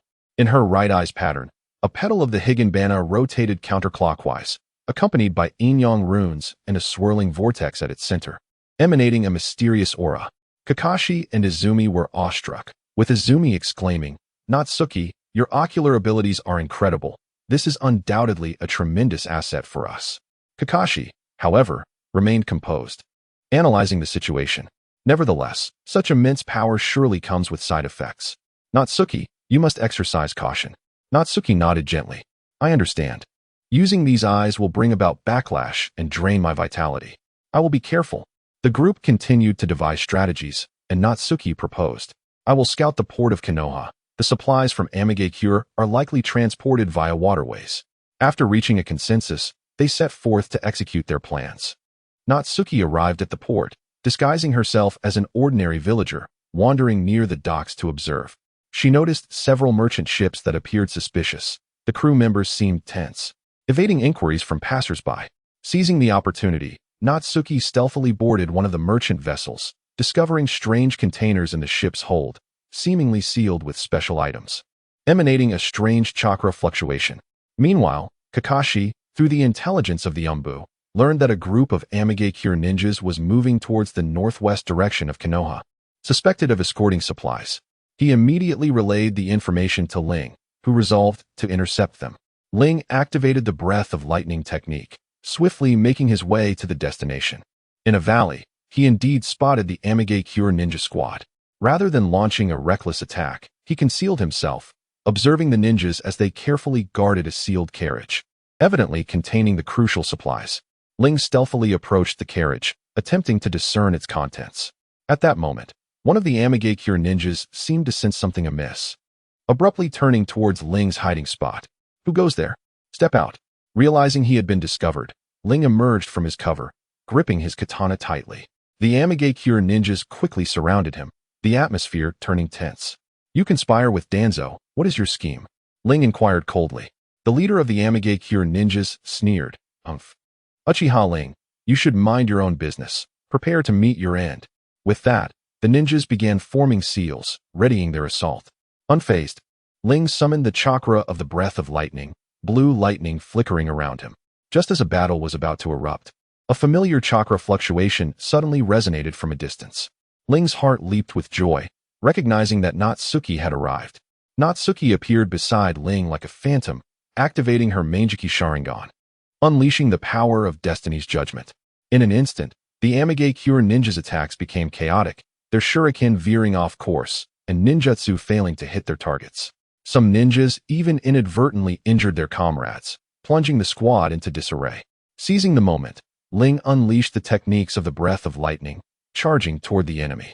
His figure moved like lightning, wielding his katana to strike down foes with arcs of lightning.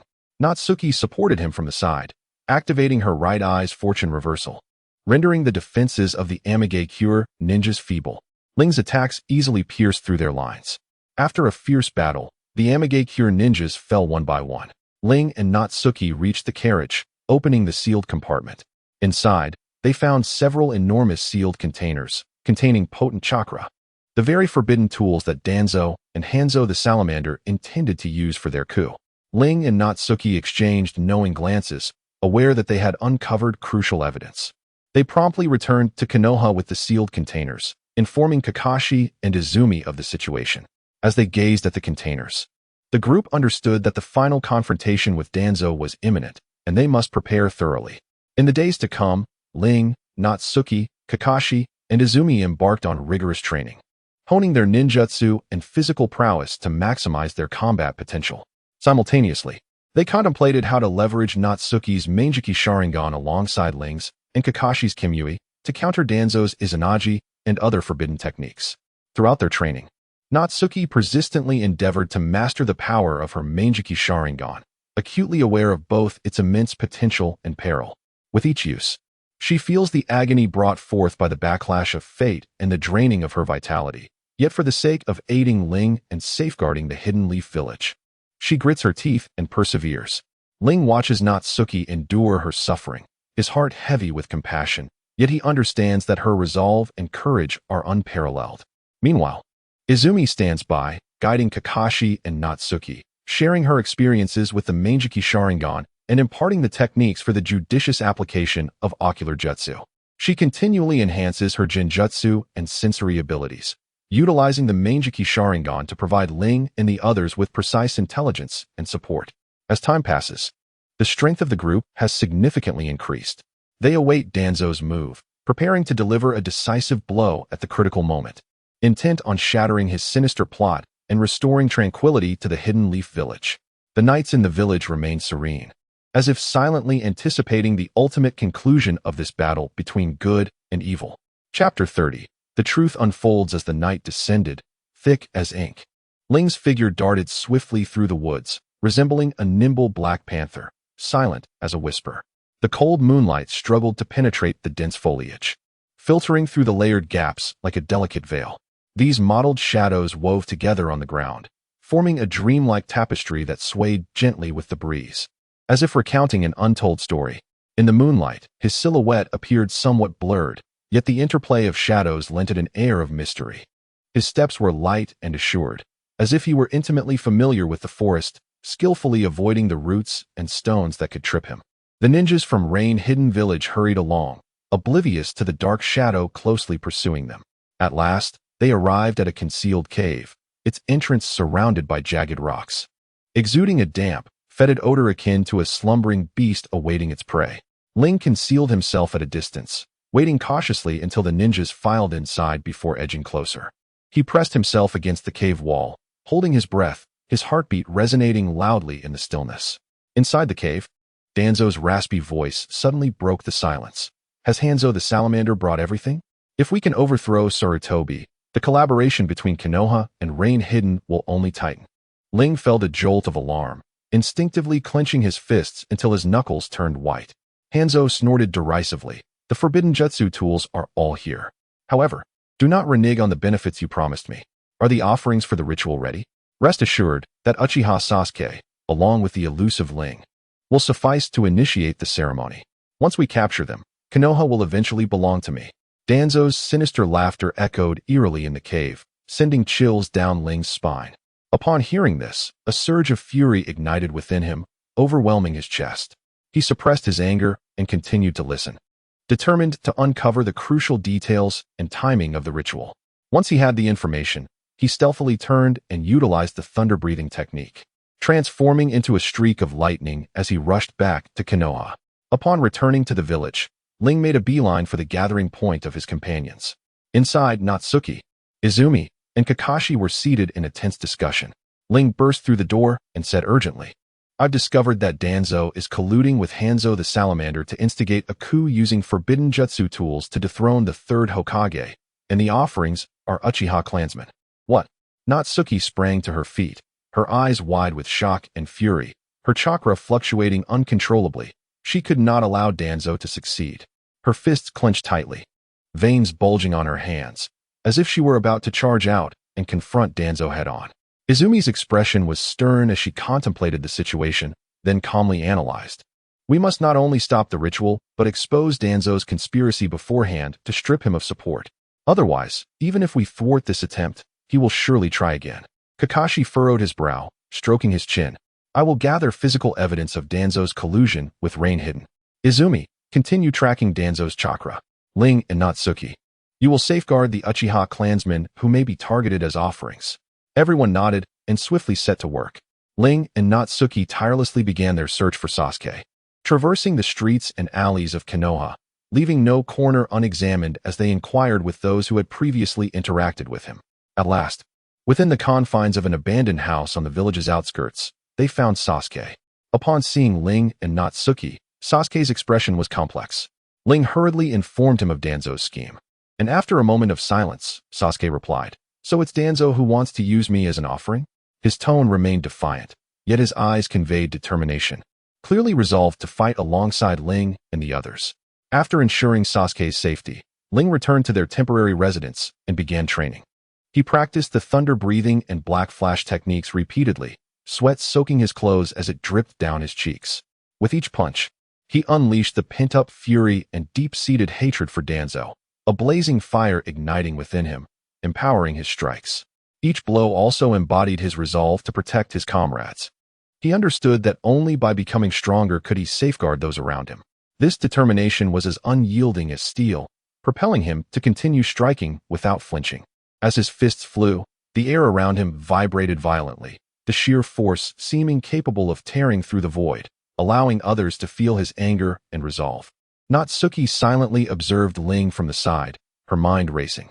She was acutely aware of the impending peril of the battle, and her Sharingan might prove to be a pivotal advantage. Taking a deep breath, she slowly closed her eyes and activated her left eye's destiny judgment. Instantly, the world around her appeared shrouded in an invisible mist, the threads of fate flickering in and out of view. Natsuki focused her mind, manipulating these threads in an attempt to disrupt the surroundings. She directed her gaze toward a distant boulder, silently reciting a spell. And immediately the air around the rock became chaotic, causing it to sway slightly as if on the verge of losing balance and tumbling down.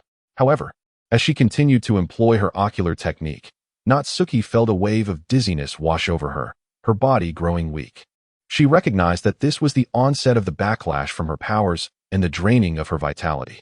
Biting her lip, her face turned pale as a sheet. Yet her determination remained unshaken. She resolved to deliver a critical blow to Danzo at the crucial moment with this very technique. After resting briefly, Natsuki activated her right eye's reversal of fate. This time, she targeted herself. As the ocular technique took effect, she felt an unusual power surging within her, as if an invisible shield enveloped her, alleviating her fatigue significantly. She then looked at a nearby training post, noticing cracks appearing on its once solid surface, rendering it seemingly fragile. Just as Natsuki focused on practicing her ocular technique, Ling concluded his training and approached her. Observing her slightly pale complexion, he spoke with concern, "Natsuki, do not push yourself too hard. The side effects of the ocular technique are significant." Natsuki lifted her head, offering a faint smile filled with warmth and resolve. "It's all right. To protect everyone and defeat Danzo, I can endure. Furthermore, the more prepared we are, the greater our chances of victory." Ling gently grasped Natsuki's hand and nodded firmly. "All right. Together, we shall surely succeed." They exchanged smiles, their eyes reflecting trust and camaraderie. Meanwhile, Izumi was in another part of Konoha, utilizing her Sharingan to track Danzo's chakra. Her brow was furrowed, beads of sweat forming on her forehead as she immersed herself in this invisible pursuit. Each fluctuation of chakra she detected felt like searching for a glimmer of light in the darkness, providing critical guidance for their actions. Kakashi, on the other hand, navigated through Konoha's streets, leveraging his connections within the Umbu and his own investigative skills to gather evidence of Danzo's collusion with Rain Hidden. He meticulously scrutinized every detail, from transaction records to correspondence, aiming to thoroughly expose Danzo's crimes.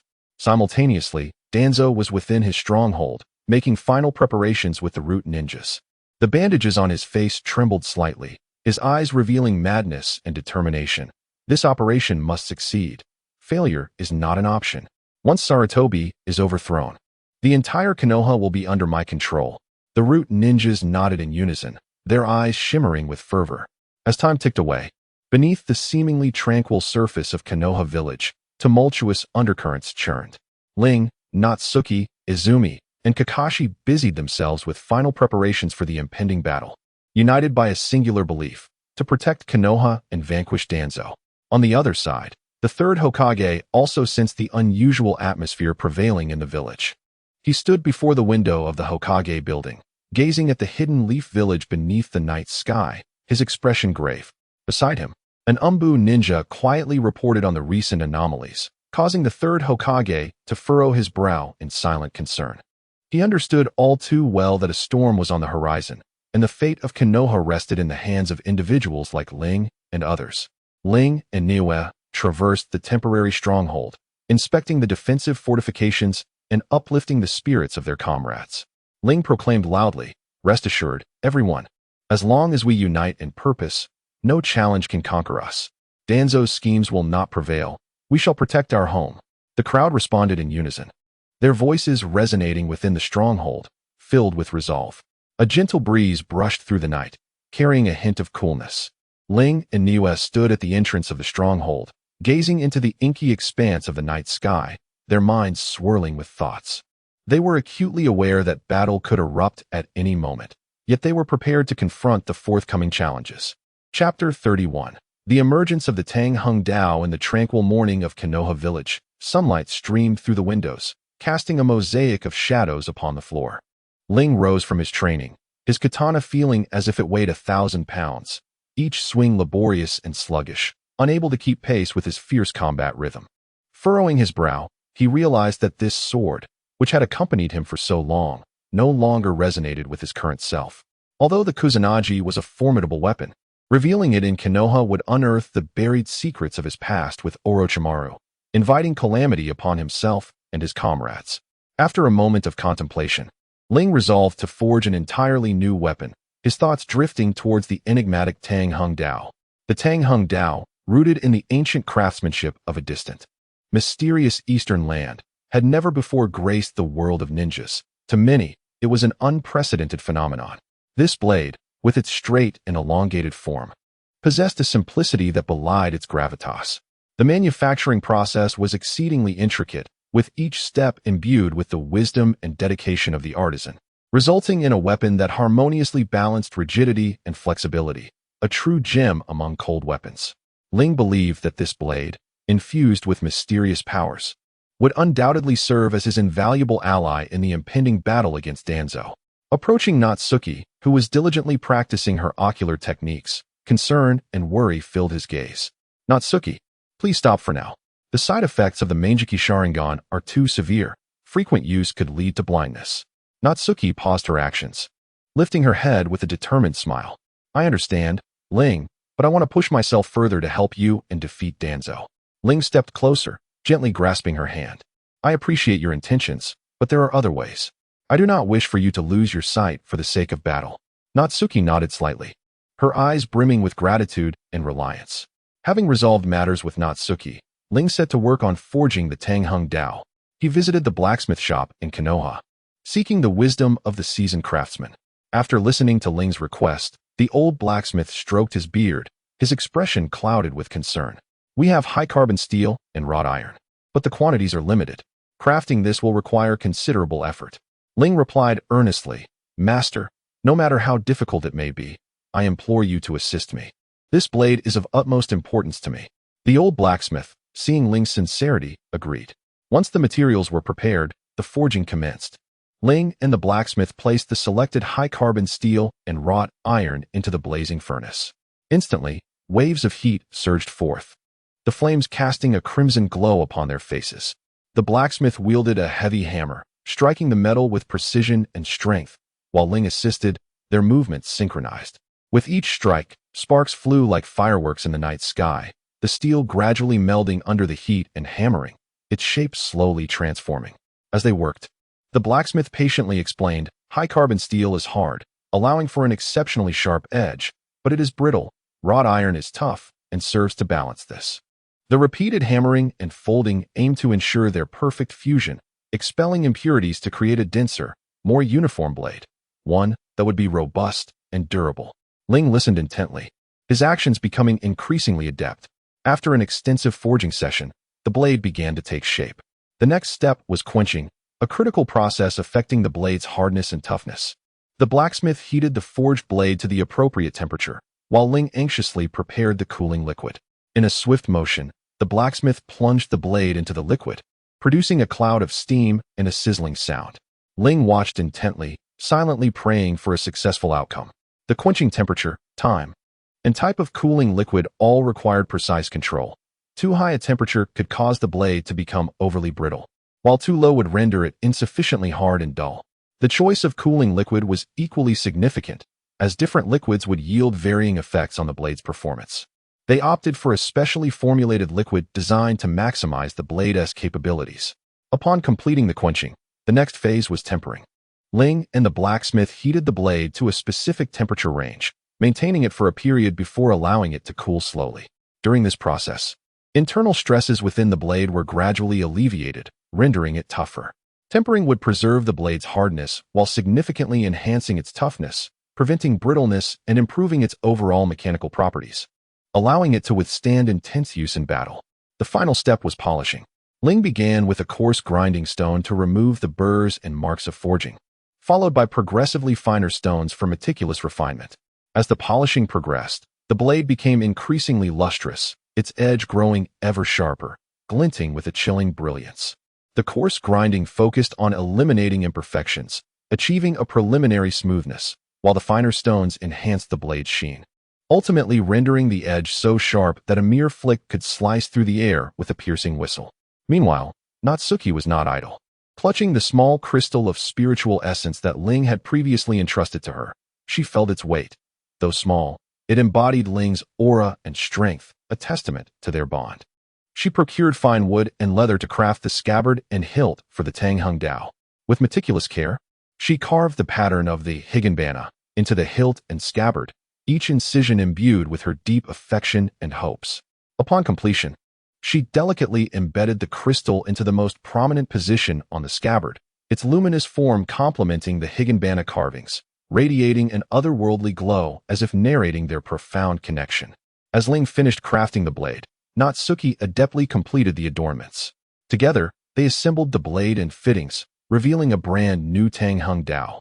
The elongated blade shimmered with a cold metallic luster, its edge honed from high-carbon steel, reflecting a chilling gleam under the sunlight, as if it could effortlessly rend the air asunder. Near the hilt, the unique patterns formed by the fusion of wrought iron and high-carbon steel appeared as if etched by the passage of time, showcasing its harmonious nature. The hilt, made of smoothly polished premium wood, felt comfortable in hand, with the higanbana carvings flowing elegantly, the petals seemingly swaying in the breeze. The scabbard, enveloped in deep brown leather, complemented the wooden hilt, with the embedded crystal casting a soft and mysterious glow, adding an enchanting flair to the entire weapon. Ling grasped the Tanghung Dao, a creation that bore the essence of both their efforts, and felt a rush of emotion. He inhaled deeply, slowly sheathing the blade. With a deft twist of his wrist, he drew forth the sword, executing a series of elegant flourishes. The sound of the scabbard slicing through the air resonated, causing the surrounding atmosphere to ripple. As the scabbard rotated, the deep brown leather appeared as flowing satin against the night sky, the higanbana carvings flickering in and out of view, while the crystal's soft glow danced in the motion, as if recounting ancient, mystical tales. Subsequently, Ling positioned his right hand behind him, securely holding the scabbard, his movements fluid and effortless.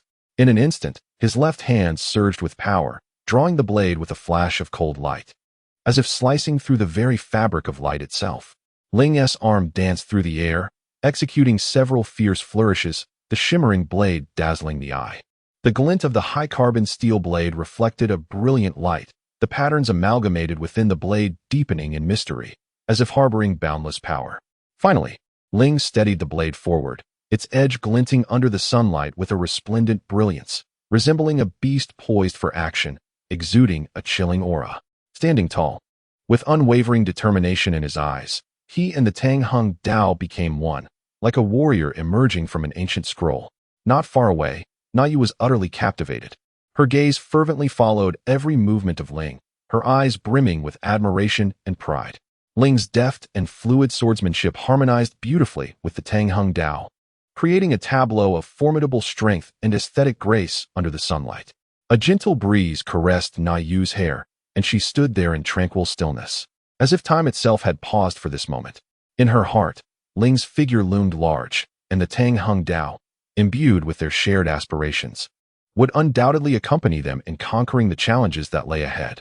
At that moment, news arrived from the spring. She had traced irregular fluctuations in Tuanzang's chakra, suggesting he was plotting something. Kakashi had also gathered further evidence of Tuanzang's collusion with the rain-hidden village.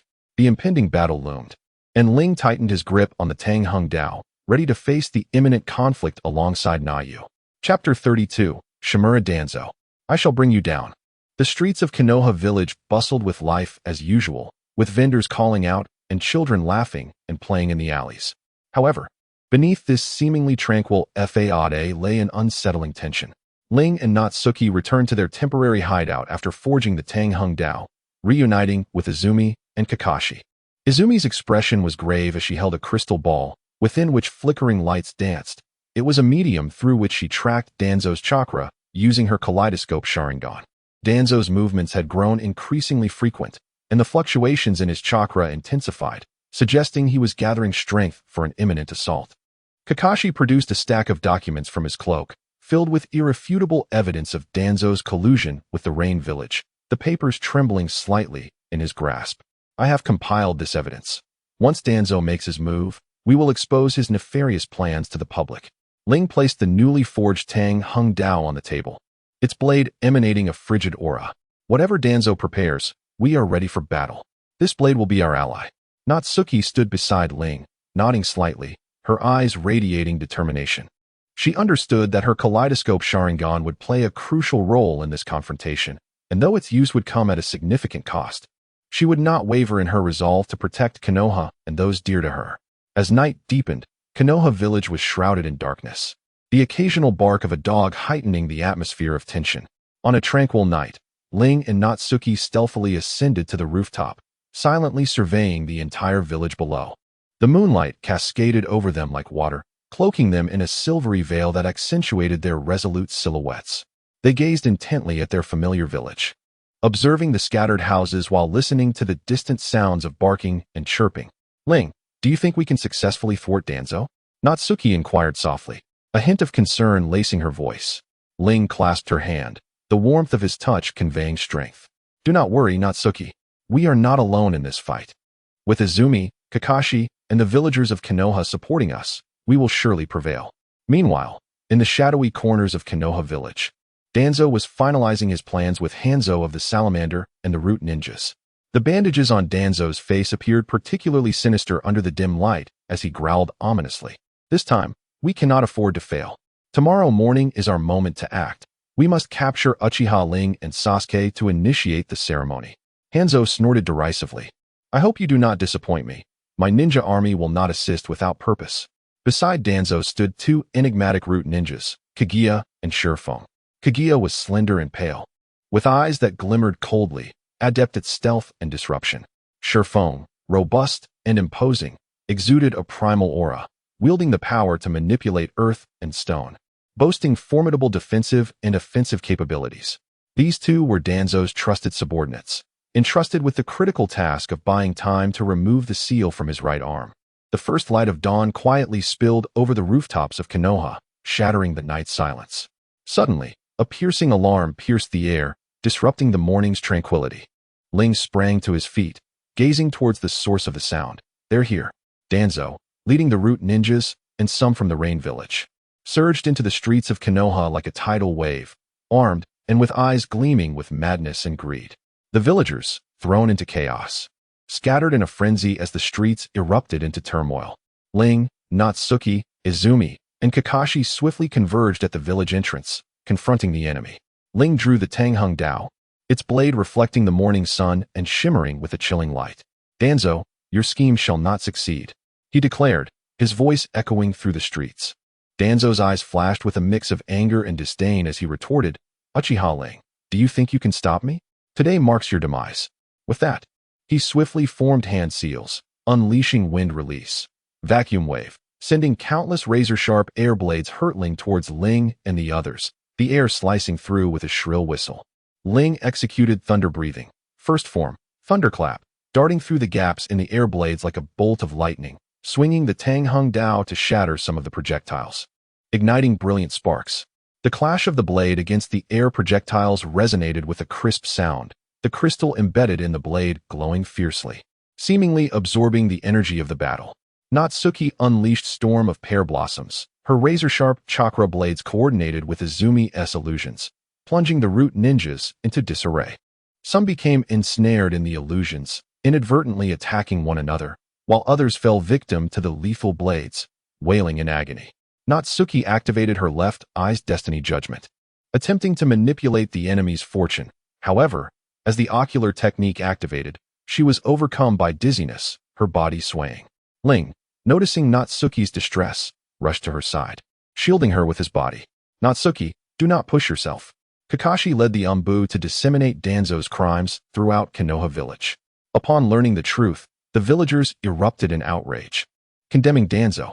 Some courageous villagers took up arms voluntarily, aiding the Umbu in their struggle against the Root Ninjas, as the streets of Konoha flickered with the flames of battle. As Danzo witnessed the unfolding chaos, his madness intensified. Realizing that conventional tactics would not lead to swift victory, he resolved to unleash the power of his Sharingan. Retreating behind Kaguya and Shurfeng, he began preparing to release the seal on his right arm. Kaguya instantly vanished, employing his stealth to create illusions around Ling and the others. obscuring their vision. Meanwhile, Shifeng pressed his hands to the ground, manipulating earth and stone to erect a formidable defensive wall, securing Danzo's position. Ling sensed Danzo's intentions, urgency coursing through him as he unleashed thunder breathing, striving to breach the defenses, only to be rebuffed repeatedly by Shifeng's earth techniques. In that moment, Ling recalled a technique he had recently mastered, Sun 5 Thunder. He centered himself, attuning to the flow of chakra within him, and then guided his pure chakra to manifest as arcs of white lightning. Palm Thunder. The electric arcs coalesced in his hands, gleaming brilliantly as they crackled with dry, scorching energy. Ling directed the Palm Thunder at Shifeng's defensive wall, the arcs striking the earth and stone with a series of sharp cracks, searing them and causing fissures to form. Shifeng's expression shifted dramatically as he increased his chakra output to reinforce the barrier. Undeterred, Ling fragmented the arcs into smaller, controllable sparks, sacrificing some potency for greater maneuverability. These sparks, resembling tiny white insects, infiltrated the cracks in the defensive wall, gnawing away at its integrity, causing it to tremble precariously. Perceiving the impending crisis, Kaguya launched a surprise attack from behind Ling. Yet Ling was prepared. He executed Thunderbolt, forcing the white arcs back into his body, invigorating his speed and strength. He spun around, swinging the Tang Hing Dao, trailing a streak of lightning that repelled Kaguya. Seizing the moment, Ling reformed the sparks into tracking-type white lightning bugs, the arcs darting like a flash of lightning, circumventing the defensive wall and hurtling towards Danzo. Danzo was compelled to halt his efforts to remove the seal, diverting his focus to counter Ling's onslaught. Yet, refusing to concede, he activated his Anaji, a strange glow enveloping his body, creating an eerie shield that rendered him immune to all harm as he charged directly at Ling. Ling maintained his composure, executing a fusion technique of black flash and thunder breathing. In an instant, the space around them distorted momentarily, the glow of his Anaji wavering, causing Danzo to flinch in surprise, momentarily faltering in his advance. At that moment, Ling suddenly recalled Kakashi's fondness for ramen and paradise of affection. Inspired, he shouted towards Kakashi, who was engaged in battle with the Umbu not far away. Kakashi, go take down Danzo, and I shall treat you to a year's worth of Ichiraku ramen, along with the complete collection of the latest edition of Paradise of Affection. Upon hearing this, a flicker of surprise crossed Kakashi's usually composed face, his eyes sparkling with excitement. Without hesitation, he leaped in front of Danzo, his Raikiri crackling ominously in his hand. Shimura Danzo, I will defeat you. With that, he charged towards Danzo, who was activating his Anaji. Meanwhile, Ling turned to face Kaguya and Shifeng, his Tang Hung Dao poised resolutely, a glimmer of determination in his eyes. You shall not escape easily. Simultaneously, Natsuki and Izumi exchanged a glance and rejoined the fray. Natsuki unleashed her eye technique once more, while Izumi supported her with illusions. The three engaged in a fierce clash with Kaguya and Shifeng, as the battle between Kakashi and Danzo escalated to a fever pitch. The air above Konoha was thick with the acrid scent of smoke, as this decisive battle for the fate of the village erupted in full force. Chapter 33, Thunderous Might. The flames of war raged fiercely in the Hidden Leaf Village, while in a secluded valley, Sasuke, still a student at the Ninja Academy, was fully engrossed in practicing the breath of lightning. With his eyes tightly shut, he sensed the flow of chakra within him, striving to transform it into the power of the lightning breath. Sweat streamed down his forehead like a faucet turned on, cascading down his cheeks like tiny rivulets. They converged at his chin before dripping onto the ground beneath him, producing faint pattering sounds. Each drop of sweat felt like a heavy burden, making it hard for him to breathe. I must become stronger. I cannot hold everyone back, Sasuke murmured softly, the image of Ling flashing in his mind, filled with concern about the progress of their battle against Danzo. Meanwhile, in the plaza before the Hokage building, the fierce battle between Kakashi and Danzo had reached a fever pitch. Kakashi was acutely aware of his opponent's formidable strength, yet remained undaunted. Chakra swirling around him as his lightning blade crackled with energy, emitting brilliant arcs of blue lightning, resembling an indomitable blade that tore through the surrounding air. He lightly tapped the ground with his foot, his figure darting forward like a flash of lightning towards Danzo, thrusting the lightning blade towards his chest. Danzo, noticing this, curled his lips into a chilling smirk, calmly activating his Anaji, a mysterious light enveloping his body. Just as the lightning blade was about to make contact, The attack vanished into thin air as if it were a mere phantasm, an illusion fading away. Seizing the moment when Kakashi was exhausted, Danzo swiftly formed hand signs and bellowed, "Wind release, vacuum sphere." In an instant, a torrent of high-pressure wind orbs erupted from his mouth, hurtling towards Kakashi like cannonballs, accompanied by a piercing whistle. Kakashi's expression turned grave as he quickly sidestepped, the wind orbs brushing past the edges of his clothing, creating deep craters in the ground. He dared not show the slightest negligence and immediately deployed Earth Release, Earth Flow Wall, raising a sturdy earthen wall to block the subsequent wind orbs.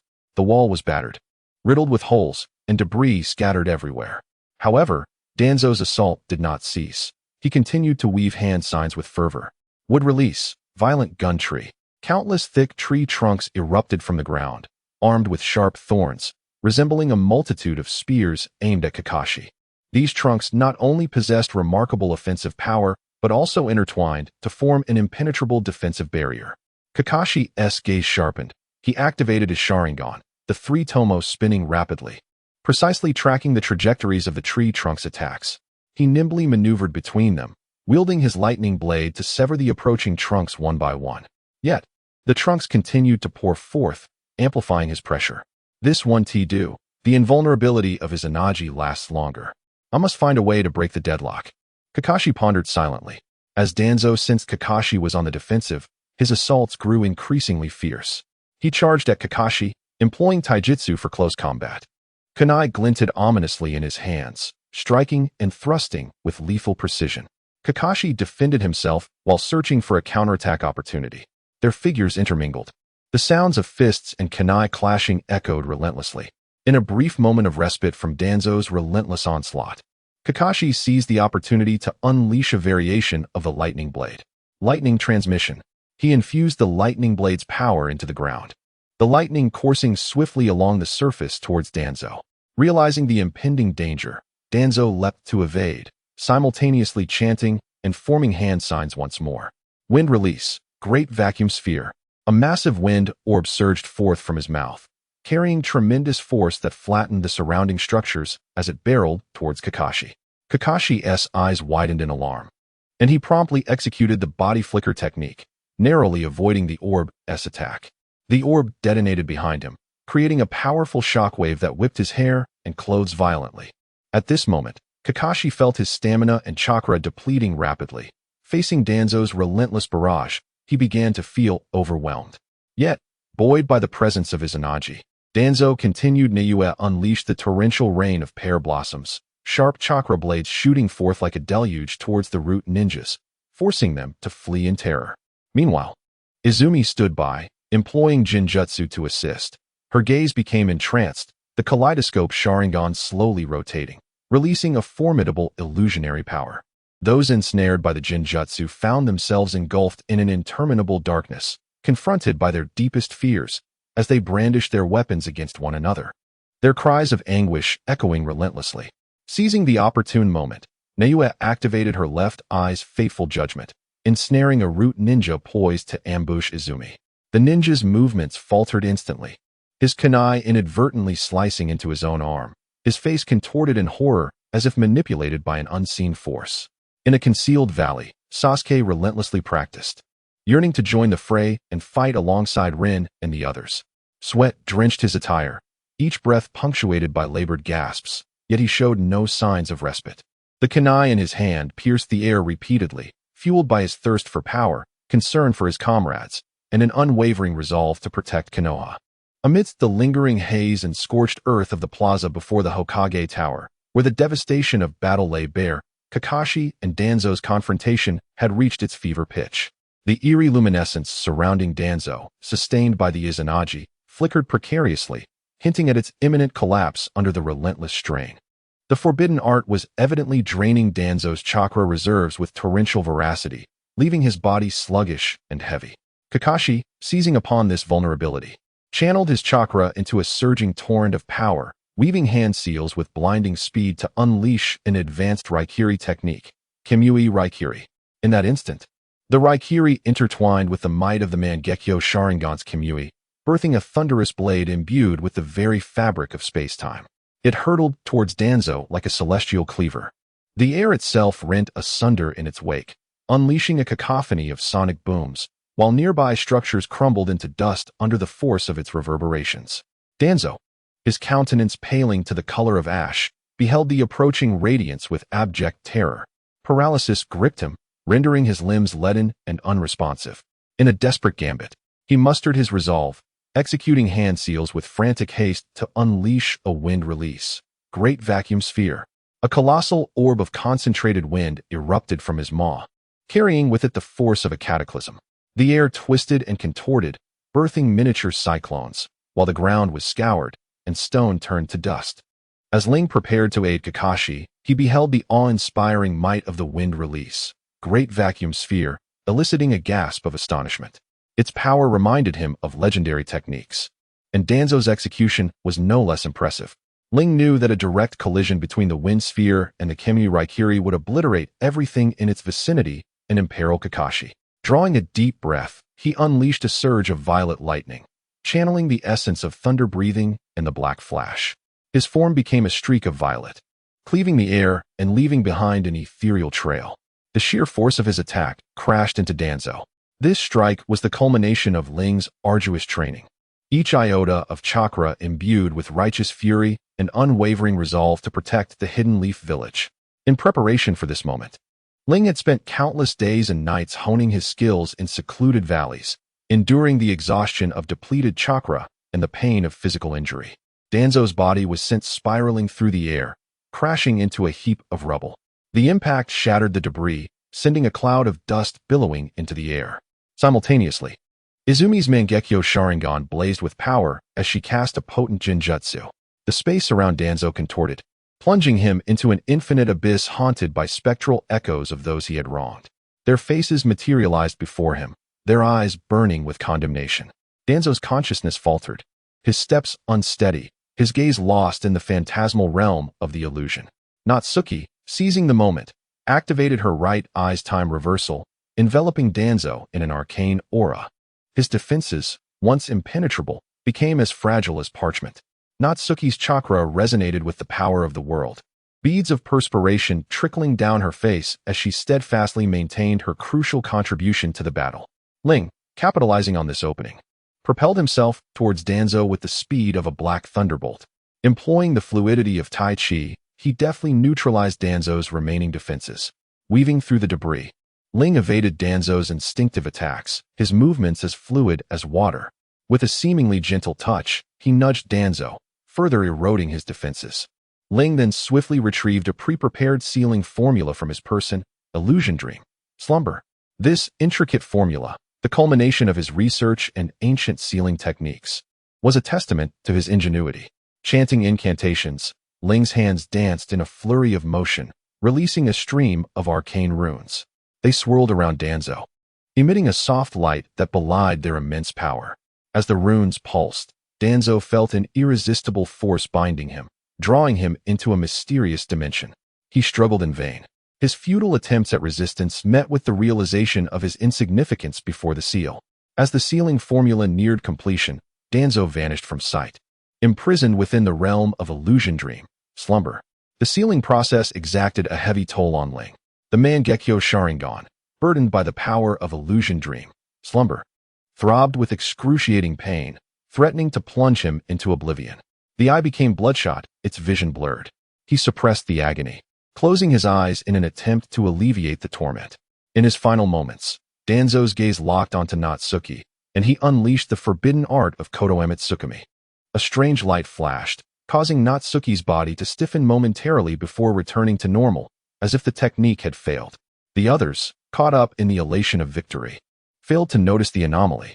Natsuki herself felt a fleeting sensation, but the intensity of the battle left her no time to ponder its significance. With Danzo's imprisonment, the root shinobi, bereft of leadership and morale, surrendered.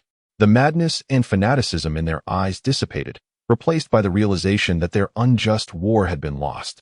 The crisis in the Hidden Leaf Village had finally abated, and the first light of dawn painted the war-torn land with a golden hue of hope. Villagers emerged from their shelters, their voices rising in jubilation. Children frolicked in the streets, while adults reveled in their deliverance. Tears glistened in the eyes of the elderly, reflecting their heartfelt relief at the prospect of embracing a peaceful existence once more. Meanwhile, the young ninjas exchanged warm embraces, rejoicing in the hard-won victory. Ling gazed at the vanishing presence of the sealed Danzo, his heart a tumult of emotions. This triumph was earned through countless sacrifices of sweat, blood, and even lives. For this moment, they had forfeited so much. The images of fallen comrades flickered through his mind, a poignant reminder of the fragility of peace. The third Hokage stood atop the Hokage building, surveying the revitalized Hidden Leaf Village, a smile of contentment gracing his face. He proclaimed the dissolution of Root, heralding the end of the insidious, blood-stained power lurking in the shadows, and ushering in a new era of tranquility. His words, amplified by a ninjutsu, resonated throughout the village, eliciting applause and cheers from the villagers who reveled in this fresh beginning. Ling, Kakashi, Natsuki, and Izumi emerged as the heroes of Konoha, their tales akin to legends, echoing through the streets and alleys of the village. They would continue to safeguard this land, to protect the serenity of Konoha, as they penned their own glorious saga. Chapter 35. Shadow's Konoha village has emerged from the shadow of Danzo's turmoil, returning to a state of tranquility as the vibrant atmosphere of festivities fills the air once more. Vendors shout their wares, their calls rising and falling like a symphony, while fresh produce and exquisite ninja tools adorn the stalls. Children laugh and play in the alleyways, chasing one another, their innocent giggles echoing through the atmosphere. The ninjas, clad in standard uniforms, diligently patrol the area, their vigilant gazes scanning their surroundings, creating an illusion of peace and harmony. Yet, Ling feels an unsettling presence, as though unseen eyes are watching from the shadows. A sense of impending crisis that clings to him, unsettling his spirit. On that clear morning, Ling engages in his daily training at the practice grounds. He wields a Tang Hung Dao, executing the breathing of lightning technique, the lightning flickering along the blade, crackling with sounds reminiscent of a fierce thunderstorm. His figure moves like a bolt of purple lightning, darting rapidly across the training field, the blade gleaming and stirring gusts of wind. However, for reasons unknown, the techniques that usually come effortlessly now reveal flaws. His thoughts drift, images of tailed beasts in agonizing struggle flashing through his mind, their roars reverberating as if they were right beside him, causing his eardrums to ache. What is happening?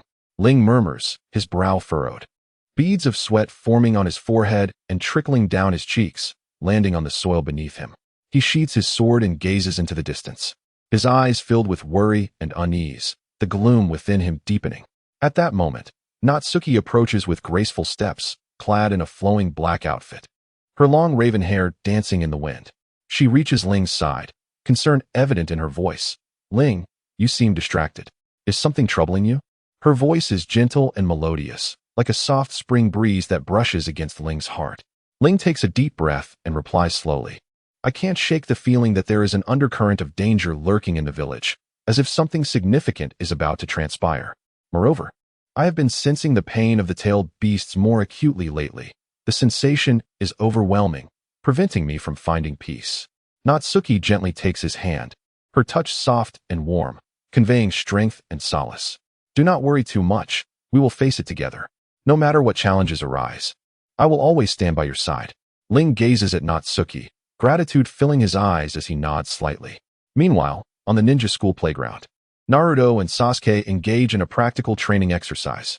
Naruto is full of energy and spirited enthusiasm as he employs the shadow clone technique, creating multiple clones that swiftly surround Sasuke amidst a cacophony of thuds. Each clone is eager, eyes gleaming with excitement, impatient to challenge Sasuke. Sasuke remains calm, his gaze resolute as he deftly evades Naruto's attacks. His focus is unwavering, akin to a keen-eyed cheetah searching for the optimal moment to counterattack. Sasuke, behold my prowess, Naruto exclaims, and one clone charges forward, throwing a punch at Sasuke. Sasuke sidesteps with the agility of a leopard, easily avoiding the blow and swiftly forming hand seals. Fire style, great fireball technique. A massive fireball erupts from his mouth, hurtling toward Naruto, its heat distorting the air in its wake. Naruto quickly employs his shadow clones for defense, the fireball detonating and sending a cloud of dust into the air, sparks flying. Haha, Sasuke, you still have a long way to go. Naruto bursts forth from the smoke, a confident grin illuminating his face. Sasuke smirks. Humph, don't celebrate too soon. The playful banter between them draws the attention of their classmates, who cheer them on, some jumping with excitement while others shout their names. On the other side of the village, in the Hokage's office, Kakashi discusses recent intelligence with the third Hokage.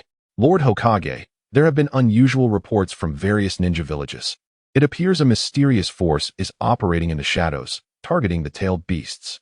Kakashi's expression is grave, his eyes reflecting deep concern. The creases on his forehead betraying the weight of his thoughts. The third Hokage's demeanor is serious as he replies, I have heard similar rumors. We must remain vigilant. Inform all ninjas to heighten their defenses, particularly in protecting the seals of the tailed beasts. We cannot allow this mysterious force to succeed. He sits in his chair, a pipe emitting tendrils of smoke, his gaze resolute and profound, as if contemplating strategies to counter the threat. At that moment, Obito Uchiha lurks in a shadowy corner, observing Konoha village's every move. Cloaked in darkness, he wears a mask adorned with whirlpool patterns, revealing only one Sharingan eye, cold as frost, a sinister smirk curling his lips. Filled with schemes and calculations. Konoha village, soon you will realize my true power. The tailed beasts will become mere tools for my ambitions. This world shall soon be under my dominion. With that, he vanishes into the darkness, leaving only a whisper of wind, as if he had never been there. Back home, Ling immerses himself in a pile of ancient texts, searching for clues about the tailed beasts and this mysterious force. His room is cluttered with books, stacked high, taking up nearly half the space. Some of these tomes are yellowed with age, exuding a musty aroma, chronicling ancient ninjutsu and history. The flickering candlelight casts a warm glow on his focused face, his eyes reflecting determination and resolve, missing no detail. Suddenly, he discovers a book detailing ancient ninjutsu, mentioning a technique capable of summoning the souls of tailed beasts, spiritual binding and dispatching. Isn't this my own spiritual binding and dispatching? Why does it exist in the world of Hokage? No. Could this be the reason I sense the tailed beast's suffering? Ling's heart stirs, as if glimpsing a glimmer of hope in the darkness, and he eagerly continues to read. The book elaborates on the method and precautions for performing the technique, plunging Ling into deep contemplation. His fingers lightly tap the table as he ponders the secrets it holds. After a moment, he resolves to attempt the technique, hoping to uncover more clues regarding the tailed beast crisis. That night, Ling ventures alone into the forest beyond the village. The moonlight spills onto the ground, casting mottled shadows of trees, reminiscent of a mysterious ink wash painting. The forest is eerily silent, interrupted only by the occasional chirp of insects, breaking the night's stillness. Ling inhales deeply and begins forming seals to perform the spiritual binding and dispatching. As he moves, the air thickens with an enigmatic energy, a strange aura enveloping him, instilling a sense of unease. Come forth, spirit of the tailed beast. Ling calls out, and faint, ethereal figures gradually materialize, revealing fragments of the tailed beast's souls.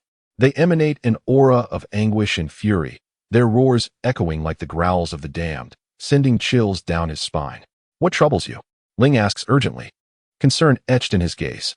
The tailed beast spirits convey the torment of being imprisoned by Obito Uchiha, their powers siphoned away, each word piercing Ling's heart like a dagger. A fire ignites within Ling, his fists clenching tightly, knuckles turning white, his gaze radiating unwavering determination. Cursed Obito, I will not let your scheme succeed. I shall save you and protect the peace of this world. Upon returning from the forest to the village, Ling finds Natsuki and shares his discoveries with her. After listening, Natsuki's eyes shine with resolve. Ling, whatever decision you make, I will support you. Together, we will rescue the tailed beasts and safeguard Konoha village. I firmly believe that as long as we unite our efforts, we shall undoubtedly triumph over adversity. Ling nodded, a warm current surging within him.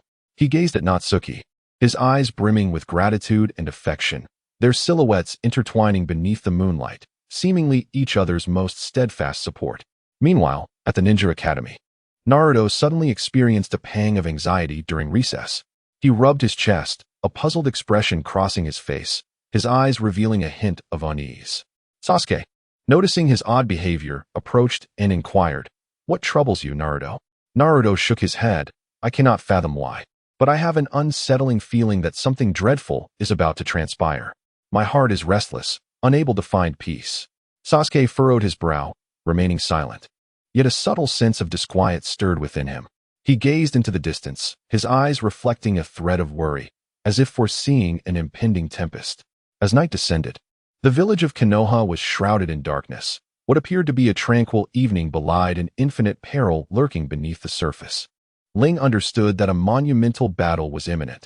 He must prepare thoroughly to confront Obito in a life-or-death struggle, to rescue the tailed beasts and safeguard all that he held dear.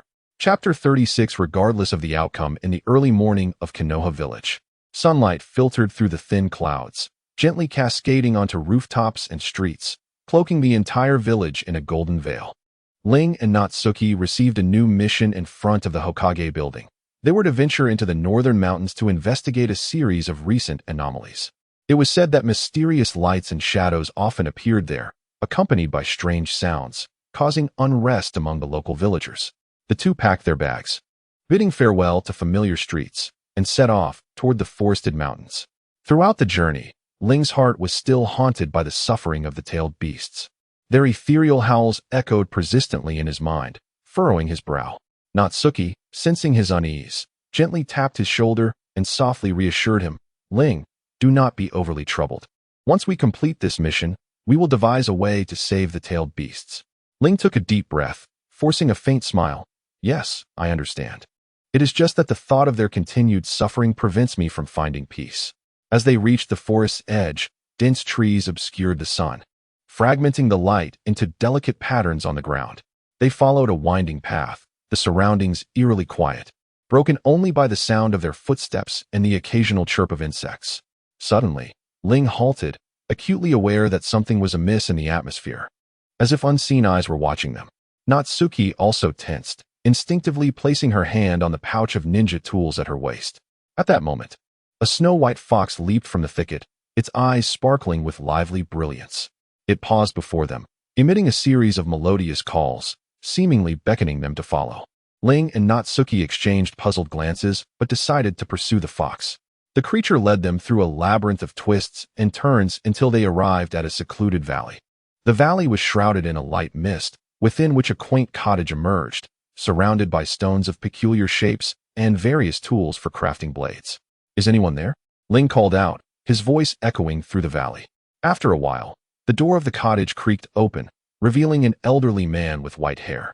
His gaze bore the weight of time, yet his movements radiated a unique grace. He looked at Ling and Natsuki, calmly inquiring, "Who are you? What brings you here?" Ling stepped forward respectfully. "Greetings, elder. We are ninjas from Konoha village, here to investigate some anomalies. We encountered a white fox along the way and followed it here, unintentionally intruding. We hope for your understanding." The elder nodded slightly, scrutinizing them before saying, "Since you are here, come inside and rest." Inside the cottage, the decor was simple yet rustic, with various uniquely shaped blades hanging on the walls, each exuding its own aura. One particular blade captured Ling's attention. Its hilt was intricately carved with patterns that seemed to narrate an ancient tale. Noticing Ling's fascination, the elder spoke softly. "That blade is one I forged in my youth, accompanying me through many years." Through their conversation, Ling learned that the elder was named Muramasa, a legendary blacksmith from the Land of Iron, renowned for crafting blades of unparalleled sharpness within the ninja world. However, weary of the endless conflicts brought by years of war, he chose to retreat to this tranquil life. Ling thought of his own broken blade. Though damaged, it held countless memories and traces of battles fought. He carefully retrieved the shattered weapon from his pouch, presenting it to Muramasa with sincerity. "Elder, this blade holds great significance for me. Might you assist me in restoring it? Or perhaps forge a brand new weapon from its remnants?" Muramasa examined the broken blade closely, his fingers gently tracing the cracks, revealing a flicker of surprise in his eyes. "This blade has endured many battles. It has withstood considerable assaults. Indeed, the material is of high quality." Ling nodded slightly, recalling the moments shared with this blade during confrontations and the crises it had helped avert. After listening, Muramasa pondered for a moment. Restoring this blade is not a difficult task, yet crafting a new weapon will require some special materials. Ling eagerly inquired, "What materials do you need, elder? I will spare no effort to procure them." Muramasa's gaze deepened as he responded, "I require tailed beast blood. This material contains immense energy, capable of bestowing unique attributes to the weapon, transforming it into a true divine blade. However, the power of the tailed beasts is formidable and perilous. Obtaining it is no easy feat. Ling's heart trembled at the mention of tailed beast blood, for it was intrinsically linked to his plan to save the tailed beasts. He recalled the agony he felt when summoning the souls of the tailed beasts, his brow furrowing once more. Natsuki, understanding his thoughts, gently grasped Ling's hand, offering him an encouraging glance. Ling inhaled deeply and declared to Muramasa, "Elder, I will find a way to obtain the tailed beast blood, but it will take time." Muramasa regarded Ling's resolute expression and nodded slightly. "Very well, I believe in you. During your search for the tailed beast blood, I shall prepare the other materials. And when you return, we shall commence the forging of the weapon." As Ling and Natsuki bid farewell and departed the valley, the white fox reappeared, watching them as they left. Upon their return to the village, Ling and Natsuki wasted no time in gathering information regarding the tailed beast blood. They ventured to the Konoha village library, which housed countless precious tomes, the ancient pages exuding a unique scent of aged paper. Ling stood before a towering bookshelf, gazing up at the rows of books with focused urgency, flipping through the yellowed pages, determined not to overlook any potential clue. Meanwhile, Natsuki organized material at a nearby desk, her slender fingers swiftly turning pages, occasionally sharing her findings with Ling. "Look at this," Natsuki pointed to a passage in an ancient text. "It states that tailed beast blood contains immense energy, but the extraction process is exceedingly perilous. A moment's carelessness could provoke the tailed beasts, resulting in catastrophe. Furthermore, the tailed beasts are sealed within various ninja villages, and acquiring their blood must be done through proper channels. Otherwise, it could incite conflict among the villages." Ling contemplated the text, lost in thought. He understood that obtaining tailed beast blood would not be a simple endeavor. He would have to confront the formidable power of the tailed beasts while navigating the intricate web of interests and relationships involved. Meanwhile, at the Ninja Academy, Naruto and Sasuke had also heard of Ling and Natsuki's mission. Naruto excitedly remarked to Sasuke, "Hey, Sasuke, what do you think is in that forest where Ling and the others are investigating? Could there be something fun?" Sasuke shot him a withering glance. "Stop daydreaming. They are on a mission, not a leisure trip. However, there have indeed been some unusual occurrences in the village lately, which may be related to their investigation." Naruto scratched his head. "True. I hope they complete their mission smoothly. I want to be like them someday, and become an excellent ninja to protect the village." Sasuke observed Naruto's determined gaze, feeling a subtle stirring within himself, yet he remained silent. That night, Ling lay in bed, staring at the ceiling, his mind a whirlwind of thoughts. Tailed beast blood, Muramasa's request, the impending battle, each weighed heavily upon him. Yet, he felt a flicker of anticipation. Once he obtained the tailed beast blood and forged that divine weapon, perhaps he could gain the upper hand in the battle against Obito, saving the tailed beasts and safeguarding Konoha village. He closed his eyes, inhaled deeply, and silently resolved to find a way to obtain the tailed beast blood, no matter how arduous the path ahead. On the following morning, Ling and Natsuki reconvened, resolved to seek the counsel of some seasoned ninjas in the village, who might possess knowledge of the clandestine means to obtain the blood of tailed beasts. Their first visit was to the residence of a retired jonin named Hayabusa. His hair, now gray, and his face etched with the marks of time, belied the sharpness of his gaze. Upon hearing their intentions, his brow furrowed deeply as he spoke slowly. "The blood of tailed beasts is a forbidden substance. Many years ago, a ninja attempted to acquire the blood of the one-tail, Shikaku, resulting in a minor conflict between Sunagakure and Kanahagakure, with countless casualties." Ling and Natsuki exchanged a solemn glance, their expressions laden with gravity. After departing from Hayabusa's abode, they consulted several other elderly ninjas, receiving similar warnings that the pursuit of tailed beast blood was perilous and should not be undertaken lightly. Yet, Ling remained undeterred, his resolve only strengthened by their caution. As evening descended, Ling and Natsuki arrived at the lakeside, where the water shimmered under the embrace of the setting sun. Ling gazed into the lake and suddenly declared, "Natsuki, I have made my decision. No matter the obstacles, I shall endeavor to try. The tailed beasts are suffering, and we cannot turn a blind eye, especially as this pertains to forging a divine weapon to combat that villain." Natsuki gently leaned against Ling's shoulder, affirming, "I will accompany you, regardless of the outcome. We shall face it together." Chapter 37. The The cunning Natsuki, unbeknownst to the villagers, winter had quietly arrived in Konoha. The biting cold wind howled through the streets, and the last leaves clung to the branches before gracefully cascading down, carpeting the village in a tapestry of gold and brown. Soon, large snowflakes began to drift from the sky, dancing lightly like willow catkins. The snowfall arrived unexpectedly yet perfectly, as if it were a divine feast prepared specifically for Konoha. The pristine white snow blanketed the village overnight, transforming it into a dreamlike world of ice and snow, resembling a fairy tale.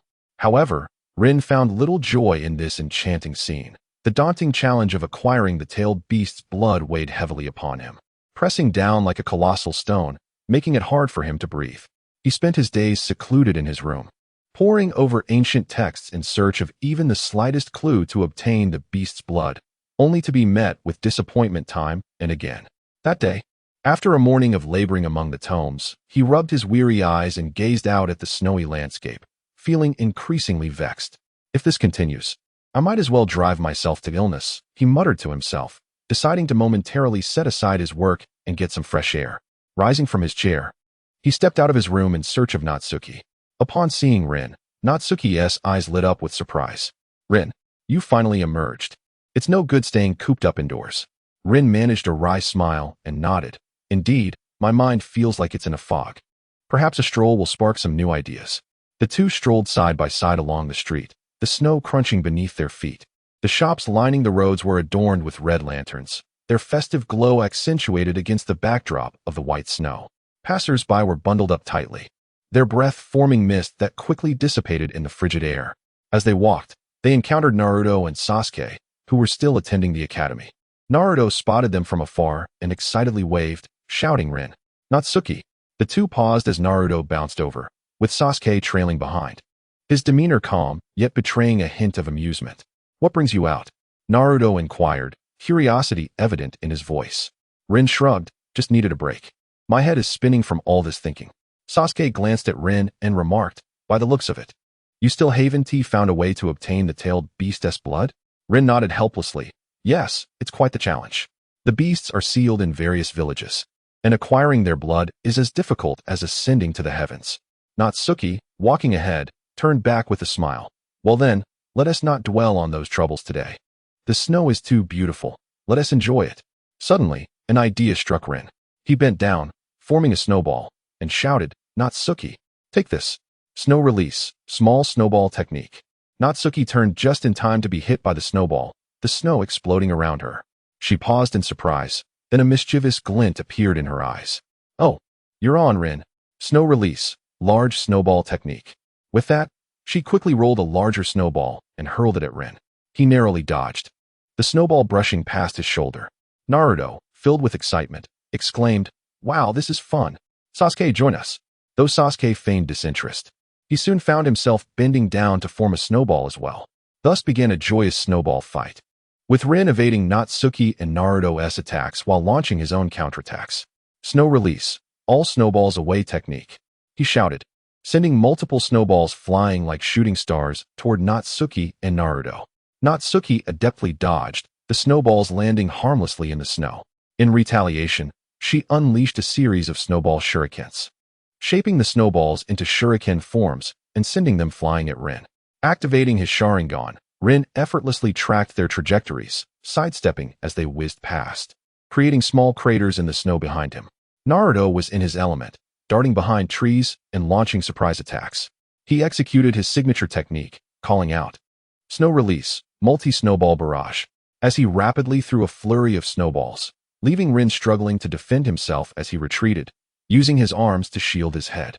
Sasuke stood off to the side, calmly forming snowballs and occasionally launching precise strikes. He stealthily approached Naruto, and when he was just a few steps away, he suddenly stood upright, launching a snowball at Naruto's face while shouting, Snow release, snowball face technique.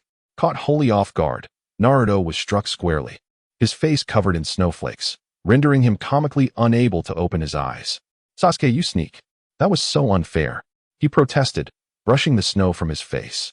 Seizing the opportunity, Rin dashed toward Natsuki, intent on executing the snow release, snowball face technique on her as well. Sensing his approach, Natsuki curled her lips into a sly smile. Just as Rin was about to reach her, she crouched low, swiftly sweeping her hands through the snow, then sprang up, throwing 2 handfuls of snow into Rin's eyes, instinctively closing his eyes to evade. Rin found himself at a disadvantage as Natsuki quickly formed a snowball and hurled it at his chest, exclaiming, "Snow release. Direct hit technique." The snowball struck him hard, causing him to stumble backward, nearly losing his balance. "Cunning Natsuki," Rin exclaimed, half laughing, half annoyed at her trickery. With a chuckle, Natsuki covered her mouth. "All is fair in love and war. It's a tactic." After frolicking in the snow for a while, Rin felt a warmth spread through him, his worries momentarily forgotten. He looked at Natsuki's flushed cheeks and radiant smile, and a wave of warmth surged within him. Suddenly, an idea struck him, and he called out, "Behold my ultimate technique, snow release, endless snowfall."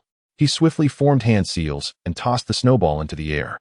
It exploded mid-flight, showering the area with countless tiny snowflakes that enveloped Natsuki, Naruto, and Sasuke. Natsuki gazed at the swirling snowflakes, her eyes wide with delight. Determined to counter, she unleashed her strongest technique, snow release, super large snowball technique.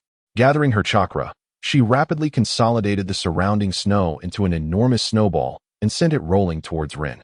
Seeing the colossal snowball barreling toward him, Rin's heart raced. He quickly activated the lightning breathing technique, a surge of lightning forming beneath his feet as he retreated swiftly. The snowball rolled past him, sending snow flying in its wake. Naruto watched in awe. "Wow, you guys are amazing. I want to be that strong too." Though Sasuke remained silent, a glimmer of envy shone in his eyes. After exhausting themselves in play, they collapsed onto the snow, panting and smiling. After a brief respite, Rin and Natsuki bid farewell to Naruto and Sasuke, continuing their leisurely stroll through the village. They arrived at a small riverbank outside the village, where the water had frozen solid, glistening under the sunlight. Rin gazed at the ice, his thoughts drifting back to the matter of the tailed beast's blood. "Natsuki, do you think we can truly find a way to obtain the tailed beast's blood?" he asked softly. Natsuki grasped his hand reassuringly. "We absolutely can, Rin. Together, we will find a solution. Though the path ahead may be fraught with challenges, as long as we do not give up, we will surely succeed." Rin looked into Natsuki's determined eyes, and gradually, the shadows in his heart began to lift. "Yes, I believe we can." Ling remarked that perhaps, much like the snowball fight today, one can discover joy and hope even amidst seemingly insurmountable challenges. Perhaps by adopting a different perspective, a method to procure the tailed beast's blood might reveal itself. Natsuki nodded with a smile, affirming, "Indeed, we must not be daunted by difficulties. Just as you continually devised new tactics during the snowball fight, solutions to our problems will invariably arise." The two lingered by the riverside for a while, savoring the tranquility and beauty of the winter day. Subsequently, they rose and made their way back to the village. Upon returning home, Ling felt significantly rejuvenated. The anxiety and fatigue that had once weighed upon him had notably lessened. He resolved to reorganize his thoughts and re-engage in the quest for a means to acquire the tailed beast's blood. That evening, Ling settled in his room, once again poring over the ancient texts. This time, he approached his search with a calm mind, meticulously analyzing each clue rather than proceeding blindly. He reflected on his conversation with Muramasa and the insights gleaned from other ninjas, striving to identify a potential breakthrough.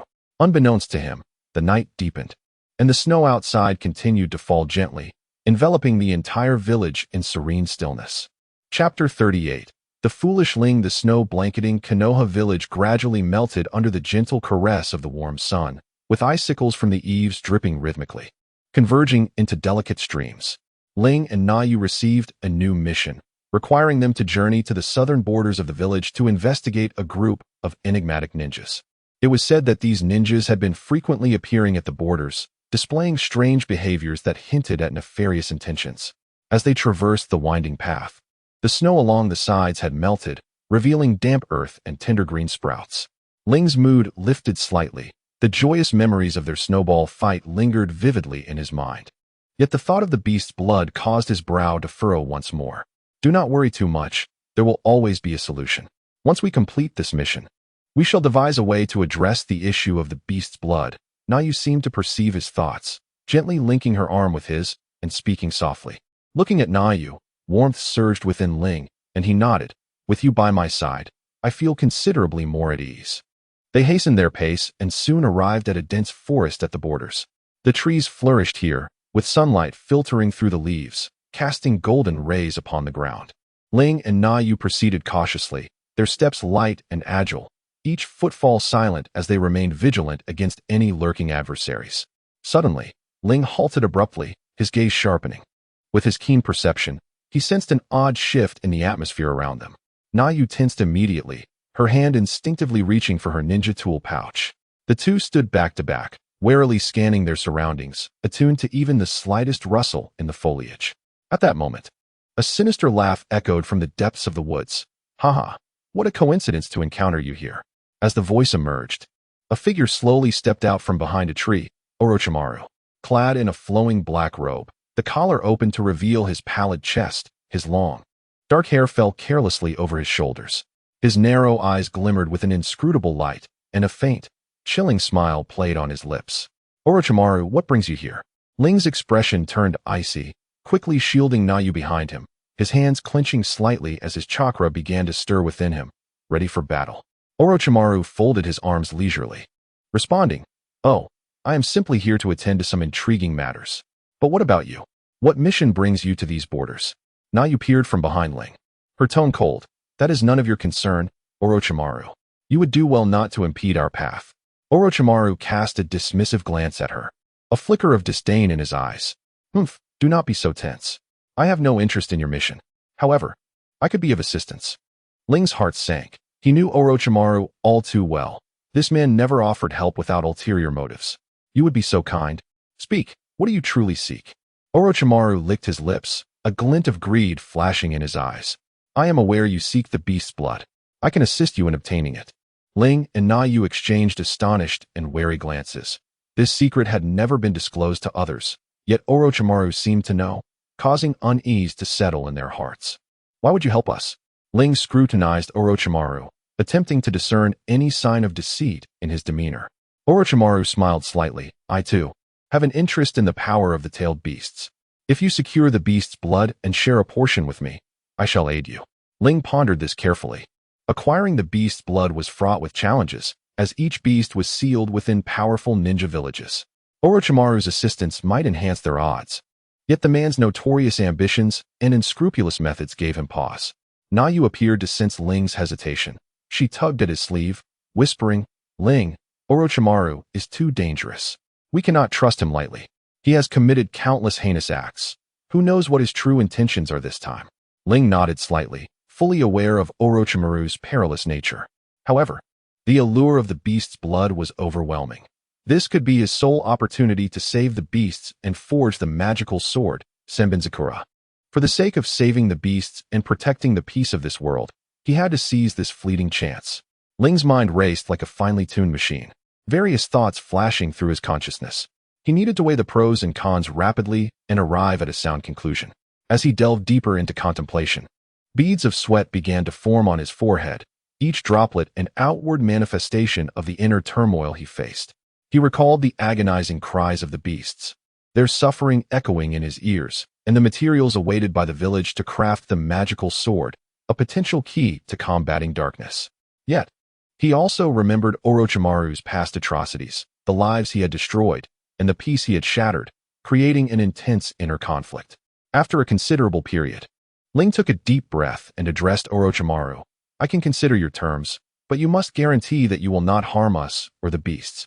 Should you dare to play tricks, I will risk my life to thwart your plans." Orochimaru laughed heartily. "Ha, fear not. As long as I can obtain the beast's blood, I shall not trouble you. I, Orochimaru, am a man of my word." Ling understood that collaborating with Orochimaru was fraught with peril, yet he had no alternative if he wished to achieve his goals. In the ensuing time, they began to strategize the acquisition of the beast's blood. Orochimaru elaborated on his plan, revealing that he had already discovered the whereabouts of Shikaku, the One-Tail, and knew the vulnerabilities in Tsunagekyu's defenses. Ling and Na Yu listened attentively, occasionally voicing their questions and concerns, leaving no potential issues unexamined. Na Yu furrowed her brow, stating, "Tsunagekyu's defenses over Shikaku must be incredibly tight. If we act recklessly, we could easily be discovered. They are undoubtedly set with numerous traps and defenses. Even the slightest misstep could lead us to our doom." Orochimaru sneered. That is precisely why you need my assistance. I possess means to elude their detection. I have placed informants within Sunagakure, fully aware of their patrol routes and defensive strategies. Provided we plan meticulously, we can indeed succeed in obtaining a portion of Shikaku's chakra. Ling contemplated for a moment before responding. Even if we evade Sunagakure's ninjas, Shikaku's power should not be underestimated. How do we intend to confront it? A mere strike could obliterate us. A peculiar glint flickered in Orochimaru's eyes. You need not worry about that. I have the Edo Tensei technique, allowing me to summon powerful ninjas to restrain Shikaku. This will grant us the opportunity to acquire its chakra. I can summon past strong figures from Sunagakure, who are familiar with Shikaku's habits and can better contain it. Although Ling remained skeptical of Orochimaru's plan, he found no better alternatives at present. He glanced at Nayu, who subtly nodded in support of his decision.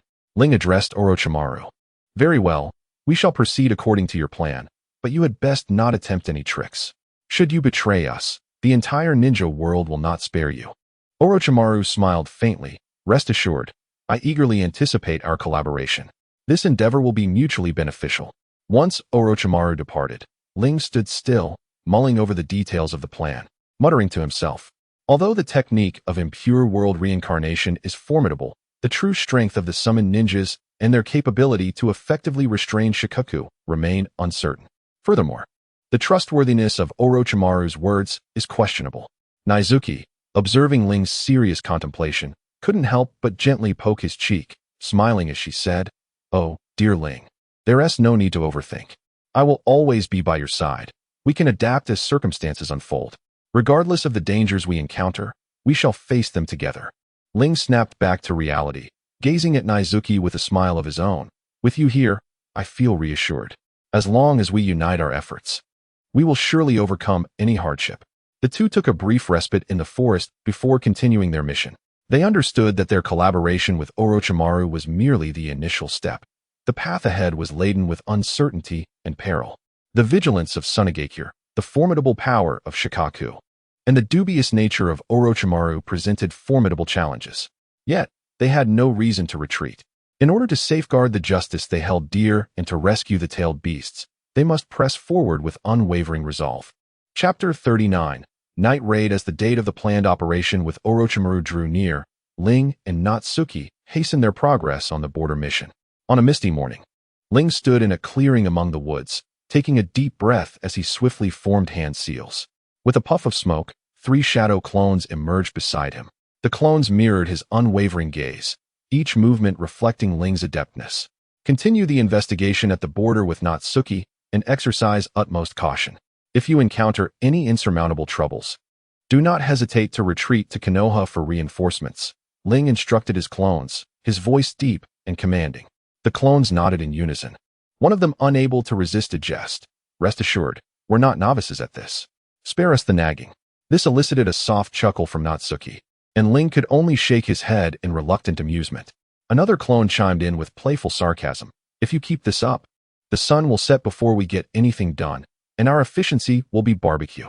The clones joined Natsuki, and the 4 of them set off deeper into the border.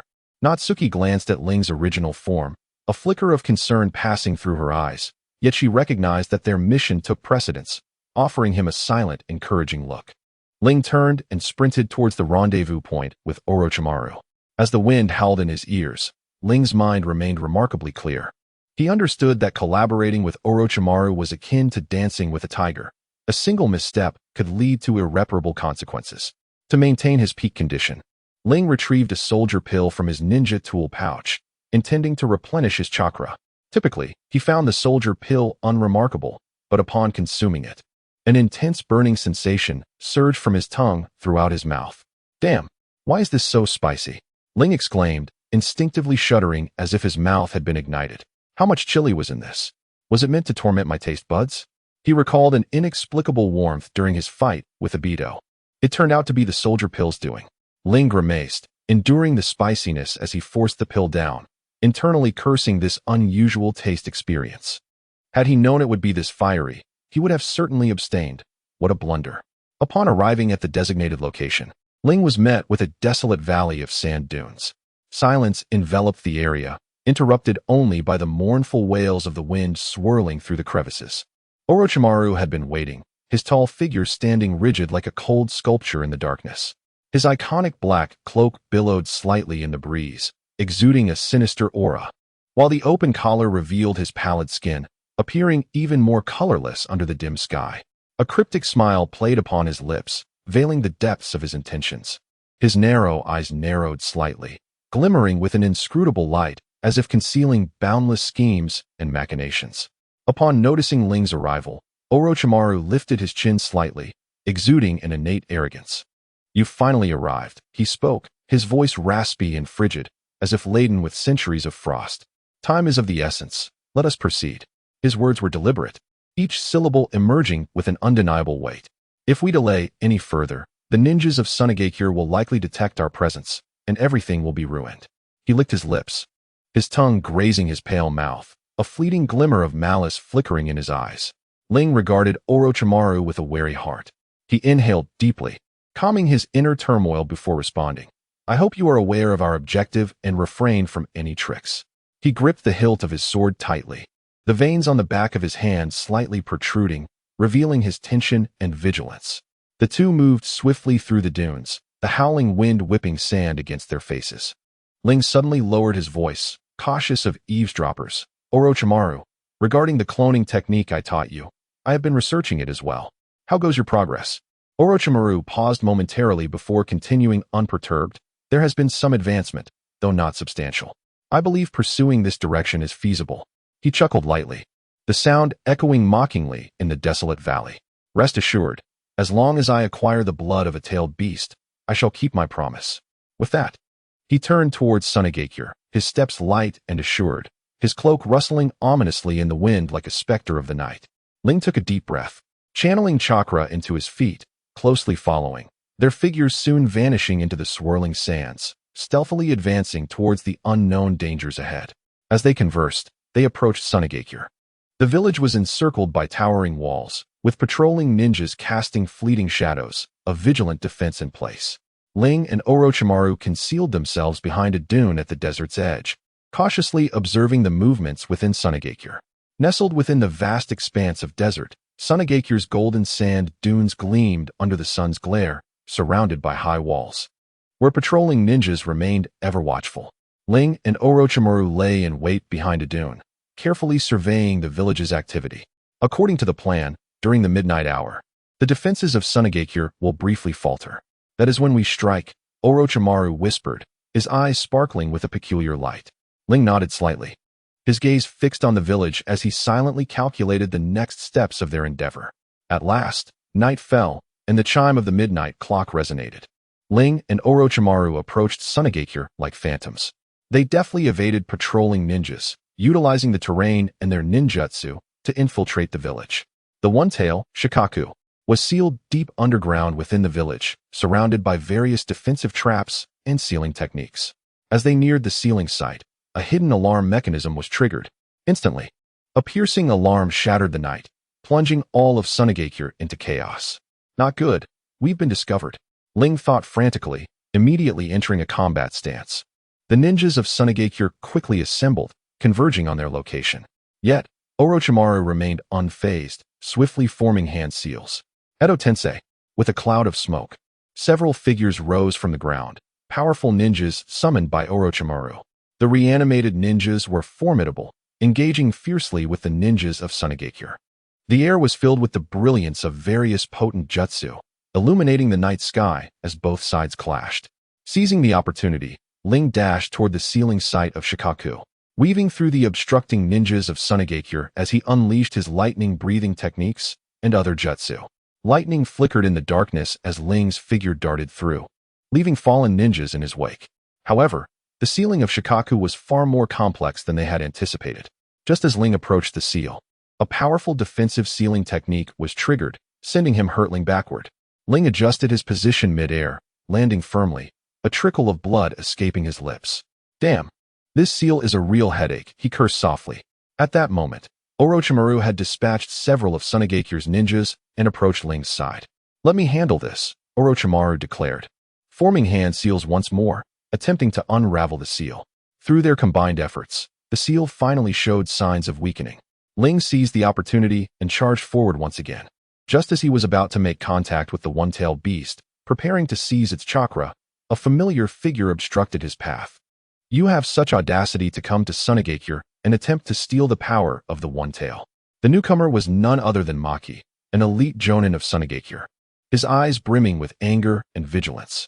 Ling and Orochimaru exchanged a knowing glance, understanding that a fierce battle was inevitable. Let's see if you possess the capability to stop us. If I do not acquire the one-tail's chakra today, I shall not be called Ling, Ling declared coldly. Drawing his Tang Dao, which shimmered with lightning, emanating a formidable aura. Thus, a more intense confrontation commenced in the underground sealing chamber of Sunagakure. Ling was acutely aware that he not only had to overcome the obstacle before him, but also remained ever vigilant of Orochimaru's every move. A moment's carelessness could lead to his ultimate failure. Chapter 40. The chaos of battle. Ling stood face to face with Orochimaru and Maki. The atmosphere in the underground sealing chamber of Sunagakure charged with tension, as if the very air had ignited. You have trespassed into Sunagakure, daring to seize the chakra of Shikaku. Today shall be your grave, Maki bellowed, his voice echoing through the vast subterranean space. With a firm grip on his Tang horizontal sword, Ling felt the electric energy dancing along the blade. He coldly replied, "You are insufficient to impede our path." Orochimaru, standing slightly aside, wore a half-smile, his hands subtly forming seals within his sleeves, preparing to summon the reanimated ninjas at any moment. Maki was the first to strike, quickly forming hand seals. Wind release, blade of wind.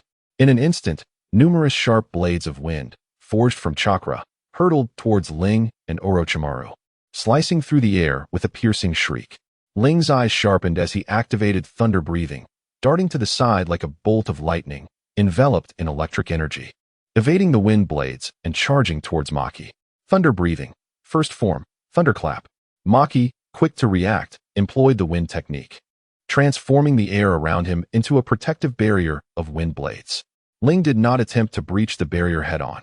Instead, he performed a somersault mid-air, harnessing the power of lightning to propel himself at incredible speed to Maki's rear, swinging his blade for a rapid strike. Thunder breathing, fourth form, distant thunder. Maki deftly sidestepped, countering with a backhanded wind blade aimed at Ling. Ling parried with his Tang sword, the clash of lightning against the wind blade creating a crackling sound that sparked a flurry of embers. Seizing the moment of conflict, Orochimaru hastily formed seals. Reanimation. A cloud of smoke enveloped the area, and the previously summoned reanimated ninjas reappeared, launching themselves at Maki, unfazed by the multitude of foes. Maki inhaled deeply and exhaled a toxic mist.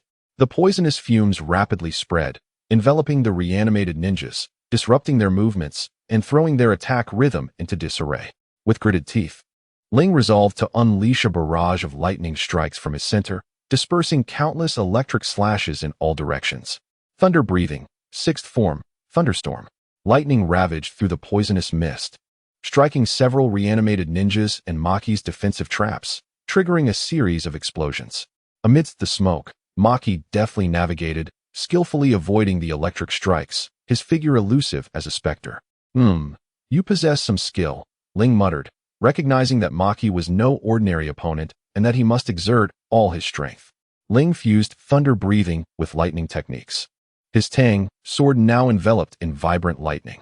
Streams of violet electricity shot forth from the blade, akin to a volley of deadly arrows aimed at Maki. Maki quickly employed wind release to deflect the bolts, the clash of wind and lightning generating a formidable gust that sent sand and debris swirling around them. As the fierce battle raged on, a powerful aura emerged from the distance. Ling felt a jolt of alarm as he sensed a chakra fluctuation several times more potent than Maki's. It seems reinforcements from Sunagakure have arrived, Orochimaru remarked coldly. Yet his visage bore no sign of fear. The newcomer was none other than the fourth Kazekage, Raza, dressed in ornate Kazekage attire and wearing a straw hat. He bore a massive gourd of sand upon his back. Raza's icy gaze swept over the battlefield, quickly assessing the skirmish between Maki, Ling, and Orochimaru. You have audacity, intruders. How dare you invade Sunagakure and harm our ninjas? Raza thundered, forming hand seals with haste. Magnet release, gold sand. Instantly, a torrent of golden sand surged from the ground. Animated under Raza's command, rushing toward Ling and Orochimaru. Ling, recognizing the imminent threat, initiated water-breathing, landform, spiraling vortex, channeling chakra into the surrounding air to create a powerful whirlpool, attempting to repel the golden sand. However, Raza's control over the sand was too formidable. Though the vortex slowed its advance, it could not halt its relentless approach. Orochimaru summoned additional reanimated ninjas to counter the assault of the gold sand. The reanimated ninjas unleashed various techniques, engaging fiercely with the golden onslaught.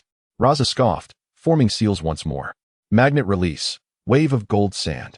The golden sand transformed into a crashing tide, engulfing the reanimated ninjas in an instant.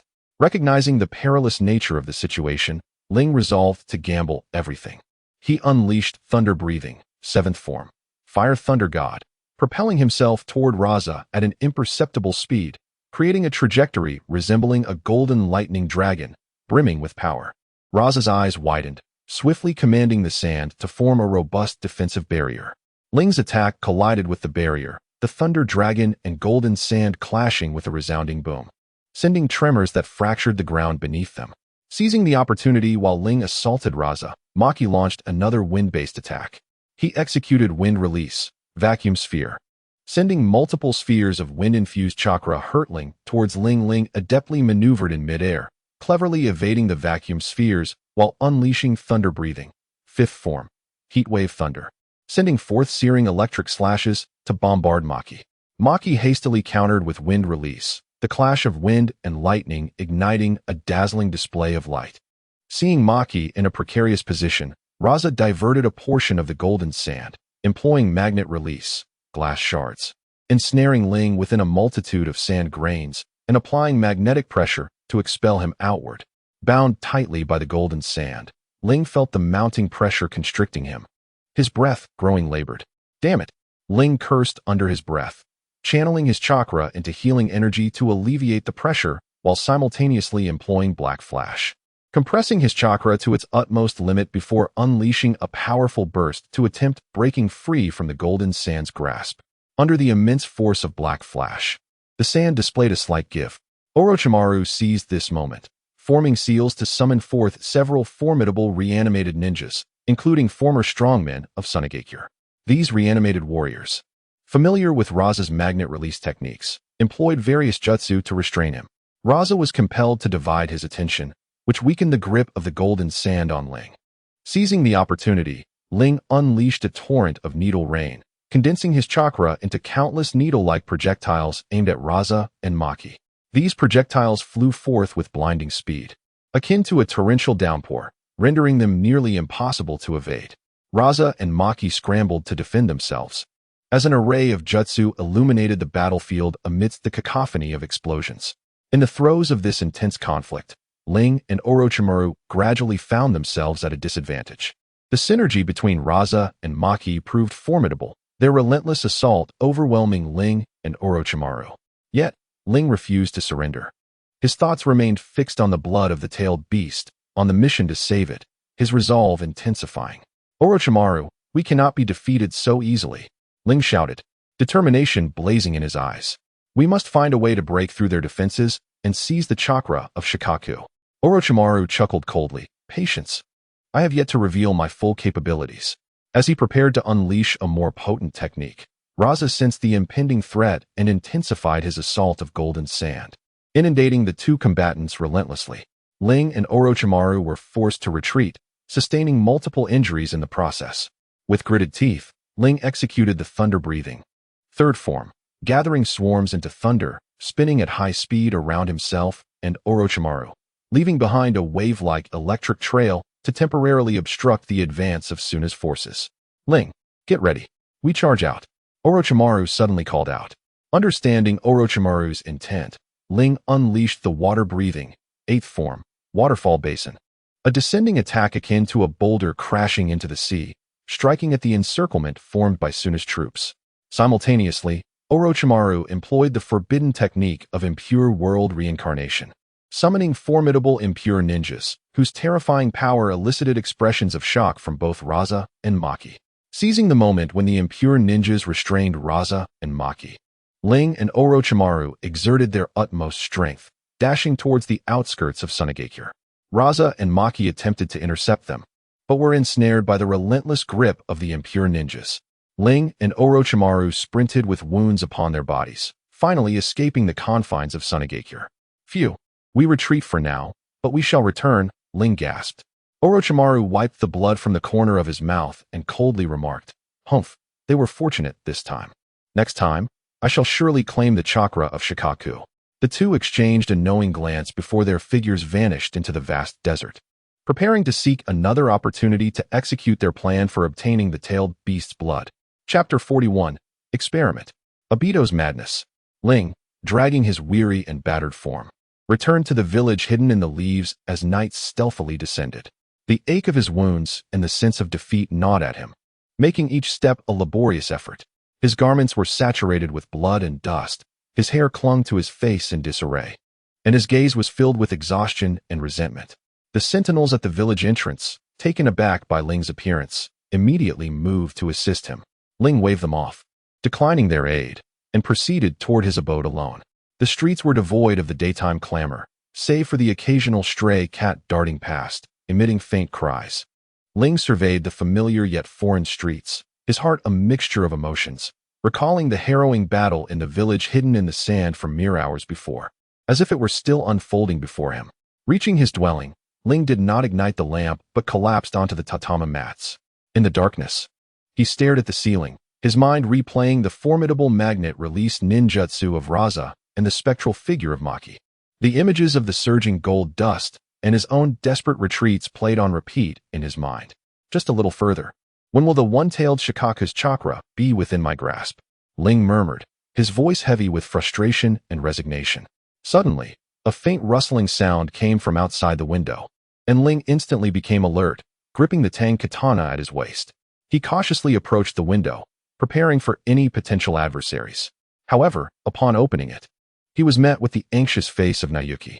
"Ling, you're finally back," Naoki exclaimed, her eyes flashing with relief, quickly replaced by concern. "Are you severely injured?" Ling's heart warmed at the sight of Naoki, and his tense nerves began to relax. "I'm all right. I just had a skirmish with some Sand Village shinobi. It's just a few minor injuries." He feigned nonchalance, hoping to alleviate Naoki's worries. Naoki was not deceived. She entered the room, lit the lamp, and, pulling Ling to a chair, meticulously examined his wounds. "Now is hardly the time for bravado. These injuries need immediate attention, or they will become infected," she scolded, retrieving medical supplies from her ninja pouch and tending to his wounds. Ling was deeply touched by Naoki's earnest care. In this brutal shinobi world, having someone who cared so deeply for him filled him with immeasurable warmth. "Naoki, thank you. This operation was unsuccessful, but I will not yield," Ling said softly, his eyes reflecting unwavering resolve. Naoki looked up, meeting Ling's gaze. "I believe in you, Ling. Whatever challenges arise, we will face them together. But please, refrain from such recklessness in the future. I worry about you greatly." Naoki's voice softened, and her cheeks flushed slightly. Ling felt a surge of affection for Naoki. He gently grasped her hand, saying, "I promise you, I will be more cautious. With you by my side, I will undoubtedly become stronger." Their eyes met, and a delicate atmosphere permeated the air. Just then, a series of urgent knocks shattered the tranquility. Ling and Naoki quickly separated, and Ling straightened his attire before opening the door. Standing outside was Kakashi, his gaze still obscured by his forehead protector, yet Ling could sense his solemnity. "Ling, the Hokage requests your presence urgently." Kakashi's voice was deep and even. Ling's heart sank. He glanced at Naoki before nodding to Kakashi. "I will accompany you immediately." With that, he retrieved his tang katana and followed Kakashi into the night, leaving Naoki behind, her eyes filled with apprehension as she watched them disappear. Meanwhile, in a clandestine base located outside the village hidden in the leaves, Obito was engrossed in a perilous and enigmatic experiment. This secret base was situated within a cavernous mountain grotto, a derelict stronghold from a bygone war. The walls were adorned with ancient ninjutsu runes, their details somewhat obscured by the passage of time, yet still exuding an aura of mystery. At the heart of the cavern stood a variety of bizarre laboratory instruments, along with glass containers filled with unidentified liquids, which occasionally emitted peculiar glows. Adjacent to the lab was a storage chamber stocked with rare materials. Shelves were laden with sealed boxes containing precious herbs and unique minerals gathered from across the land. Tucked away in a corner was a bookshelf filled with ancient tomes chronicling forbidden techniques, their pages yellowed and emanating a musty scent. Obito, clad in a black robe, concealed his face behind a swirling mask, revealing only his Sharingan eye, which radiated a crimson light. He stood before a massive laboratory table, upon which rested a petri dish containing Hashirama cells. Obito inhaled deeply, slowly extending his hand and beginning to attune his chakra frequency to match the fluctuations of the Hashirama cells. His chakra flowed into the petri dish like silken threads.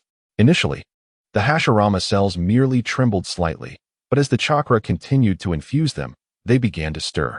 The cells shifted from a pale green to a golden hue, their forms growing denser and more compact. They writhed and divided within the petri dish, as if engaged in a wondrous dance of life. However, the experiment was not without its setbacks. During previous attempts, the cells had exhibited a strong rejection response, causing the liquid in the petri dish to churn violently, nearly triggering an explosion. Obito had been forced to repeatedly adjust the method and frequency of his chakra infusion. Each failure only made him more cautious, yet also fortified his resolve. As the chakra permeated the cells, a potent force emanated from the petri dish, enveloping Obito's body. Obito felt a surge of heat coursing through his veins. His wounds healed at an astonishing rate, and his chakra reserves swelled as if inexhaustible. "Haha, it's working!" Obito exclaimed in elation, his voice echoing through the cavern. However, this amalgamation was not without its complications. Soon, Obito felt his body begin to exhibit a severe rejection response. His skin turned crimson, his veins bulged like earthworms, and beads of sweat poured down his forehead. Even more alarmingly, he began to experience hallucinations. The specter of Noera Rin materialized before him, still clad in her familiar Leaf Village shinobi attire, her smile as radiant as ever.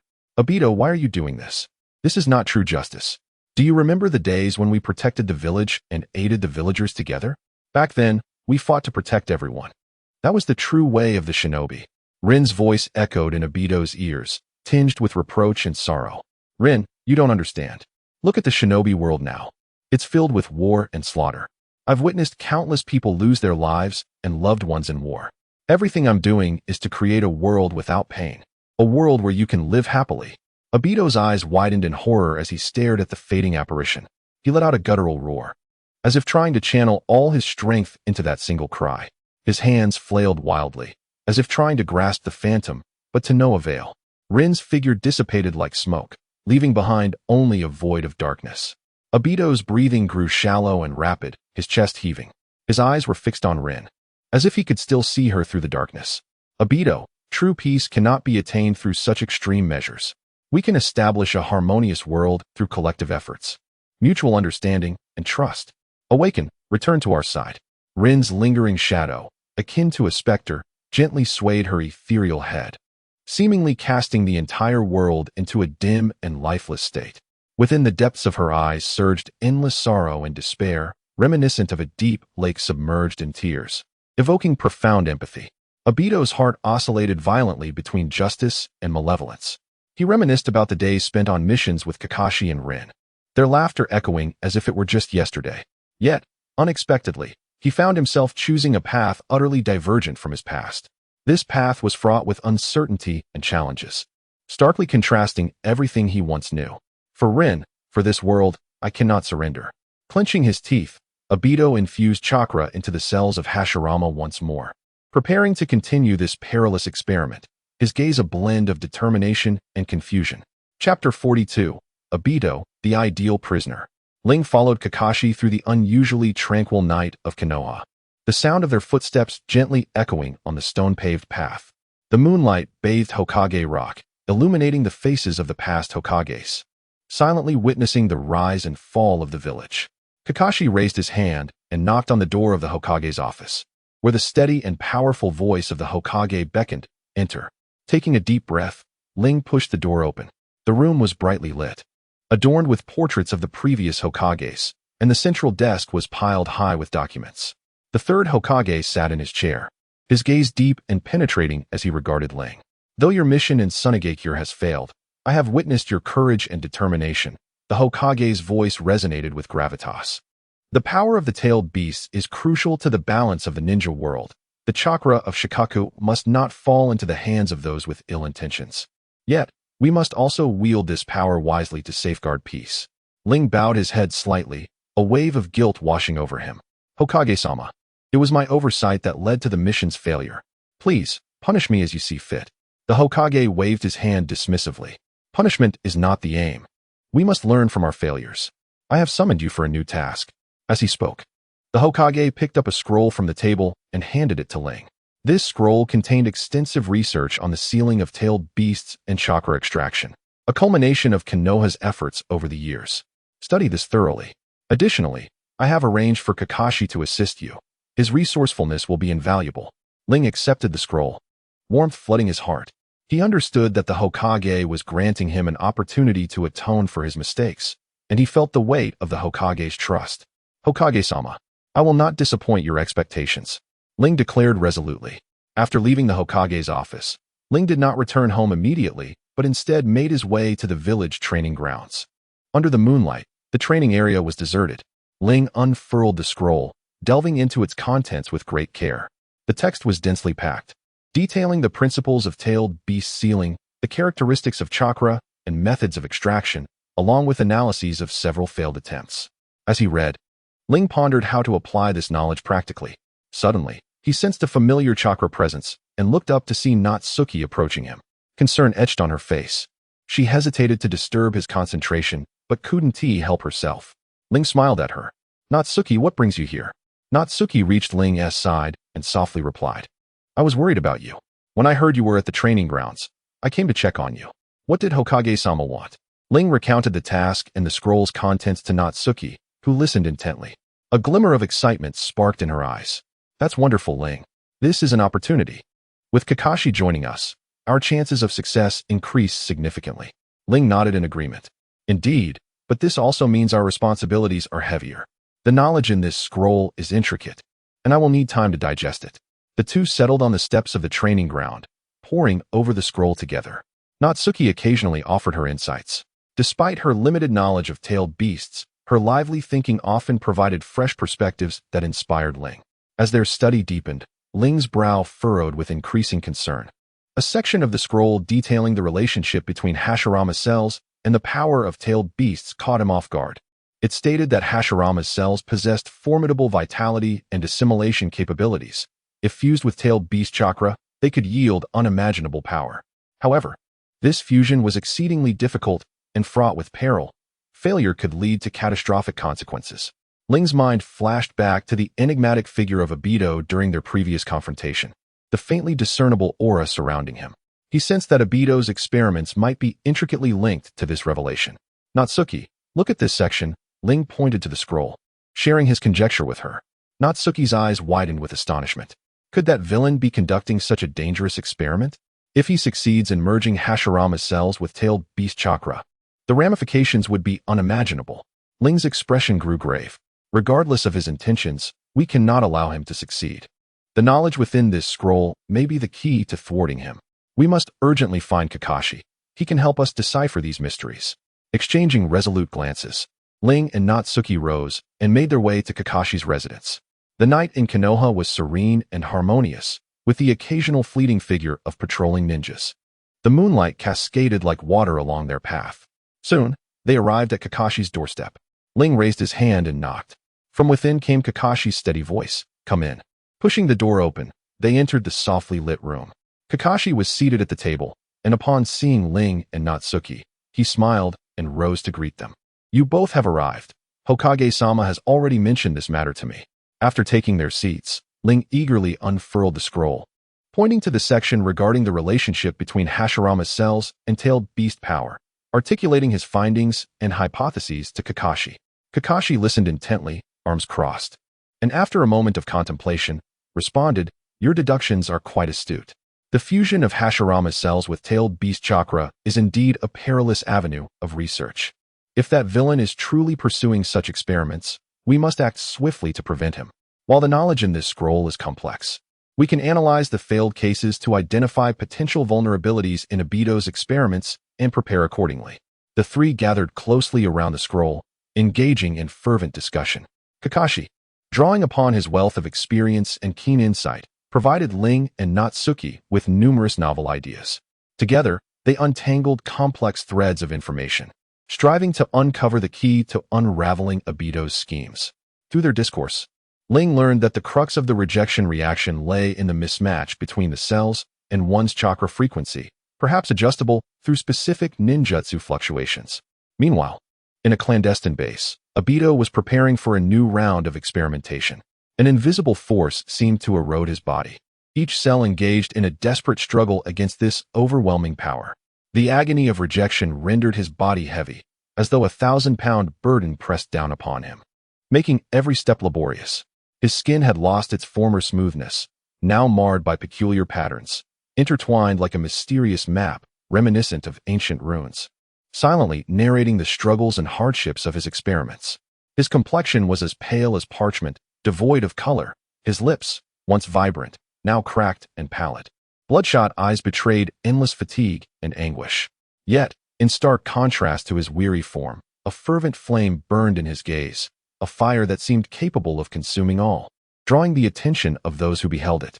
In his eyes, the thirst for power eclipsed all else, even the pain his body endured. He appeared wholly immersed in his quest for strength, oblivious to everything surrounding him. To overcome the rejection reaction, Obito employed a unique method. Harnessing the abilities of his Sharingan, he infused his chakra into Hashirama's cells at a specific frequency. The blood-red glow of the Sharingan flickered in the darkness, as strands of chakra slowly merged with the cells in the petri dish. With each infusion, he meticulously monitored the cell's responses, beads of sweat forming on his brow. Should any signs of rejection arise, he promptly adjusted the frequency and intensity of his chakra. This time, I must succeed, Obito murmured softly to himself, his voice imbued with an undeniable resolve. As chakra surged forth, the cells of Hashirama began to writhe intensely, their hues shifting continuously. Obito's heartbeat quickened abruptly. He recognized this as the pivotal moment of his experiment. Suddenly, the cells ceased their tumultuous movement, and a peculiar radiance emanated from within them. As the repulsive reaction appeared to diminish, a flicker of ecstasy graced Obito's countenance, only to be swiftly replaced by vigilance. For he understood that this was but a fleeting moment. He must discover a more stable method of fusion. However, just as he prepared to intensify the infusion of chakra, the apparition of Rin resurfaced before him once more. Her eyes brimmed with sorrow and disappointment as she gently implored, "Obito, awaken. This is not the right path." Obito violently shook his head, roaring in defiance. "Rin, you do not comprehend. Only through this can true peace be achieved." His voice resonated like a disturbed beast, echoing throughout the base, laden with uncontainable fury and despair. The sound seemed poised to shatter walls, conjuring a tempest in the air, causing all who heard it to tremble involuntarily. Yet, Rin's specter did not dissipate. Her presence plunged Obito's heart into turmoil once more, his hands trembling slightly, and the infusion of chakra began to exhibit signs of disorder. Chapter 43. The Misty Valley. After concluding discussions at the Rujo residence, Ling returned to his abode, brimming with insights, eager to delve deeper into the scrolls entrusted to him by the Hokage. As he meticulously excavated the contents of the scroll, he unearthed more clandestine clues that hinted at a method capable of balancing the powers of the Hashirama cells with the chakra of tailed beasts, namely, the creation of chakra contract crystals. With utmost care, Ling opened the ancient tome, its text inscribed with an archaic ink, delicate and twisted strokes reflecting the passage of time. It took him considerable effort to decipher the contents. Is this the tears of the Grievous Tree crystal? In Fox Spirit Matchmaker. This crystal is a rare substance produced when the Grievous Tree is influenced by intense emotional fluctuations or extraordinary circumstances.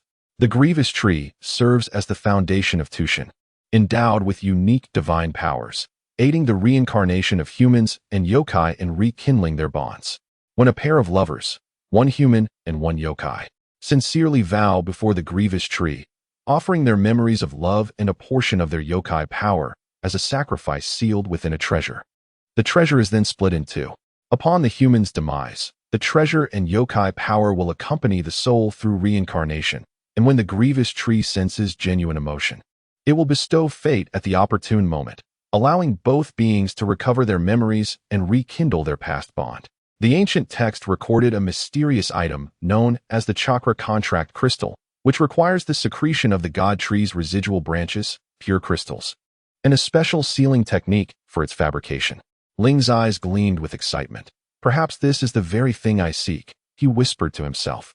The secretion from the god tree's residual branches harbors immense natural energy, a crucial material in crafting the crystal. Aware that locating the god tree's remnants would not be a simple task, Ling felt no hesitation and resolved to prepare immediately. He sought out a ninja in the village skilled in medical ninjutsu, consulting him on how to preserve and extract the secretion from the god tree's residual branches. The medical ninja furrowed his brow, contemplating for a long while before offering suggestions and precautions. The secretion from the god tree's residual branches possesses exceedingly high activity. Once removed, exposure to the air would cause it to deteriorate rapidly. It must be stored in special containers, and the extraction process requires precise control of temperature and chakra infusion. Any slight miscalculation could render all efforts futile. Ling listened intently, diligently committing the information to memory, silently vowing to succeed. Simultaneously, Ling recognized that his current strength was insufficient. He must learn new techniques to confront the impending crisis. Unintentionally, he recalled skills related to the limitless techniques from Jujutsu Kaisen, specifically the techniques of Tsang and He, as well as the void technique Ji. Ling began to practice the technique of Tsang in seclusion, attempting to manipulate matter at the atomic level and control space, channeling the infinite series converging in the paradox of Achilles into reality. Initially, Ling's attempts were fraught with failure. He struggled to accurately control the immense gravitational pull, causing surrounding objects to be haphazardly drawn in, resulting in chaos. However, he persevered, and after countless repetitions, he finally managed to direct Tsang's attraction with precision, affecting only the objects he intended to move, even achieving an effect akin to near-instantaneous teleportation by compressing the distance between the starting and ending points. Having mastered the technique of Tsang, Ling wasted no time and began training in the technique of He. He infused the positive energy generated by the reversal technique into the limitless techniques, attempting to create a formidable repulsive force.